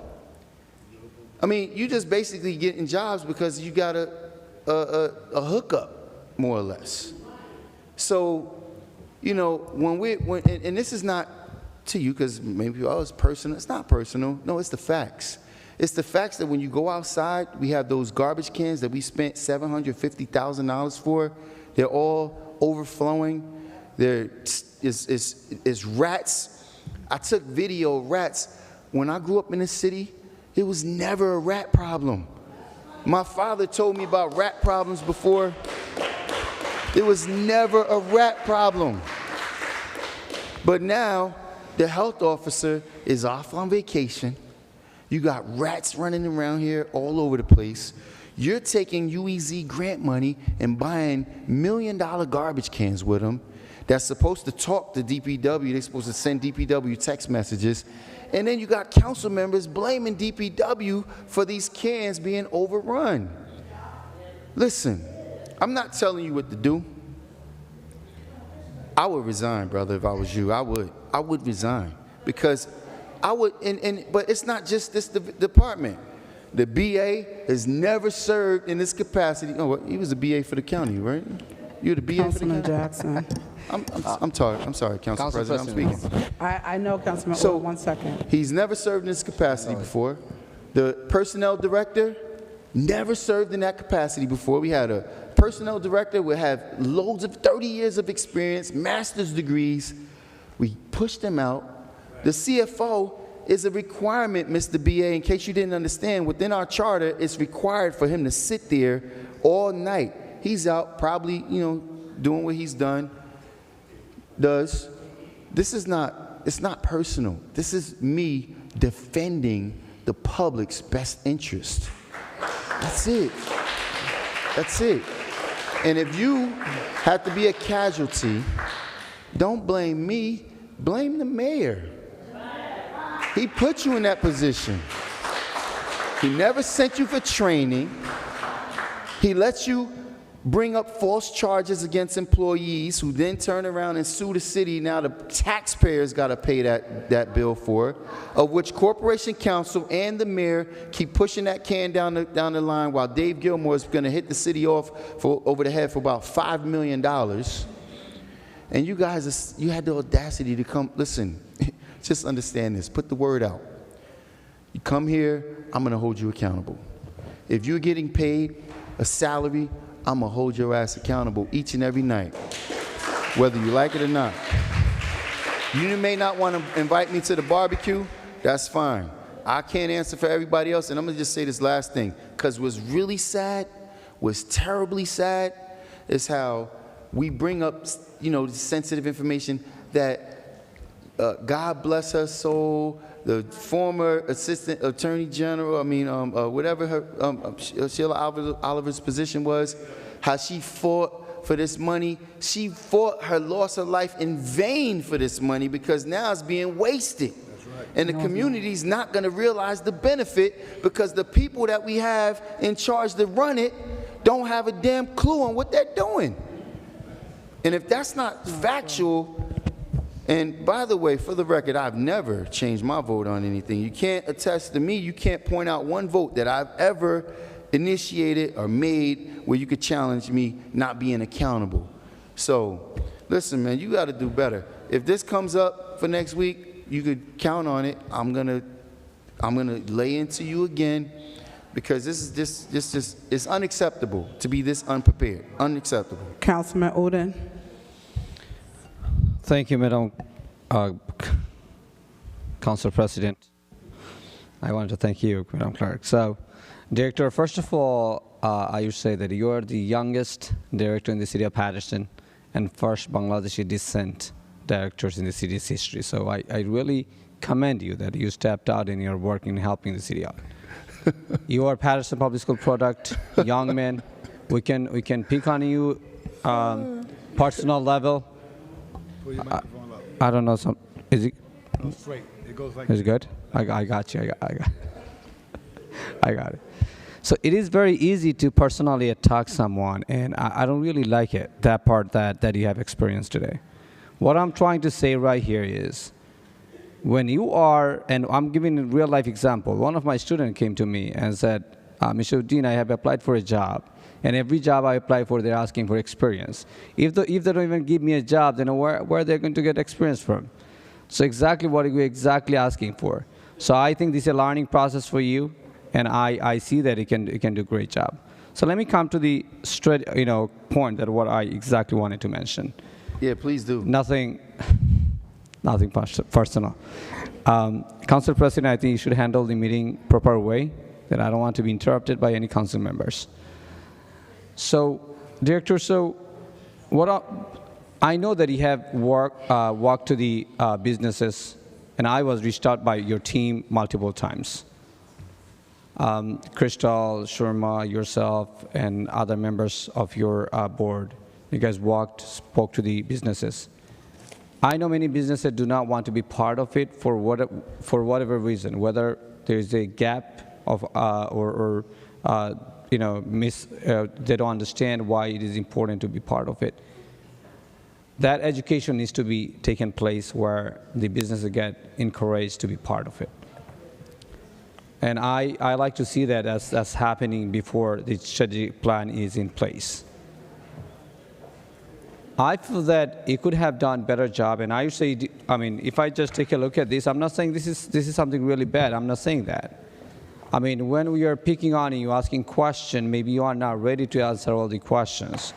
I think, but the paper, whatever you have submitted, if you have covered just this paper, I think many questions be answered.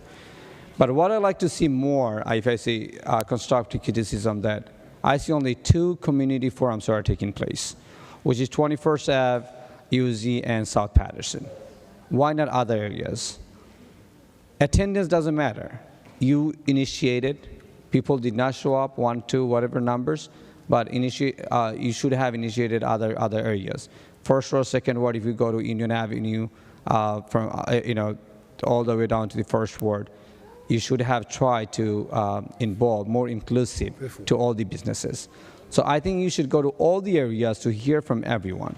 When you're hearing from 2 different locations, just know this, when we are speaking about the press conference and everything, and I would say I have some kind of disagreement of many of these press conferences, and that's why I don't attend many of these, just know this. And many of these press conferences have taken place from these 2 areas. And if you just take a look at just with the community forum, it looks like that you have special magnifier glasses to these particular areas other than, and ignoring the other areas. That's exactly it shows. So I want to see you are listening from other neighborhoods, other businesses that are also part of current UZ map. And when you come to the council right here, we deal with the public directly, everyday basis. We hear their problems. I think you should hear from the council members as well, that what we think from our experience dealing with the people in the city of Paterson, what do we think should be added here?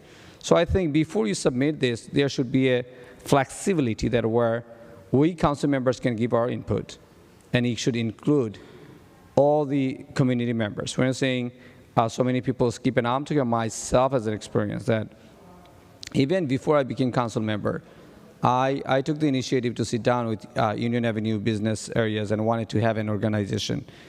But trust me, just to save $50 monthly, many of the business even did not get included. Even when last year when I have tried to, and you know about that part, that when I have requested you to decorate Union Avenue, right, Total Ave areas, I sat down with the businesses, I said, I'm going to provide the volunteers to decorate your businesses, but you just give us permission that we can decorate your business, because we want to attract people to come into our city, come into the neighborhood. But many of the businesses actually ignored us, or will let you know. They didn't even get back to us. I understand the communication and lackings that happens once you get on the field.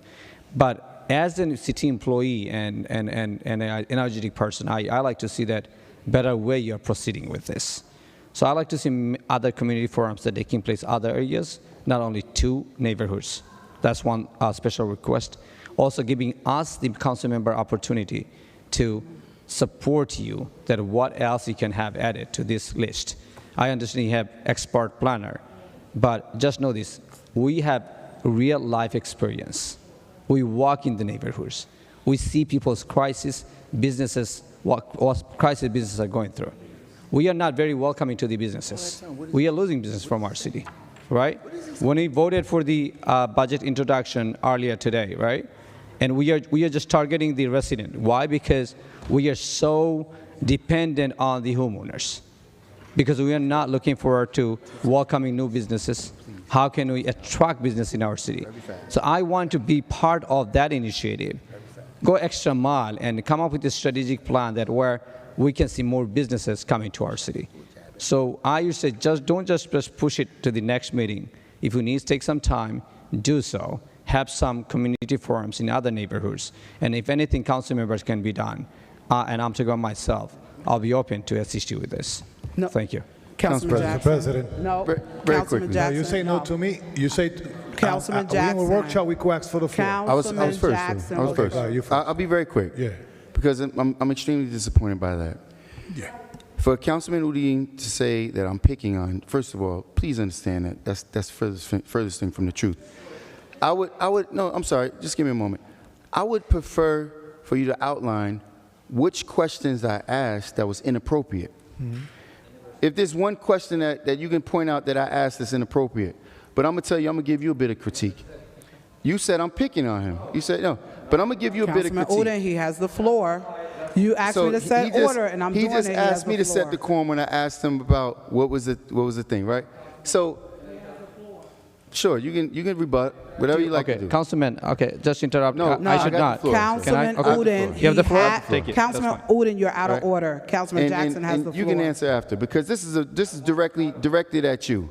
Because what's very disappointing is, especially Councilwoman Davila, we always touting on how, because no, listen, this is okay. I'm not talking bad about you, trust me. When the housing authority director come here, I equally distribute it to her. Black woman, I don't care, she served our community a disservice. Whoever it is, I'm equally, all the time, very consistent. And I'm not saying he's being nice to you because you guys are from the same community, because maybe he's just a nice guy. But that's not what our job is to do, right? But he doesn't understand that. And see, what's disappointing for me is how we always tout how high performing our Bangladesh students are. And look what the representation we have. He has absolutely no clue on what he was talking about. He rambled on for however long, 2 minutes. And that right there is totally irresponsible. Sir, I'm getting text messages about like, wow, I should just let Siri read it, because the entire response had nothing to do with what went on. You never, talked about his inability to present a clear, rational plan, and then you're defending him. Man, that was an embarrassment. Madam Clerk, this item is moving forward. Council President? One second, this item is moving Council forward. President, I We haven't have had the Velez, no, Velez was first, and Udon was next, and then. I haven't had the floor, and I No, just so wanted to... after me, you could take it, after me. Thank you very much, Councilman Velez. Yeah. I do appreciate, Council President, Councilman Velez has, I'm just going to just say You gave her the this. floor? No, I didn't As give you the I've floor. always stated in our committee I didn't give you the meetings- floor, because mine is short. So. Oh, I thought you... No, I didn't. I thought you were giving me... Councilman Les, make it quick. Thank you. I say after me, though. So once again, I hold all evidence in my phone. This statements of residents, and you say you visit, you went to 21st Avenue, you went to this association, you went over there, and that's how you got the data of the information you need to go and create a 5-year plan. This data that I have, that I see here for me, the date and times, it was a survey that you guys sent to people who respond. How you know, are they business owners? No, you're not targeting business owners. You are targeting, sir, hold on. Sir, no rebuttal, please. You are We're targeting, moving this item forward. is an No easy, need. easy cake, let's put this survey out there, let's put the respond of the people, whoever, that's why I notice here that people are talking about filthy city, full of drugs, full of homeless, full of this, and I say, this is not, it looks like it's related to a business owner, because yes, it will affect the business owner if they see squatters all over the city of Paterson, but what we want is that the direct contact with business owner to meet their needs to perform a better business in the city of Paterson, and better yet, to see if they could get a quality of life through that, right? And as Councilman Mendez stated, this should be more a one-on-one, door-to-door visited to every business and get their concern and see how this funding could help them to improve their business in signage, equipment, employment, and all that stuff. It's a business plan. They put a business plan to you guys, you sit them financially, right? That's how UEZ works. Even not just create members and then, we got 500,000 members in the UEZ, but they're not getting service from the UEZ. Now, last but not least, I know you guys mentioned about we have support the UEC funding. Yes, we do. We just support it for you guys to perform it right. Yes, I stand in press conference announcing the good things that you guys going to bring. But you know what? I realize it because they haven't delivered. Well, the mayor haven't delivered what he says, so I regret every press conference I stand on it because they didn't deliver after he spoke. After he spoke. Councilman Velez. And the last but not least. You just said last but not least. On 2023, we stand, I believe, 2023, 2024. No, 2023. We stand on River Street to answer his questions. announcing that River Street will no longer be a river. And that was going to be completed by 2024, but not yet. But yes, I bet it's going to be completed before 2026, May. Right? When cars are suffering and all that stuff, and residents. So I regret. And that's why he don't invite me anymore to press conference. You know why? Because he gave me the word. I say, yes, great. He announced something good, but it's not working. Thank you, Councilman. Thank you, Councilman. Council So President. right before Councilman Udon and Councilwoman Davila, let me say this again. This is only an application to the state. It is a fluid document. There's more things that have to be done after, if they even approve it. This is not even adopted. They're just going to the state in an application. Council members, everything you're saying is accurate. They can do all those things, but they want to present the application to the state. We just move forward other items where applications. On this one, you're like, you got to do this. We understand all of that. This clearly is a state requirement that you put this application forward. All the things you're asking, that they go to other places, they clearly stated in the beginning there were 2 different surveys, one for residents, some were for business. They clearly stated that. And then you continue to pontificate, if I can say it the least. Council members, this is an application mandated by the state so that we can continue to receive dollars from Urban Enterprise Zone through DCA. This is what this is for.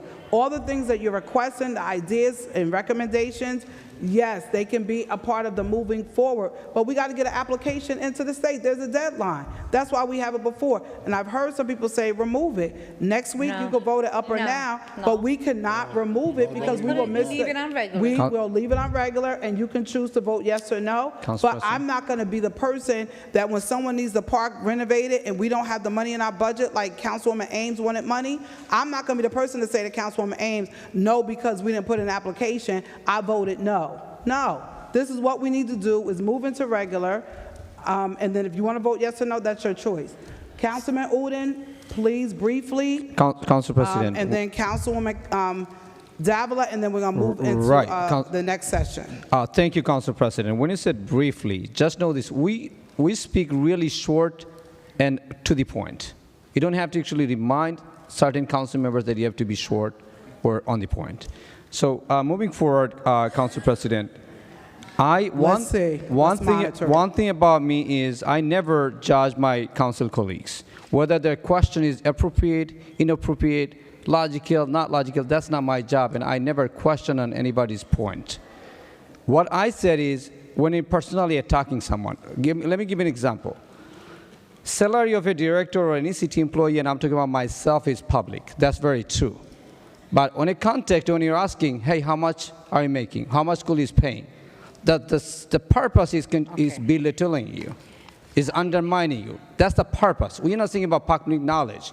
What distracts me is when we are. That's where you're lacking in intellect. Sir, it's my floor. That's where you're lacking. It's my floor, That's sir. not inappropriate. Councilman it's my floor. Jackson, he has the floor. This is exact. Councilman Jackson, he has the floor. And this is. Council President, this is my floor, so let me speak. Right, but point of order. I said it in the beginning that if you don't want to be disrespected, you cannot give it. Yes. You cannot give the disrespect. Thank you. Comments are being made, and then you're choosing to go back and forth, which is going to cause another rebuttal. The community is sitting here waiting to speak. Yes. If you are really for the community, then what you're saying to go back and forth with another council member is right now irrelevant. The public needs to speak. This item is moving forward. We've already determined that. So to take the moment to say, Council, you don't have to tell us this. Yes, I do, because you're talking about what's not on the agenda. You're addressing a council person because he said something. We have to move forward. We still have items on the agenda. We have 11 speakers from the public that are waiting to speak, and we have a lawyer that we're playing by the minute, and directors that's been here since 6 o'clock in the morning. So I am asking the council members, if you can wrap up your speech so the public can speak. I want to hear from the public. What you're saying has nothing else to do with the director. The director has already came. He heard you. Let's move on so we can close this portion and go and hear from the public. I am asking respectfully to my council colleagues. Council President, one more time. What you just said, it's not really attacking someone. I'm clarifying my positioning one more time. When I gave the director my idea that he should host some forums, the other neighborhoods, listen to the council members' suggestions, that's exactly what I stated in my statement. And again, I'm stating it. But when you are portraying a different way that I am saying someone's statement is inappropriate kind of thing, I never state that. And again, Council President, when you said something that, oh, you should be on the point, make sure that you said the same thing to all the council members. Okay. I don't think so. I don't want to fight on this, but we are not speaking. We are not speaking on the agenda. Again, most of the time, we're not speaking on the agenda, Council President. Thank you. So, Council President. Councilwoman Davila. So Council President, I'm gonna direct this to our BA. This is what happens when the director of the department is not here, because he reports to someone. And we had a meeting. Wow. There was a meeting done. Yes, there are questions that you asked the director that should have been addressed by the director None of these. of economic development. Just one second, because I didn't interrupt you. That's crazy. She gonna throw her under. And all I'm going to say is this, and this goes for everyone. This is not just the economic development director. This is, when DPW is sitting back there, he knows that he has all these items. There's going to be questions. He can't send someone that can't answer all the questions. He has to be here. Right, he's the director, correct, the but director of he UEZ. is That's the terrible. director of That's terrible. UEZ under economic development director. she gotta do You his know who job? called the meeting? She gotta do his You know, job? you see, I'm speaking right now, Councilman Jackson. Councilman You know Jackson. you know who called the meeting for this? It was the director of economic development. She said we need a committee meeting. Within that committee meeting, the director of UEZ is there.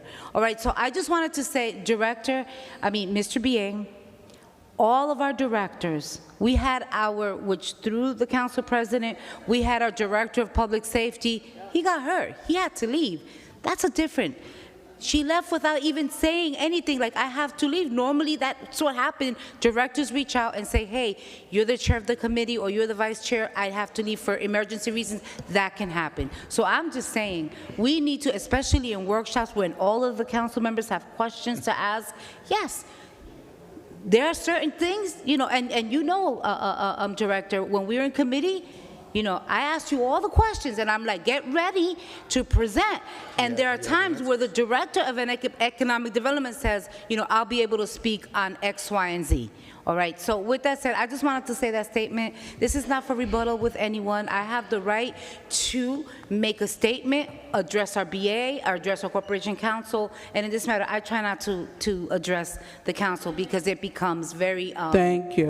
Can I have a very, motion? controversial. A motion to open public Yeah. forum? Yes, he's Okay, absolutely aware. council colleagues, a motion to. So moved. Thank you, Director. A motion to. So moved. Moved by Councilman Mendez, second by Councilwoman Davila. Roll call. To close. No, No, we're not closed. No, to go into. To go into public. Yeah, we portion. don't have to. We don't have to do that. You're done. Thank you. It's moved forward.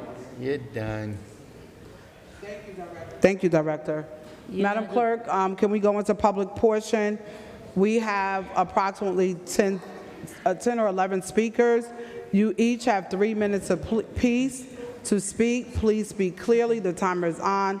Once the timer is off, it will be the next speaker. We have constituent services. He is here. He's sitting in the back, so after you have your concerns, he will be able to address them. First speaker, Madam Clerk. Yes, the first speaker is Deborah Hannibal. Kindly state your name, Ms. Hannibal. Ms. Hannibal. Thank you. Good evening. Good evening, Deborah Hannibal. Where's constituent services? Good evening, Madam Clerk, the administration. I would love for us to be able to reimagine Paterson. That's what we need to do. We need to reimagine Paterson, a city that really works. For instance, if we keep doing what we've always done, we're going to keep getting what we always got. For someone to stand here to say $123,000 was spent and that they only saw 3 people, 3 businesses, do it a different way. There's money in that contract to hire somebody to go to every location. You can talk to every business. Reimagine, think, and do it another way. Do it a better way, because we're not getting results. And it's just so frustrating, and my clock is ticking, and it's just so frustrating that I come here to talk about something, and it's disappointing because Paterson wasn't like this. It hurts my heart, and I'm being honest. It hurts my heart to see what is happening. People are being allowed to destroy this city. And I want us to come out and vote. That's what I really want to say, is that the city was shaken up during the primary, but only 15% of registered voters voted. We need people to vote because we can make a change. Don't give up. It's not the time. Our ancestors don't want us to give up or give in. We can take our city back. So what we have, the League of Women Voters of Paterson is working with other organizations to do a 1 million voter project. And I've already got a commitment from Councilperson Omar to work with me. And I'm gonna ask for others. I'm asking every church. I'm asking for all hands on deck. They have a popular song, Boots on the Ground. I want boots on the ground on September 21st at 2 p.m. We're going to register people to vote. We're gonna get them engaged because the election is November 4th and we can affect change. The other things I want to talk about is the finances. The finances are horrible, horrible. The CFO, where is the CFO? When he saw this person drowning about a budget question, he should be able to answer that. We should be a team. You shouldn't let somebody just hang out here and just fail when you have people that have the financial information that should be on a laptop at their fingertips. This is not how we do business. This is embarrassing. And I don't want to come up here and be this upset, but I'm so embarrassed. I'm embarrassed. Thank you, Ms. Hannibal. Next speaker, Madam Clerk. The next speaker is Victor Urbaez. Thank you. Please state your name. Good evening, Mr. Bias. Thank you. Just want to, some time ago, a couple of weeks back, Professor Joe Keys asked me to come on his behalf as a character witness. As to the details of the situation, I was not here to witness them, but nonetheless, I didn't want to ask him why, because I know Mr. Keys, or Professor Keys, that is. Back in May, he invited me to his class as a speaker, sociology class at PCCC, which I attended. And we went at it for a good hour and 20 minutes with the students there. The level of respect, engagement,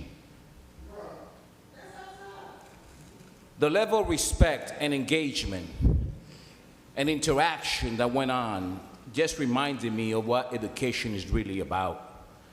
It's not about memory and memorizing and filling the bucket. It's about like that fire, as a quote says. And that fire was on that day. And I just want to give Professor Keys really the credit. I am an educator myself before I was an attorney for 10 years. That is my major. And every box was checked off in his classroom. And I just want to really speak on his behalf because of that. And I think that Professor Keys, as an individual, is an exemplary human being that needs to be respected. Does he speak his mind? Yes, as he should. We have what we call the First Amendment, right? They don't speak his mind. And sometimes when you speak your mind, it's a threat to other individuals who may feel that, I don't know, uncomfortable about it, but that's what we do. We speak in this country. I had the opportunity to go to school in many places, the South, in Georgia, South Africa, where I studied, Manhattan College here in the area,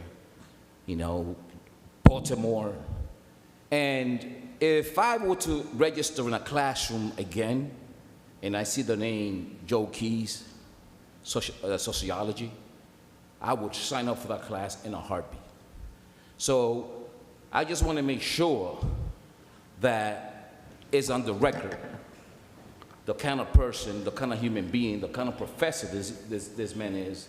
And over the time that I've known him, he's gained nothing but my respect. And individuals like that in the classrooms and the colleges are much needed. As you know, we had an article that came out recently about our educational system here and the performances. And we are the 20 percentile in mathematics. Thank you, English, Mr. and Abayas. science. Next speaker, Madam We Clerk. should be proud of that, and we should have individuals like this Thank you, Mr. Abayas. Next speaker, Madam Clerk. give information as to how we can improve. Mr. Abayas, your time is up. Thank you. Just let me conclude. Thank you. Thank you. God bless you. Next speaker, Madam Clerk. Next speaker is Joel Keys Jr. Good evening, Please Mr. state your name. Keys. Joe Keys Jr. I'm going to talk about the ego defense mechanism, subjective suppositions. The opposite of subjective is objective, which refers to evidence or facts, and subjective refers to emotions, and in this case, hurt feelings. Councilman Velez has a propensity to resort to this ego defense mechanism, which means to suppose something exists when it doesn't. Councilman Velez goes to the extent of making things up. There are two recent examples of this. One happened at the last meeting when he said to me, quote, "You're a professor at Passaic Community College, and I have complaints of parents how you teach regarding us," unquote. When he said this, I immediately thought back to his statement to Councilman Jackson during the infamous April 15th meeting when he said, quote, "You know what I included in my letter to the Attorney General? I wish Abbott could come here now and arrest you for all the stuff you do. What about that?" Unquote. Councilman Jackson replied, "Deal in what?" Velez then said, "You want to go personal?" Councilman Jackson said, "Say it. Say it." Of course, Velez said nothing because there wasn't anything to say. He made it up. When Velez said he had complaints from parents about how I teach, quote, "regarding us," unquote, if he were referring to the religious community, his claim would have been tenable because sociology is a social science. Religion and the social sciences are diametrically opposite each other. Moreover, I have had conflicts with students about the differences between religion and social science. The following statement is from my syllabus. In sociology, every topic is on the table for discussion, which means many topics will be controversial.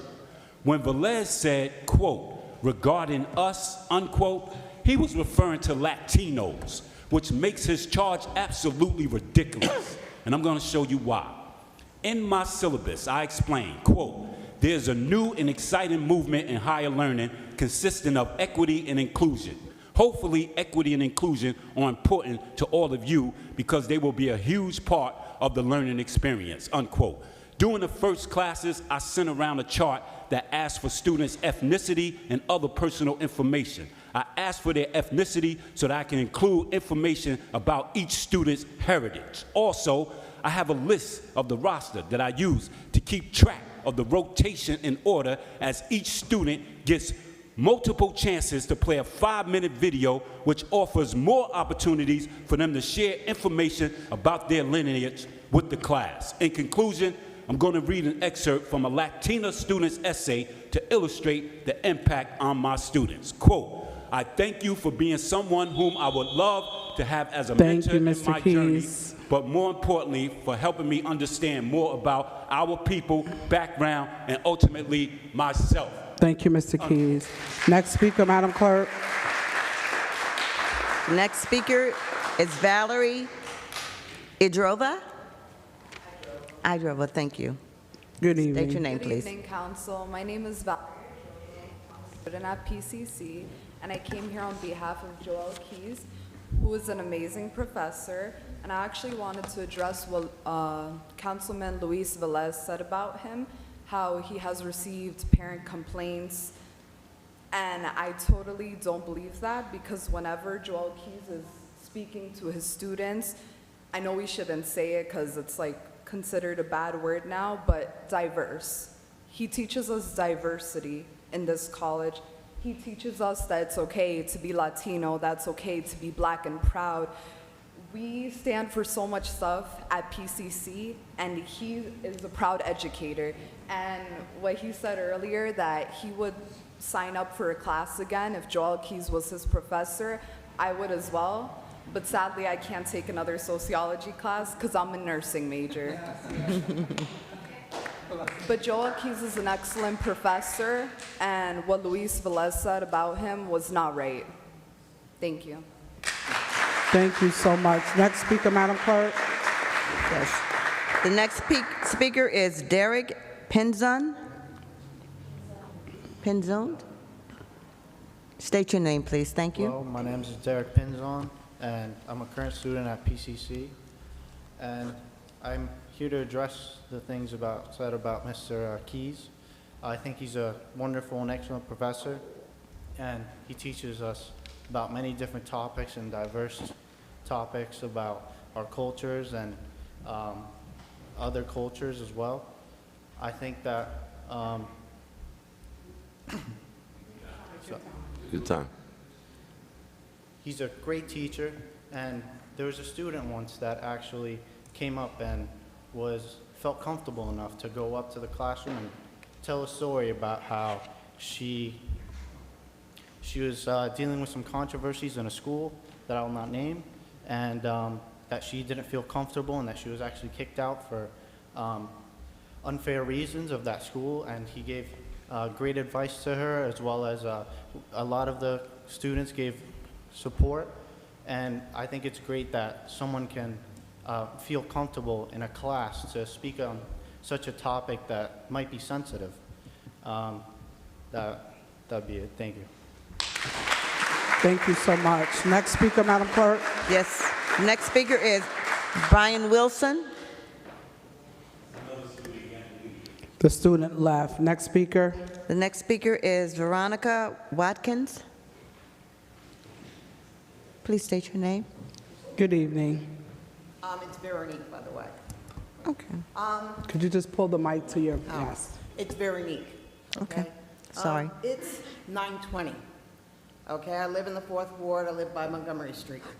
Now, I'm going to go home now and try to find parking. And I want to get to an understanding when they're going to stop overdeveloping the 4th Ward.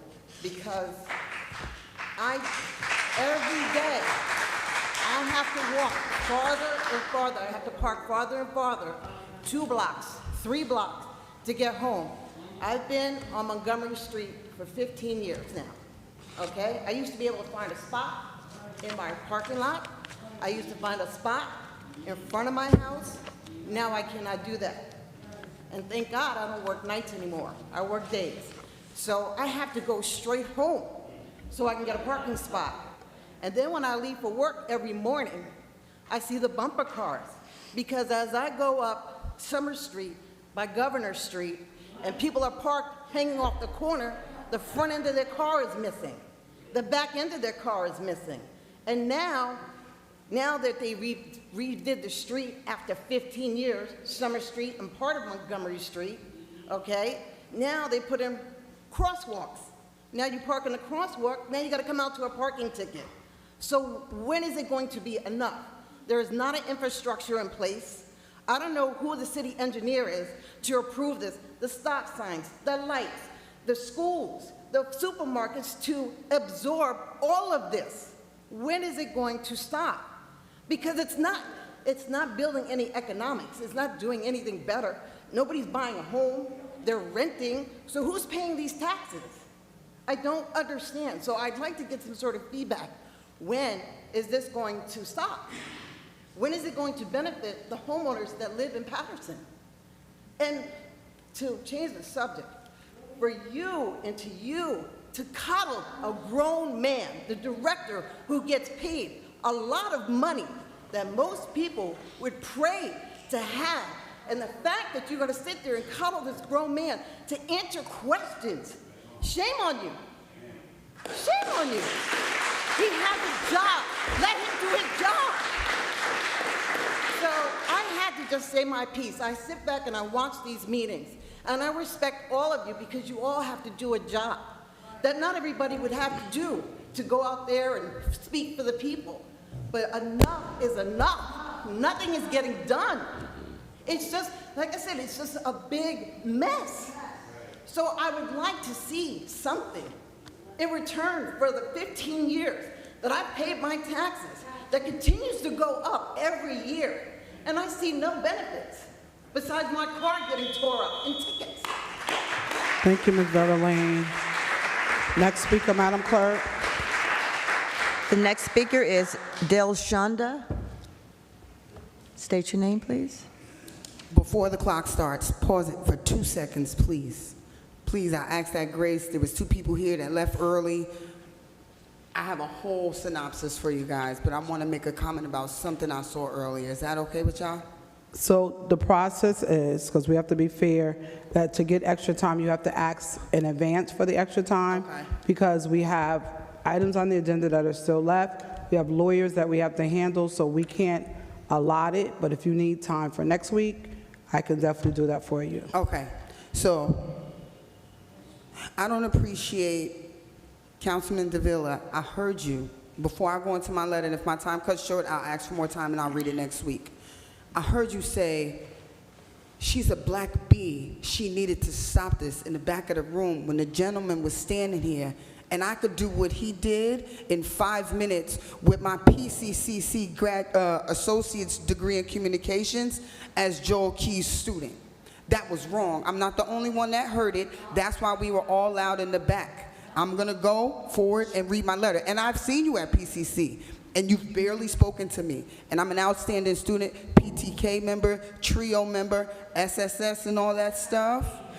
But this is not the first time you're seeing me. I'm actually speaking to you now, but I've been in rooms with you where there were Dr. Norman and the president of the college and Professor Bear, who's the dean of the Education and Communities Department, and you act like I was a fly on the wall. And that's why it's great to be a fly on the wall, because you pay attention to everything. I'm not going back and forth. Have a great day, ma'am.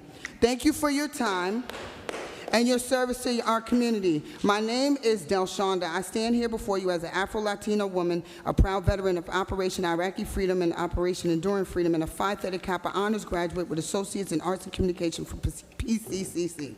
I've served overseas and here at home, using my medical training to save the life of Humble Sam after his motorcycle accident. I'm also 1/3 of the estate of the movement of DJ K. Slay, a cultural pioneer in hip-hop. My path has always been one of service, scholarship, and community. I'm here tonight to speak about Professor Joel Keys. I was one of his students, and his class was one of the most challenging, but also one of the most rewarding I ever took. He pushed us to think critically beyond systems like capitalism, socialism, and communism, and how to shape the politics around our world today. He answered every question I had and never once felt unsafe or unwelcome. His classroom was one of the most open and honest environments I ever experienced. Accusations have been made by Counsel Luis Velez, suggesting that Professor Keys mistreated Latino students. As an Afro-Latina myself who embraced my heritage more deeply after my father's passing in 2021 when he was murdered, I never experienced mistreatment or disrespect. Quite the opposite. Professor Keys respected my identity and my voice. In my observation, the majority of the students who withdrew from his class were not Latino immigrants or African Americans, but Caucasian students and assimilated Latino Americans who didn't appreciate the amount of work we had on day one. Let's also ground this in facts. Passaic County is over 45% Latino, with large Afro-Latino population like myself. To accuse him of targeting the community without evidence disregards both the country's demographics and experience of the students. It is also very important to consider credibility. Councilman Velez has faced controversies himself, including May 2025, where he crashed, where he was accused of intoxication, a hit-and-run investigation, and 2004 arrest for pulling a fire alarm in City Hall. When we weigh these facts, we must ask, are these accusations against Professor Keys grounded in truth or in politics? Thank you so much. Next speaker, Madam Clerk. Next speaker is Cameo Black. Please state your name. Cameo, y'all got Cameo Black. Good evening. So I came down. Good evening.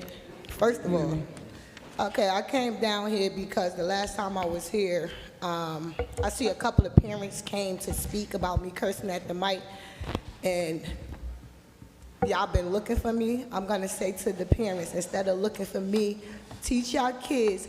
All money is not good money. Do not do anything for $1. Get out there and make their own money. That's first things first. Second of all, everybody know I'm running for commissioner.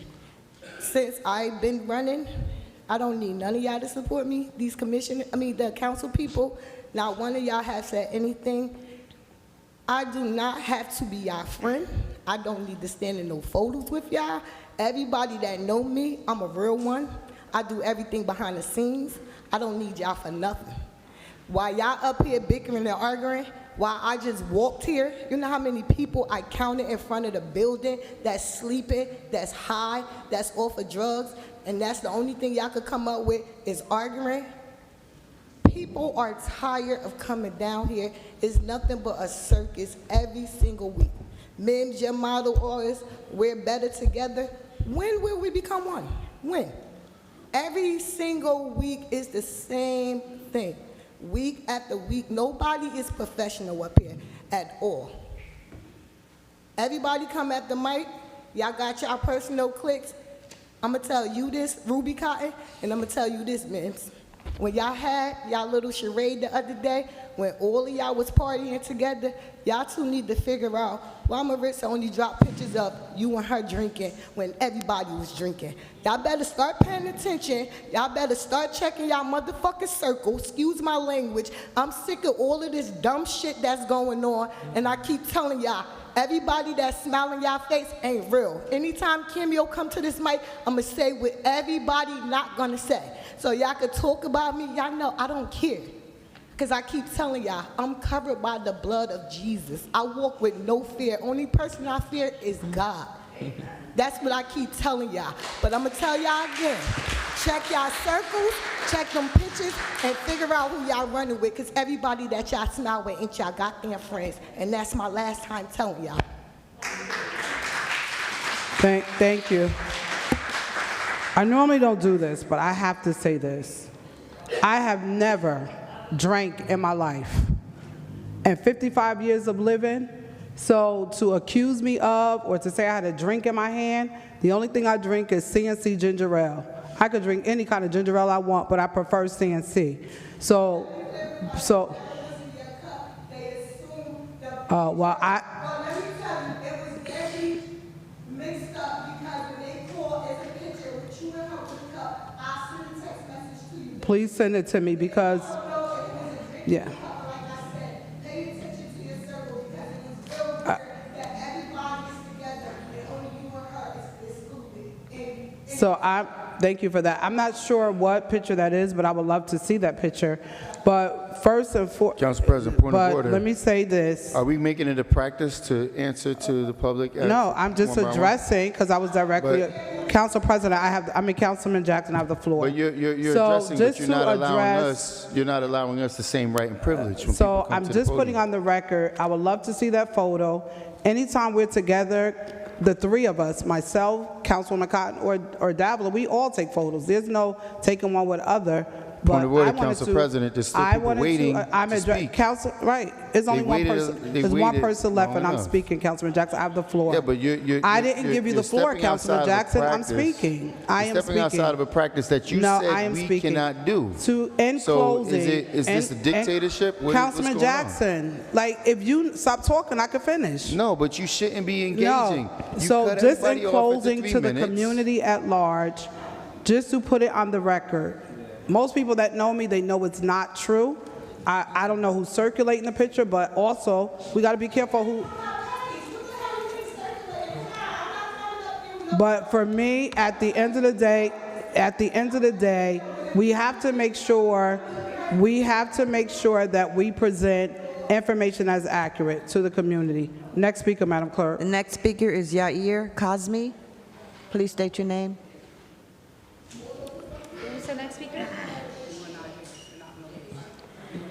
The name of the next speaker? Your name. I am Veronica Yair Cosme. I am a mother inside Paterson. I have been born and raised in Paterson. I've yet to move out of Paterson. I've seen it since early 2000s, since I can remember living on Main Street, going to all different types of middle schools. I am now raising my beautiful, gorgeous little daughter in Paterson. I run my business out of Paterson. The things that go on within your guys' power, I commend you for the things that you guys have done and succeeded and things you've tried to have done and things that may not have passed, but you guys tried. I'm not gonna fault you guys for the things that you guys did not do or pursue, because again, we're only human, we all have our faults. So I would like to first and start this off with giving you guys a round of applause for doing the work that you guys do and whatever you guys are able to get done. But one thing I do want to address, I just got off of work and I made sure I got here. I work 2 jobs. I run my business. I take care of my daughter as a single parent. I don't have the luxury of being able to come to every last meeting. But I made time out of my schedule. I asked my boss to let me go a little bit early to come here and address the statement that Mr. Velez said last meeting that I heard about. I do not appreciate him targeting one of the best teachers I have ever witnessed. And I've been to 7 different middle schools throughout my life inside Paterson. Throughout my whole life, my daughter has been to 2. I've been to PCC for almost 3 years because I had to change my subject and my major. Thank you. My major, because they had me in the wrong major when I first assigned myself into the school. So for people to sit here and say that there's complaints about him, dig in deeper. I'm not going to say that they don't exist. I'm not going to say I don't believe them, because not every teacher is perfect. I have my own personal complaints about teachers that are like, oh, hey, they're acknowledged, they're scholared, they're adored by other people. I have my own personal complaints. I'm not going to say that they don't exist, but to bring that up and not provide any factual evidence of what the complaints were, I don't appreciate that. I feel like that's a entire witch hunt, in the best way I could explain it, without giving that evidence. To sit here and try to attack his persona, his professional identity, I don't think that that was right, and I don't think that it upholds the standard that you guys held up for Paterson Council. That's not something that should be done here, and if anything is going to be said, it should be backed up with evidence. To sit here and attack this man on his profession, not even on a personal level where it's like person to person, that I find very disgusting. I don't think that should be ever done here again. And I'm sorry, but I appreciate what you guys do, but that was something that was very distasteful to the image and the identity of what you guys uphold. To sit here and attack someone personally and professionally when he's doing his best, I don't like that. Thank you. Thank you so much. Seeing no more speakers, move to close. Speaker, we have one more speaker. Motion Council. to close by Davila, second by... We have one more speaker. I'm sorry. No. We have one more speaker, Council. I'm sorry. President. It's Next. Bilal Hakeem. Mr. Bilal. Mr. Mejia, you were not here. You were not here. Mr. Bilal, I was here since 7. No, he's not signed up. The list has been out. Moving Okay, after the list has been out for over an hour. I have the list in front of me. You did not sign up.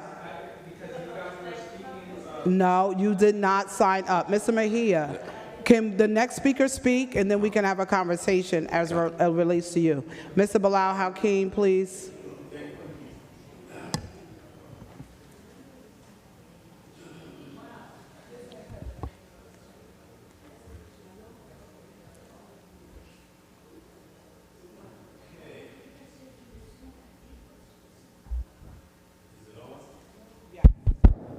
Good evening, Council, and those in TV land.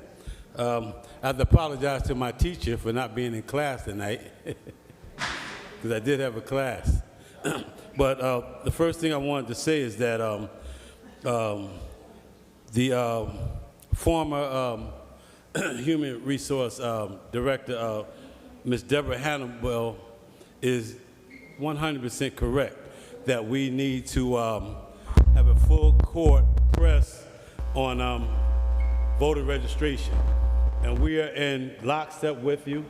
I've called on the Muslim League of Voters to join us, and they will be joining us, with this voter registration, because the unregistered, the marginalized is your army, okay? So they'll be at our event too, September the 21st at Barbers Park. To the council members, everyone's not here, but you can go back and listen to it. Those that thought that or was insinuating that the UEZ director was being picked on and attacked, don't be so emotional. Don't be so emotional. I didn't hear anyone attack him. They were asking very important, clear questions that he was unable to answer. And That's across the board in many departments. The other thing I wanted to say to the council president, you can't break the rules, council president, and ask others to adhere to them. You know, you have to stick to that. Yeah, you really have to stick to that. The Mr. Keys, I wish I had a teacher like you. And we know that they're coming after you. And I'm healing. I'm in a healing process, but my spirit is so strong. Even where I'm at getting therapy, they say, yes, your spirit. They call me Moses. They call me Moses. They say, your spirit is remarkable. You know, I still can't get around like I normally do, but we will be there by the will of God to support you. September the 21st, Barber Park, the 17th anniversary of the New Africa Family Liberation Day will take place. We're going to have a wonderful time. We're not coming there to get down, we come there to get up. And we're going to have a very nice time, and you're all welcome to come. And you are welcome to support financially. We'll be having pony rides, and we still need contributions. If you have seen the flyer, the QR code can be accessed, and you can donate. Thank you for your time. Thank you, Mr. Oliveira. Inadvertently, the clerk skipped over Mr. Oliveira's name. It was an error on the clerk's part, so Mr. Oliveira's. My apologies, Mr. Oliveira. Accepted. Thank you. Sometimes I have very little respect for this council body, with the exception of Councilman Jackson. And I hope, and I've said it before, you should follow your own instructions. Public portion should have been done already. People shouldn't have to wait for that. This is you put this together. No, I so did not. You're not following. I don't know who it is, but okay. you're in charge of this, so you should follow it, as mentioned before. And I'm going to continue with you. You so fiercely wanted the director from UEC to tell us where the money is going and how it's spent, and I commend you for that. That's the way it should be. But you should be as adamant about the monies that were spent on Hinchcliffe. You should be as adamant on the money that has been spent on with the COVID money. But anyway, council bodies throughout this country, pay attention. We show you, every time we meet, we show you what not to do. And Councilman Jackson shows you guys. You should pay attention, all of you. You should pay attention because he shows you exactly what it is that you guys should be doing. Anyway, Udine, that was an embarrassment. You're here commending someone that Councilman Jackson just showed us. He knows less than nothing, nothing. He knows nothing. Councilman Jackson showed us that. And you're here commending them. And what crossed my mind when that happened, when you said that is, oh shit, it must have been Udine who talked to the administration to get him the gig. But anyway, that's how we do things here in the city of Paterson. Ms. Hannibal, I think she left. She was wondering why it was or she complained that some of you felt that, people should have come to the rescue of the director when he was here. And she was, you're expecting that it was coming from the left of this room. Expect nothing from these two guys there and the CFO. It's not coming from there because the administration doesn't allow it. Mr. B.A., you got very upset with something that was said by Councilman Jackson.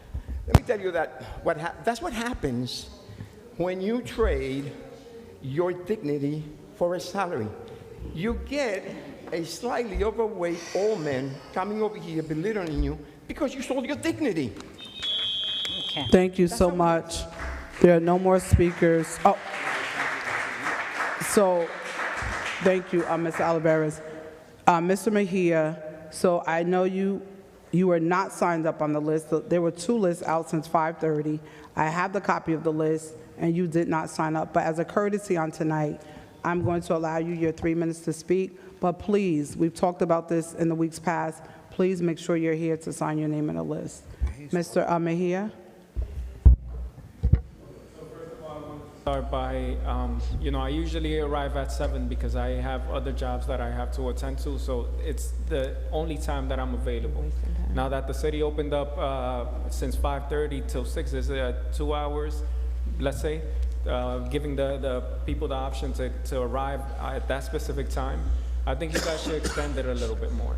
At least half an hour, at least one more hour, because it'll help for people that are arriving from work. That way I don't have to rush and endanger my life just to get the chance to speak. But one of the things that I'm coming here for is also the hot zones, which were placed in 2014. I'll give the first example. As a state law, the liquor cannot be sold within 200 feet from a school or a church. Then on the municipal level, the state law does protect those businesses that are already grandfathered in, or as we could say in the zoning, non-conforming use. So on the hot zone situation, in the contract that was written, even though it was to protect and say that it helps bring down the crime, it's been 11 years. It has not done much of an effect, because at the end of the day, it's also a people problem. And you're creating more issues because now the city is not generating no revenue from the businesses that could be open. So within that same law, it does not mention anything grandfathered in clause.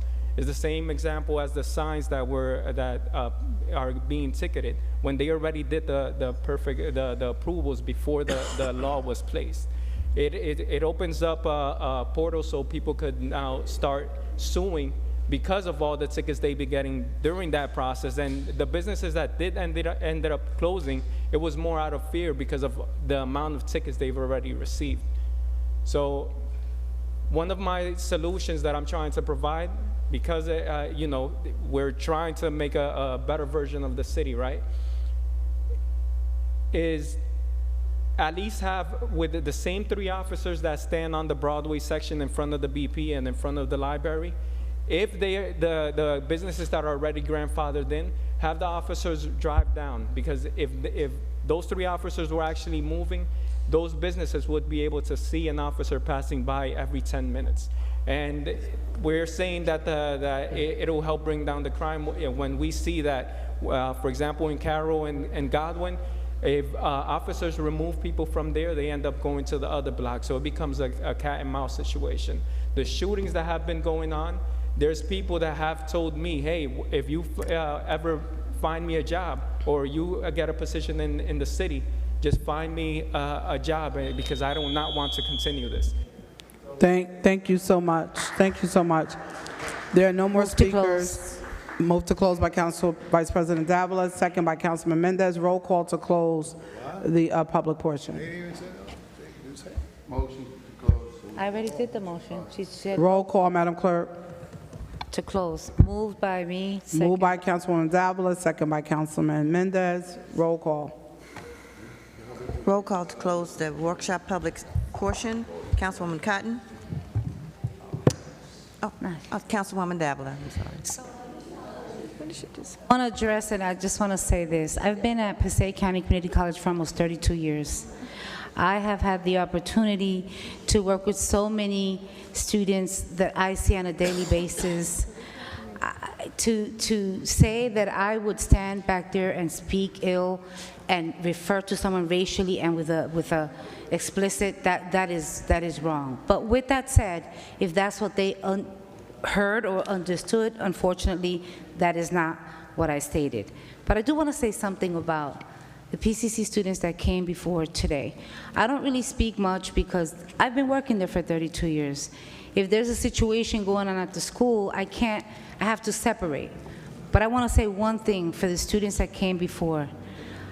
I have to commend you just for coming and just speaking on behalf of who you believe is a very good professor, right? But what I want to say is, I commend you because I know when I was in college, I couldn't do this. To come before and speak in front of a council, I couldn't. So I commend you all for coming out. You're in support of your professor. I think that there's been some misunderstandings with certain statements made, but I'm going to leave it there. To everyone else that came today, I had the opportunity for those that spoke earlier about their situation in the Paterson Board of Education. Fully, they all understood that they were misled here today by coming here thinking that this council has the responsibility or could do something for them, because unfortunately they work for a private company that is hired by the Paterson Public School. So that contract is something that they need to address. But with that said, we were able to exchange numbers to at least guide in some of the things that they are able to do. You know, we say this constantly, you know, it's campaign season. People are going to come here to direct things that are not being said, to say, you know, to politicize situations. Listen, at the end of the day, yes, you have the right to speak, right? But speak with truth. Come in here, speak with truth. Because I don't have to like you, but I do have to respect you. And that's all I'm saying here today. With that said, Council President, Madam Clerk, my vote is yes to close on the public portion. Thank you. Councilman Jackson? Thank you, Madam Clerk. To the students who came, let me take my hat off to you guys. I appreciate you greatly for standing up and for something that you believe in, for being courageous enough and not allow people to try to intimidate you into falling into the norms of what they're projecting. I'm born and raised in Paterson. Both my parents came from the projects in Paterson, School 21, Kennedy High School. But I'm gonna tell you something. That gentleman right there, Professor Keys, I can honestly say he's probably the first teacher that I had that I really paid attention to. And he did it for me. He did it for me at a time where he wasn't being paid to do it. In fact, he's only a couple years ahead of me. In fact, he was probably 4 or 5 years ahead of me. He was in college when I was in high school. And this was young in my football career. I wasn't, let's just say I wasn't one of the better players on the team. He came home one day, he was home on a break, and he spent time with me for many, many days, teaching me the skill that I became one of the best quarterbacks in the state. I became one of the best quarterbacks that ever played in Paterson, thanks to some of the things that he instilled, in which I was able to get myself out of here and go to college, have an opportunity to go to college. Had it not been for that, I would not have had an opportunity to leave and go to college. My brother would not have had an opportunity to play at Ohio State. He wouldn't have had an opportunity to play in the NFL. He would not have an opportunity potentially to be an owner of a bank. You know, all because of what someone took the time out to do. And, you know, when you were speaking, it almost brought tears to my eyes because I know the passion in which he does what he does. It's not for a show, it's not for accolades, but it's with truth and it's with real sincere power.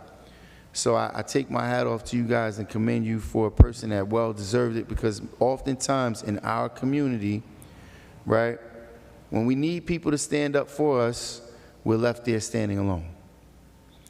And it's no different than those individuals that work at the schools. See, what I'm learning firsthand right now as I'm being drugged through the court process, remember people in our community, as they're consistently disenfranchised and treated poorly by the system, by police, by the courts, by the municipality. If you don't have the money to be able to fight a legal battle, then you could pretty much chalk it up. You could pretty much chalk it up. So all these individuals that are grossly mistreated, if they don't have the wherewithal to be able to go hire their own attorney, see, that's where the people that I share these seats with don't understand their responsibilities. They don't understand what they're called to do.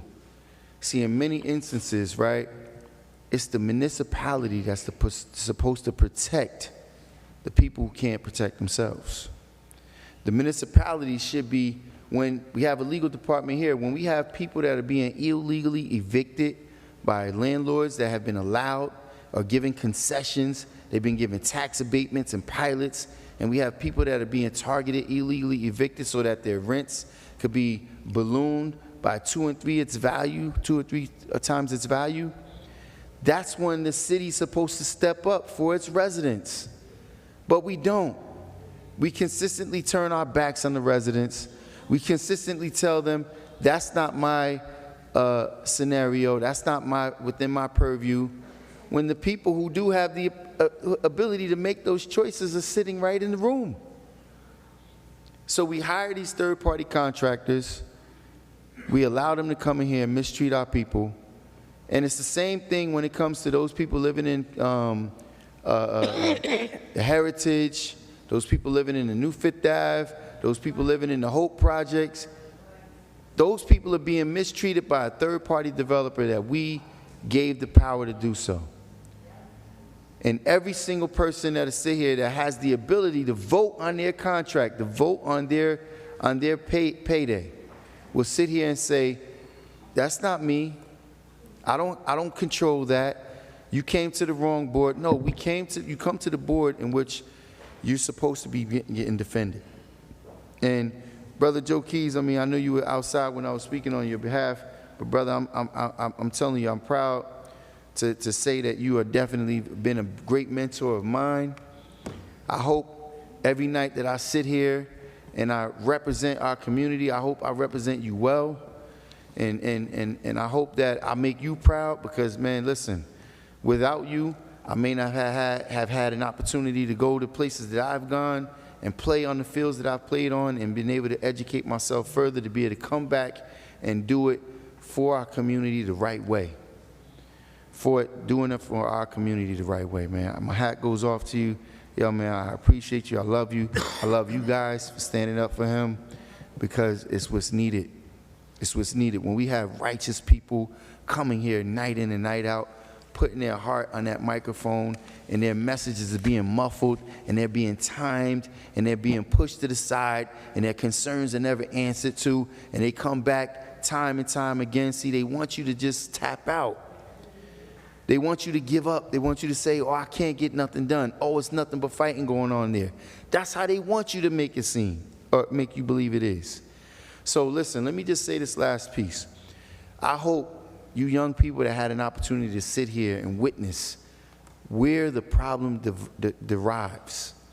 See, when the body's failing, it's an organ that's possibly not working properly. If the heart isn't working properly, the limbs can't work. It's just a fact. And this right here is the heartbeat of the city. And this right here is where the disease is. So I hope all of you have seen and witnessed and pledge that you will then go out, not only spread the word, but you come back and return here with a different mindset.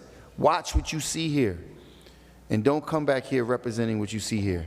Come back here seeking these positions to do right by our community, because that's what's needed. With that being said, Madam Clerk, my vote is yes. Thank you, Councilman. Councilman Mendez. Thank you, Madam Clerk.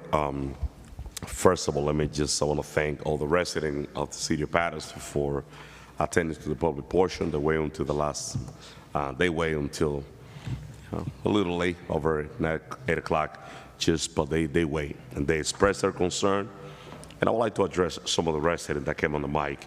And I would like to start by the group of former employees from the Paterson Public Schools.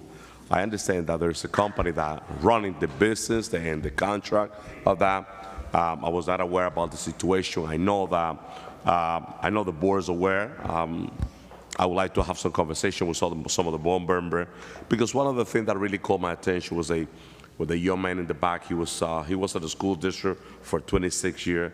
The lady in the front, she was working in the school for close to 30 years. And the gentleman on the corner, he used to work at Norman and Swear, so I know him since my little boy started at Norman and Swear. So they're Paterson residents, and we should listen to them and see how can we be helpful. You know, in another note, I didn't make my comment to just help the director of the UEZ. I work different. I might do things different than other people, but I'm not sitting here to beat other people and to try to bash people and make people feel bad. I understand. I know that he wasn't ready for the presentation. I know that. And on my comment, I told them just two major points of that project. That 5-year plan needs to have the input of all the business owners, and that 5-year plan needs to have the input of the community and elected officials. It's a USC funding, and I know if we utilize those resources the right way, we could impact our community in a very positive way. And we can lose any chance. We cannot waste time with the 5-year plan that doesn't have our input. That's it. And I send it back. And if it will be for me, I will remove it out of the agenda because I'm not ready for vote on that project next week. But I know it's extremely important. And if it's not time sensitive, I will remove it and bring it back. And I'll make sure that he put a presentation together for all the council members and for the community. That's how I work. That's how I work. I don't beat people because they're not ready. I understood he wasn't ready, but that's me. That's just me. We spoke about the budget in the beginning to the administration. I make a recommendation at the beginning of the discussion, and I said this: the city always wait until the last inning to make this decision, tough decision. In the beginning of the conversation, I make the recommendation. We have salary and wage at 4.6 on the budget. When I know that we could bring it down to 2.5, that will take over $2 million right away out of the budget. The recommendation is there. I spoke about those empty positions, take those salary out of those empty positions and remove it from the budget because we have no money for those hiring process, for those hiring. Those are my recommendations. The city of Paterson is going through a very difficult time, residents. We have people that they can't afford another tax increase. We have people that they pay the sewer and they don't have the income. They live on a fixed income. A lot of my residents in the third ward and in this different area of the city of Paterson, they're living on a fixed income. And we're hitting the taxpayer every year. We have to come back to the table. We're living in a city that in order for you to fix a sidewalk, you have to bend over backward. I don't know what you have to do in order to fix the sidewalk. But with the sidewalk, you have to pay for a permit. That revenue will come to the city of Paterson. A lot of the residents, they want to do some renovation, and they have to go through hell to get a permit. So I make it the recommendation to do an analysis, a budget projection, a revenue projection from all the different departments. And I mentioned this again. I've been in the private sector all my life. I've been a business owner for over 18 years, and I know how to put a budget together. If I'll be on that position, I will run the city like a private entity. You need to know how much money you're gonna have, how much money are coming in from each department, in order for you to put the services together. So we gotta go back to the table, and there's a lot of work to be done, because putting those tax increase on the taxpayer is almost impossible. I get phone call every single day. But Paterson, listen, we have to take politics aside when we're here on this day. We will do much better, you know, if we put politics aside and start working together to get something accomplished in every meeting. My vote is yes, Madam Clerk. Thank you, Councilman. Councilman Omar. Thank you, Madam Clerk. I'll be very brief. I want to thank all the residents who came up here to speak, especially because they waited for a while. I commend all of you. And to the students, I tip my hat off to you guys for speaking for what you believe in.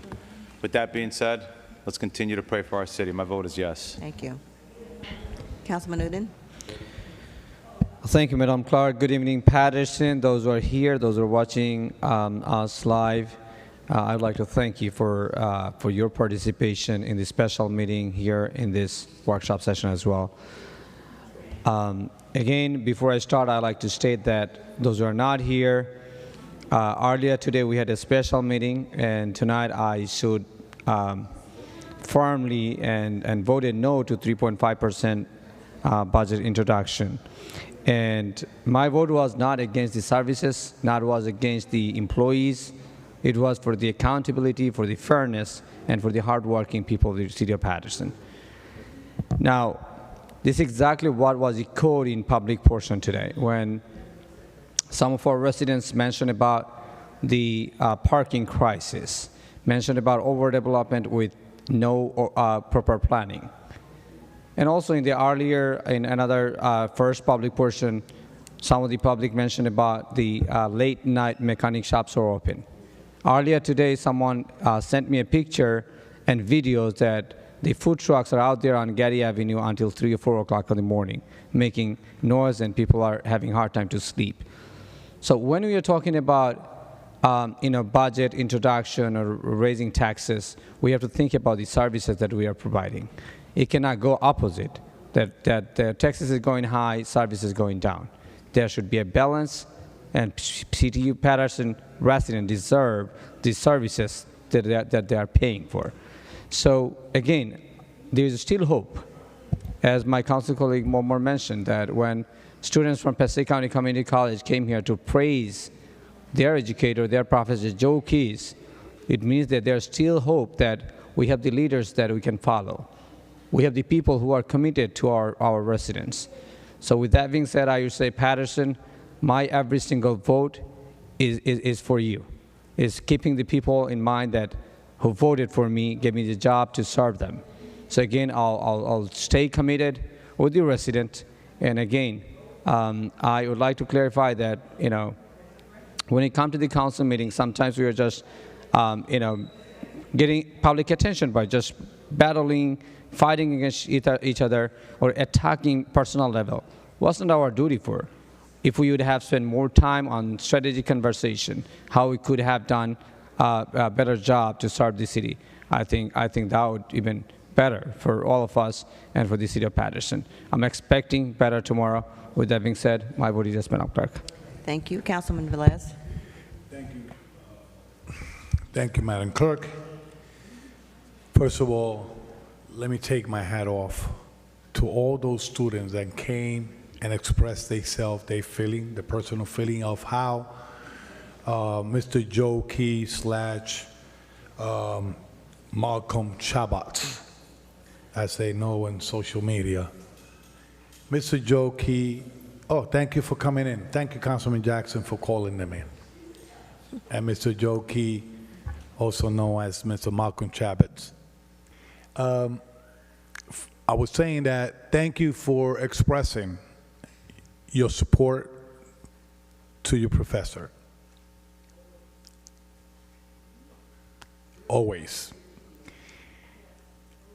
I got to speak from the bottom of my heart. Always.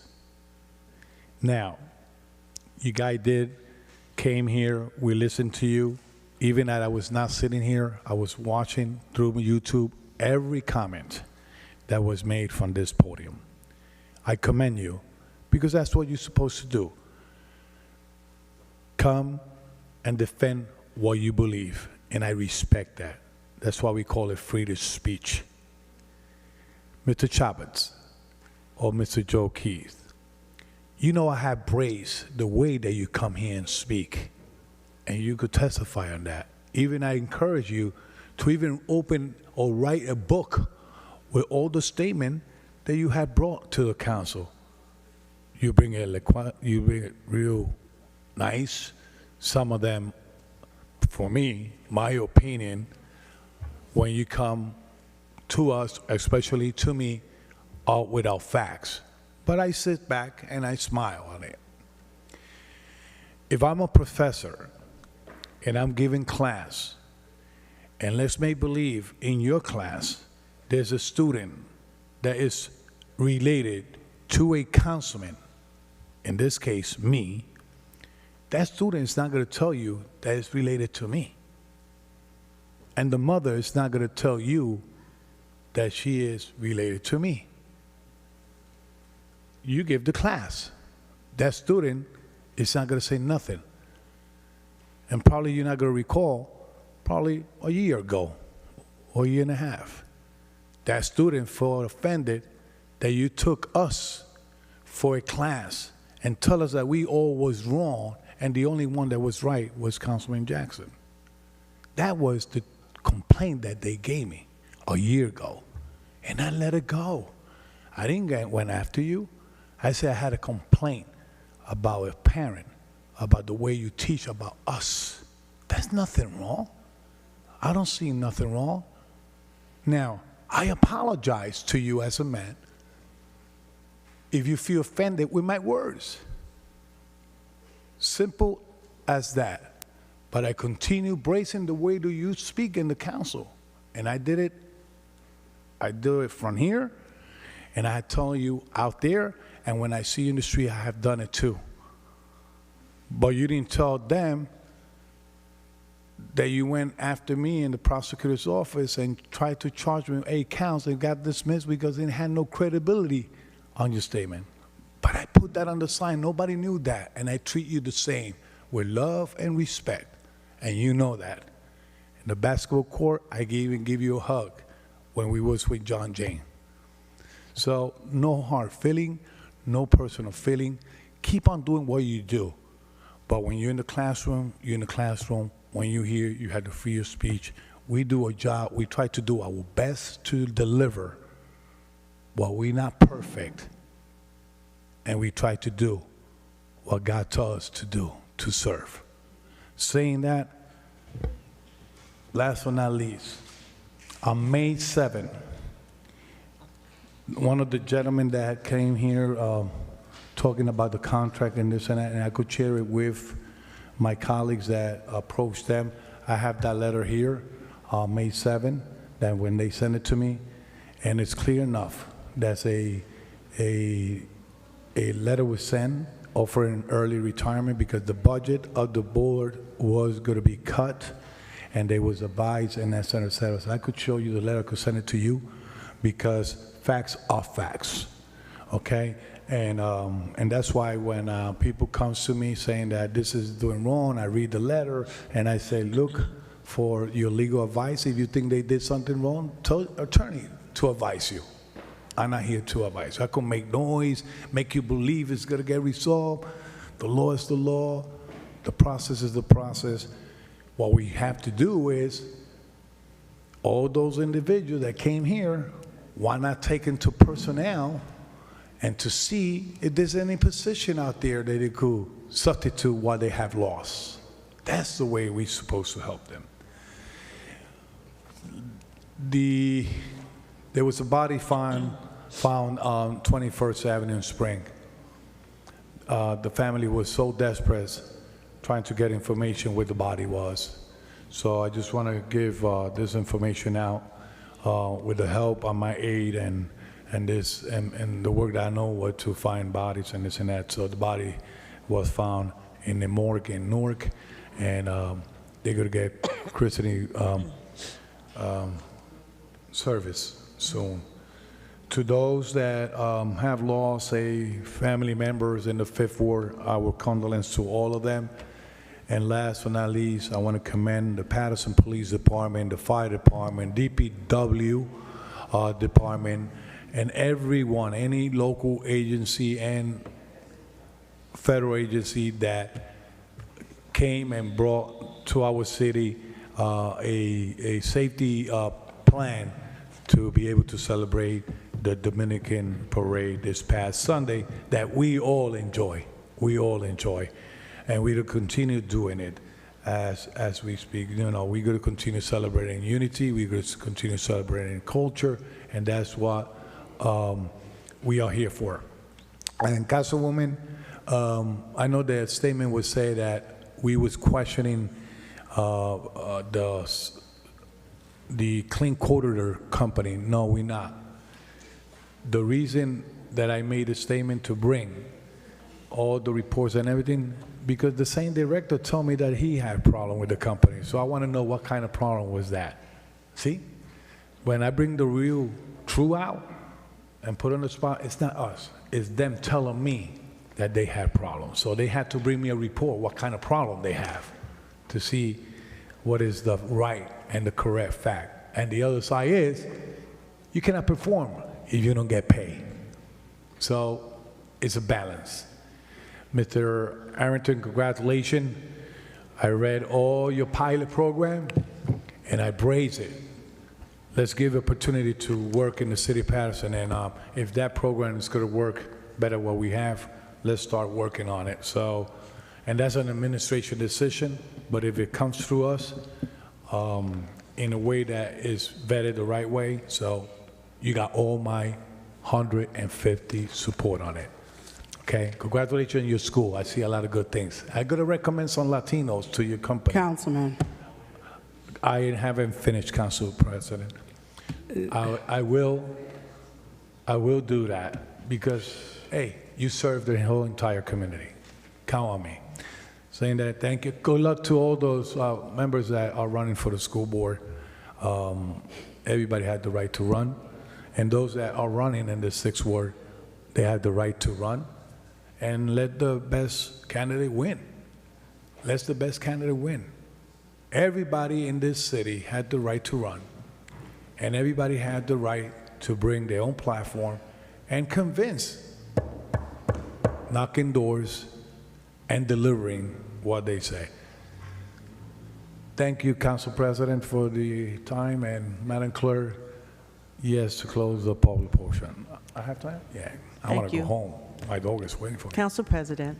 So I will be brief, and I want to say first and foremost, thank you to the public that is present and those that are watching the meeting. I'm an alumni of PCCC. I'm a graduate there. I want to commend all of this, every student that came to speak. As every speaker spoke, I wrote down Professor Elaine Harrington. She used to be the public speaker professor at the college, and now I know my good friend, she's gonna kill me. It'll come to me by the time we're done, but my Kathy Richard, Professor Kathy Richard is now, has taken a mantle and done that. So I want to commend all the speakers that have come to defend your professor and the great work that he has done. And it's great to have some of our students come out to speak on behalf of the work that they're experiencing. To constituent services, he was here, but to those residents that had concerns, Mr. BA, to Corporation Council, can we ensure that the constituent services address the concerns that were adhered to on tonight? Just in closing, before I speak, I'm grateful someone sent me the picture that was trying to circulate. I'm grateful, I love, because I post my own pictures. And so I'll post it on my page tomorrow, but it's a picture of myself, Councilwoman Cotton, and Councilman Uden. I'm drinking, as I stated, a ginger ale with cherries. You could clearly see the cherries in the glass. Councilwoman Cotton has a Coca-Cola soda, and they should have mentioned what I had on my plate, some sesame chicken and some potatoes and all that stuff. They should have mentioned that because it's clearly in the picture. For me, I understand that I tell people all the time, I know for me, I'm commanded to love everybody. And people may not like you, and that doesn't really bother me. But I'm never going to allow anyone to try to diminish or to characterize me to do things that I don't do. I've never in my life drank. I don't go against anyone that does drink. It's just not something I do. So I just wanted to make sure someone sent me the picture, and I do appreciate that I got the picture. But you can't make it be something in the glass that's not there. It's clearly ginger ale. You can see the fizz on the top and the cherries in the bottom. Madam Clerk, with that being said, my vote is yes to close. Thank you. The public portion. Thank you. The votes are 7 in favor, 2 absent. The workshop's public portion is closed. Before we suspend the meeting to go into executive session, to Health and Human Services, the item for the Youth Council and for AIDS will go on consent. To Director, who has been sitting here patiently, Billy, item 28 and 29, which I know Councilman Mendez will be happy about. Both of those, all 4 of these items will go on consent because we got to move forward with these items. So DPW, Health and Human Services, can I get a motion to suspend the workshop and go into executive session? So move. Suspend. Moved by Councilman Mendez, second by Councilman Velez. Roll call to suspend, suspend the workshop and go into executive session. Director, Billy. Roll call, Madam Clerk. Roll call, Madam Clerk. Roll call to suspend the workshop and go into executive session. Council- Roll call. Yes, before my vote, Director, Discussion. just make sure when you come back, explain the type of floor that we have at the council chamber, okay? Thank you. My vote is yes. Yes. Councilwoman Dabla. Thank you. Councilman Mendez. Yes. His vote is. Councilman Omar. My vote is yes, Madam Clerk. Councilman Udine.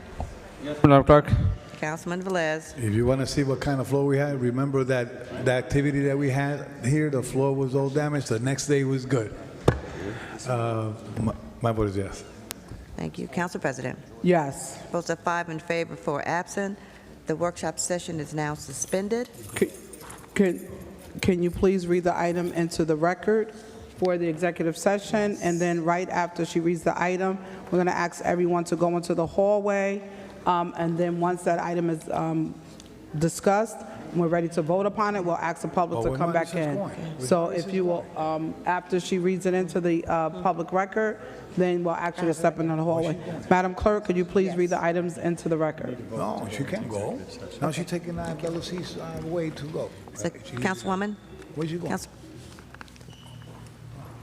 Council President, we Yes. need a vote to go into executive session. Resolution. Okay, the What- resolution first, right? You took a vote to suspend the. Right, now. Now you're going to take the vote on the resolution to go into executive. Okay, all right. Madam Clerk, to read the resolution. Okay. It's a resolution authorizing the municipal council executive or closed session in or adjoining the city council chambers, 155 Market Street, to discuss pending litigation in the matter of Marcus Fuller versus City of Paterson Law, Resolution number 25:431. Formal action will be taken. So move. Moved by Councilman Velez, second by Councilman Omar. Roll call, Madam Clerk. Roll call to go into executive session. Councilman Mendez. Yes. Thank you. Councilman Omar. Yes. Councilman Udine. Yes. Councilman Velez. Yes. Council President. Yes. Okay, 5 in favor, 4 absent. Executive session is now open. Anyone who's not affiliated with this, you have to be removed. Oh, Yes, so Councilman Jackson? to the did you public, vote? we'll be back in a couple minutes. We'll be back in a couple minutes. If everyone else can step into the hallway gotta go. except for the lawyers. Yeah. Go ahead. Why is he sitting back there? Officer, if you can make sure everybody's in the hall. Mr. Keys?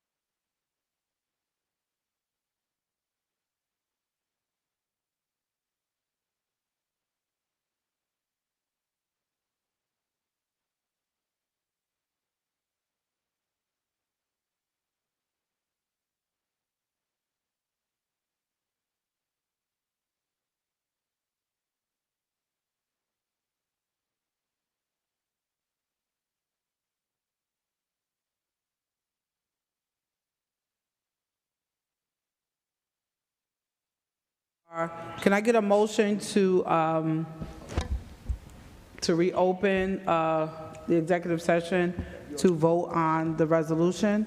Moved by Councilwoman Cotton. Motion. Second by Councilman Mendez and Second. Councilman Omar. Roll call to reopen the executive session, Madam Clerk. To reopen, okay. I'm sorry? Special meeting. To reopen the special meeting. Okay. We have to wait for Rafael. There's no one out there. Oh, Rafael, you're right. Okay. Oh, he's right. Okay. Okay. Oh. Roll call to reopen the special meeting. Councilwoman Cotton?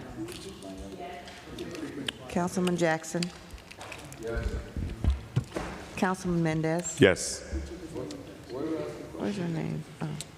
Councilman Omar? Yes. Councilman Udine? Yes, Madam Clerk. Council President? Council President. Council President? Councilman Velez.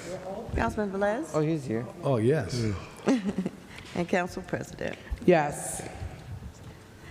Votes are 7 in favor, 2 absent. The special meeting is reopened. Madam Clerk, can you read the item, please? For Item, vote? resolution authorizing settlement of pending litigation claim in the matter of Marcus Fuller versus City of Paterson law, resolution number 25:432, formal action will be taken. Moved by Move it. Councilwoman Cotton, second by Councilman Second. Velez and Councilman Omar. Roll call, Madam Clerk, on item number 8. Roll call on item number 8 for adoption. Councilwoman Cotton. Councilman Jackson. Thank you, Madam Clerk. I have a very difficult time supporting this. Way too often, I'm consistently seeing the city not hold up to its commitment to those people who put themselves, forward to help improve the city.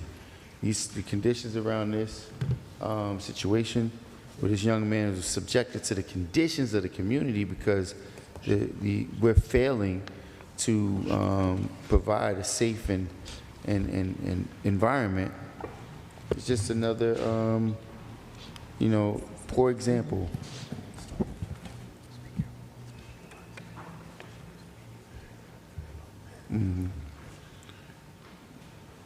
But, from my perspective, we have to, when there's a commitment made, we have to hold up to that commitment, and we're not doing that. And a simple settlement is just not enough. My vote is no, Madam Clerk. Thank you, Councilman. Councilman Mendez. Yes. Councilman Omar. Yes. Councilman Udine. Yes. Councilman Velez. Yes. Council President. Yes. Votes are 6 in favor, 1 against, 2 absent. That's right? Okay. Motion to close the special meeting? So move. Second. May I announce the votes? Oh, yes, you could, ma'am. Item number 8 is hereby adopted. Thank you. Motion to close. Go Move ahead. to Motion close. to close by Councilman Velez, second by Councilman Mendez. Motion to close the special meeting. Roll call, Madam Clerk. Roll call to close the special meeting. Councilwoman Cotton. Councilman Jackson. Yes. Councilman Mendez. Yes.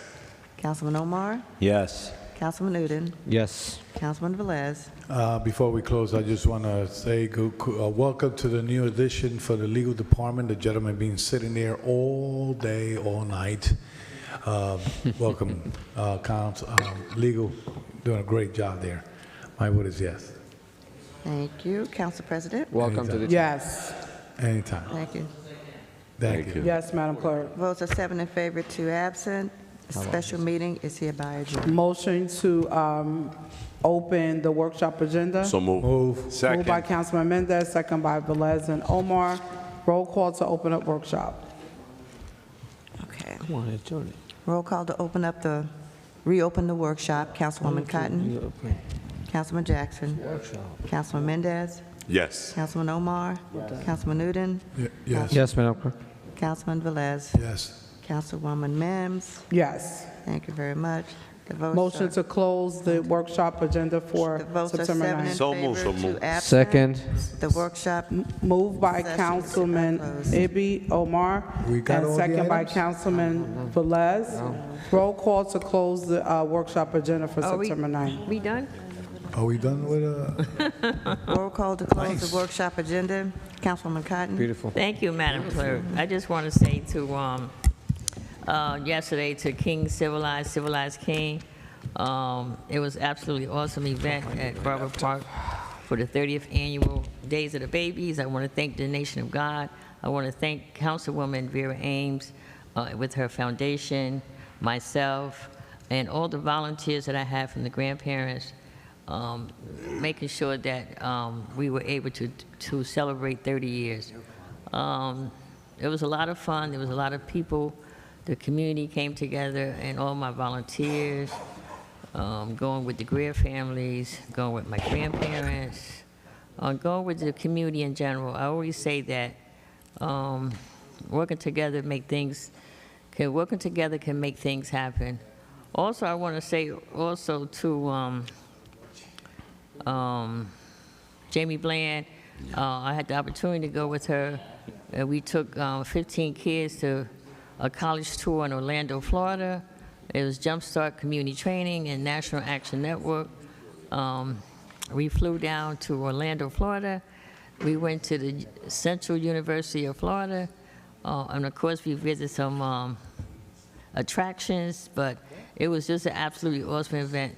And some of the kids that we took to Florida, we also took to Selma, Alabama, to cross the bridge, the George Peckasey Bridge, where Martin Luther King made that walk 60 years ago. I want to thank everyone that came tonight for the meeting. There's always, just reach out to any of the council members here or myself for anything that you would like to get resolved or that you need some help with in your block. And also, we also are starting to have our crime prevention through environmental design. We had a meeting on Monday. I want to thank Teresa and Sasha from the Paterson Habitat for continuing to help me to keep the crime prevention through environmental design going. With that being said, I want to say to Madam Clerk, I appreciate you. Truly, I appreciate you because you've been here from a long time, day one. And your staff in your office, I just want to let you know that I'm always here to help you no matter what. So I appreciate you, our Deputy Clerk. And to my council members, enjoy. To my Corporation Council, Amen. Abushi, to my BA, Mark Seaman, my CFO not here. But to you all out there, just call if you do not understand something. Just call and see how you can figure out. My thing is that you may not know where to go, but we need to try to figure out where you need to go. With that being said, Madam Clerk, my vote is yes. Thank you, everyone. Have a good night. God bless you all out there. Thank you. Thank you. Councilman Jackson. Thank you, Madam Clerk. I'm going to be as brief as possible. I think I've said enough this evening. The proof is in the pudding, and there's gross failures all around the city, and that's because the people who've been tasked to do these jobs lack the experience, lack the integrity, and lack the expertise to make sure that the jobs are done favorably for the community. And if tonight didn't exemplify that, I don't know what will. Through the chair, Madam Clerk, I'll be handing this document over to you. Corporation Council, this is an open request of which I'm surprised that we still, at this point, council members have to submit open requests. We should have access. There's a communication that took place between employees that I want to get access to those communications. I've outlined it here in this open request, and we have to start holding employees accountable for their actions, and that's across the board. So, Madam Clerk, I will be giving you this before I leave out, and my vote is yes. Thank you, Councilman. Councilman Mendez.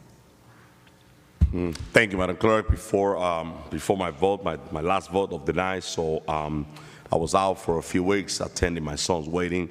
I'm back, ready and full of energy to serve, to continue serving the community. Actually, yesterday was my son and my daughter's birthday. Happy birthday, Alexander and Maya Mendez. May God continue blessing you with long life. Yesterday, yes. Yesterday was your birthday? September 8th? Happy birthday, Council. So September 8th, Alexander Mendez is turning 25, and Maya Mendez is turning 21, September 8th. They're 4 years apart. So yesterday was their birthday, so happy birthday to my two beautiful, wonderful children. So with that being said, let me just, Paterson, listen, enforcement, the lack of enforcement is what affecting the city the most. And I want to say this, a lot of residents of the city of Paterson, they have the privilege to have a handicap. If you have the privilege to have a handicap in front of your house, make sure you utilize it the right way. If we get a complaint that you're not utilizing your handicap and you're parking the car outside the handicap, saving parking, doing all kind of things. I mean, listen, if you get a complaint, you're going to lose your handicap. You're going to lose that privilege. Let me encourage all the residents to please utilize your handicap, and if you see a person that move out of the block, call public works, call your councilman, and just request it. That way we could send this open spot to the general public. Also, commercial truck. If you own a company, please, you need to have a yard to park your truck. You cannot leave those commercial trucks overnight parking. They're going to be ticketed and towing. Parking is very limited in the city of Paterson. Please keep that in mind. And to the administration, we have to keep going after those people that are dumping garbage in the city of Paterson, 20th Avenue and East 33rd, and East 34th, I'm sorry. I have people dumping garbage there every night. So where's those cameras? For the next meeting, Council President, you mentioned that before, we need a report about those 80 cameras that we are supposed to have citywide. At least we need to have a meeting and at least a report on how they spent that $1 million to buy those 80 cameras, and at least to have an idea where they are by Market Street, by the end of Market Street, by the supermarket, behind Heritage Place. That's a dumping ground. People dumping there all the time. And our DPW workers, we're spending thousands of dollars going back and just cleaning that area. We need a camera there. Last but not least, Corporation Council, I make a request for this legislation to make it illegal for people that drive those dirt bike or those e-bikes on the sidewalk. So we need a legislation to make that illegal in the city of Paterson. A senior lost his life in New York. An old man lost his life in New York with one of those e-bike, and it's been a multiple accident in the city of Paterson because people driving the sidewalk like 40 miles per hour. So where our seniors are going to walk? So they're gonna have to walk in the street because we have people with those e-bike all over the city of Paterson on the sidewalk. We need that legislation as soon as possible, and I know my Council Cali will definitely approve this. Council Cali, let's continue pushing. I know we gotta make tough decisions to get the city back on track. We have to. And I'm going to say this just in closing. We got to pick and choose. I'm going to repeat this. We have to pick and choose. I mean, this city, we have the opportunity to get a lot of revenue. If we do things the right way, we leaving a lot of revenue on the table. But when I hear that people want to make some renovation, fix the sidewalk, fix the facade of the property, and they have to go through hell to get a permit. You know what we're doing? We're pushing them to do those jobs illegal without permit. That's what we're doing. And at the same time, we're losing the revenue. That's what we're doing. And we want an inspector on the weekend to go after those people. But at the same time, it's impossible for them to get the permit. So what are we doing here? We want to close business. We want to go after business when it's so hard to have a business in the city of Paterson. But we want to raise taxes. All I'm saying is that we're leaving a lot of money on the table, but we got to work with the people that we have in the city of Paterson doing business. Good night, Paterson. We're back. Cell phone number 973-930-1436. My vote is yes, Madam Clerk. Thank you, Councilman Omar. Thank you, Madam Clerk. I'm just going to be very brief. To all my 6th Ward residents, I am knocking on doors. I am up on the ballot in the upcoming November election, and I look forward to meeting each and every single one of you. And before I do vote, happy birthday, Councilman Jackson. Hope you enjoyed it. And happy birthday to your son as well. Oh, thank you. My vote is yes. Thank you. Good night, Paterson. Councilman Udine. Good night, Paterson. My vote is yes. Thank you, Councilman Velez. Thank you, Madam Clerk. I just want to say thank you one more time to the Paterson Police Department, Fire Department, DPW for conducting a well job at the parade and before the parade, making sure the residents of the city of Paterson were safe. One thing I got to say, and I want my colleague to listen to this, and I got to say it loud and clear. I'm not responsible of making any decision at that Sunday from 10 to 10 at night to order to close liquor store and bar along the parade or Market Street. I am not the making decision of that. So if you hear that I was the guy on fault, I'm not the administration, I'm not the mayor, I'm the councilman. I was the first one to question why the decision was made, and they came back and gave me a valid response. So, and you could see the results after the parade or before the parade, but they did a great job in doing what they have to do. Mendez and myself and other people in the community really enjoy it. I really enjoy it, the parade this year. And it's a good thing. Mr. BA, I just want to elaborate that Grant Street and Bruce Street, we have 4 schools there. Please, if you have a meeting, involve me in that meeting. Please, involve me in that meeting. I spoke to Bob Garashi. At least he hired a off-duty officer to address the illegal individual parking on Route 19. But at the same time, something had to get done there. A early dismissal from one school or late, all that recommendation that we've been talking along in the area. So please count me in. Working together, we could get things done. Last but not least, I was surprised to receive a postcard, a beautiful postcard, a gold one, with a big thank you saying, "Dear Councilman Velez, thank you for your hard work and dedication during the water crisis. You appreciate Council President Liz Simmons." That's the change that people really want to see. A lot of us did what we had to do. We didn't have to put it out there. We didn't have to make up and down dance or whatever, but we're doing the job. Thank you for this recognition to the council. It's a small token. That's what the penny means about it. It's a small token, but it means a lot. It means a lot. And we didn't need a press conference on it. So thank you. God bless you. And let's keep on praying one each other. Let's keep on continue praying with the family of our former city clerk, Madam Murray, her family, and everyone that works in the division of city clerk office. Saying that, let me see. Let's remind everyone that we're going to have a 9/11 this Thursday ceremony. Is welcome to all the entire community.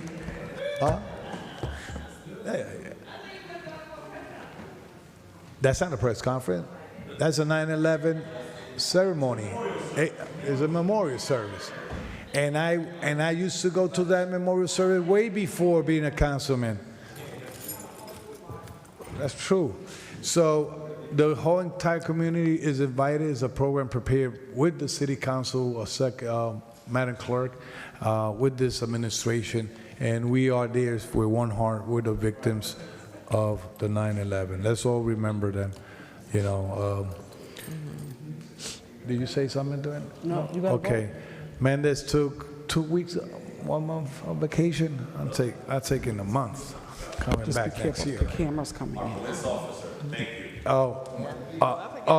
Police, Mr. BA, last but not least, Mr. BA, please give me a last status of when they're going to get the retroactive, the police department, and where we stand with the fire department contract. if you could want to meet with me on where we at on that. Send an email. No, I'm not sending it. I could go to the second floor. I could knock the door, Well, at least you have a track. right? I could do that, yeah. Everything's an email to block what I want to talk. Okay. Yeah, saying, thank you, Secretary. It's her first meeting tonight. It is her first. Yeah, no, she was here. she look at herself. No, she was here before. Yeah. Councilwoman Cotton, let him close, please. Yeah, I want to close. If you let me finish, I Oh, could you know close. what? Your vote, Councilman? Mr. Bucci, God, thank you. Huh? Your vote? Mr. Bucci, I have a resolution, an ordinance for city-wide parking permit sitting on the legal department. And it's already drafted, it was vetted through committee, DPW way back. Can you advise Owen to bring it to the committee for we could do the last checkup on it and move it to the council for a vote?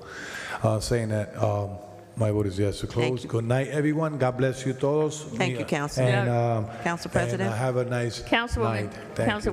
Council President, if I may, Councilwoman please. Cotton. I just want to say, one of the ladies was here tonight, and just remind the community that Bethel AME Church on 2 Auburn Street is now open under the pastor Marie Lagan.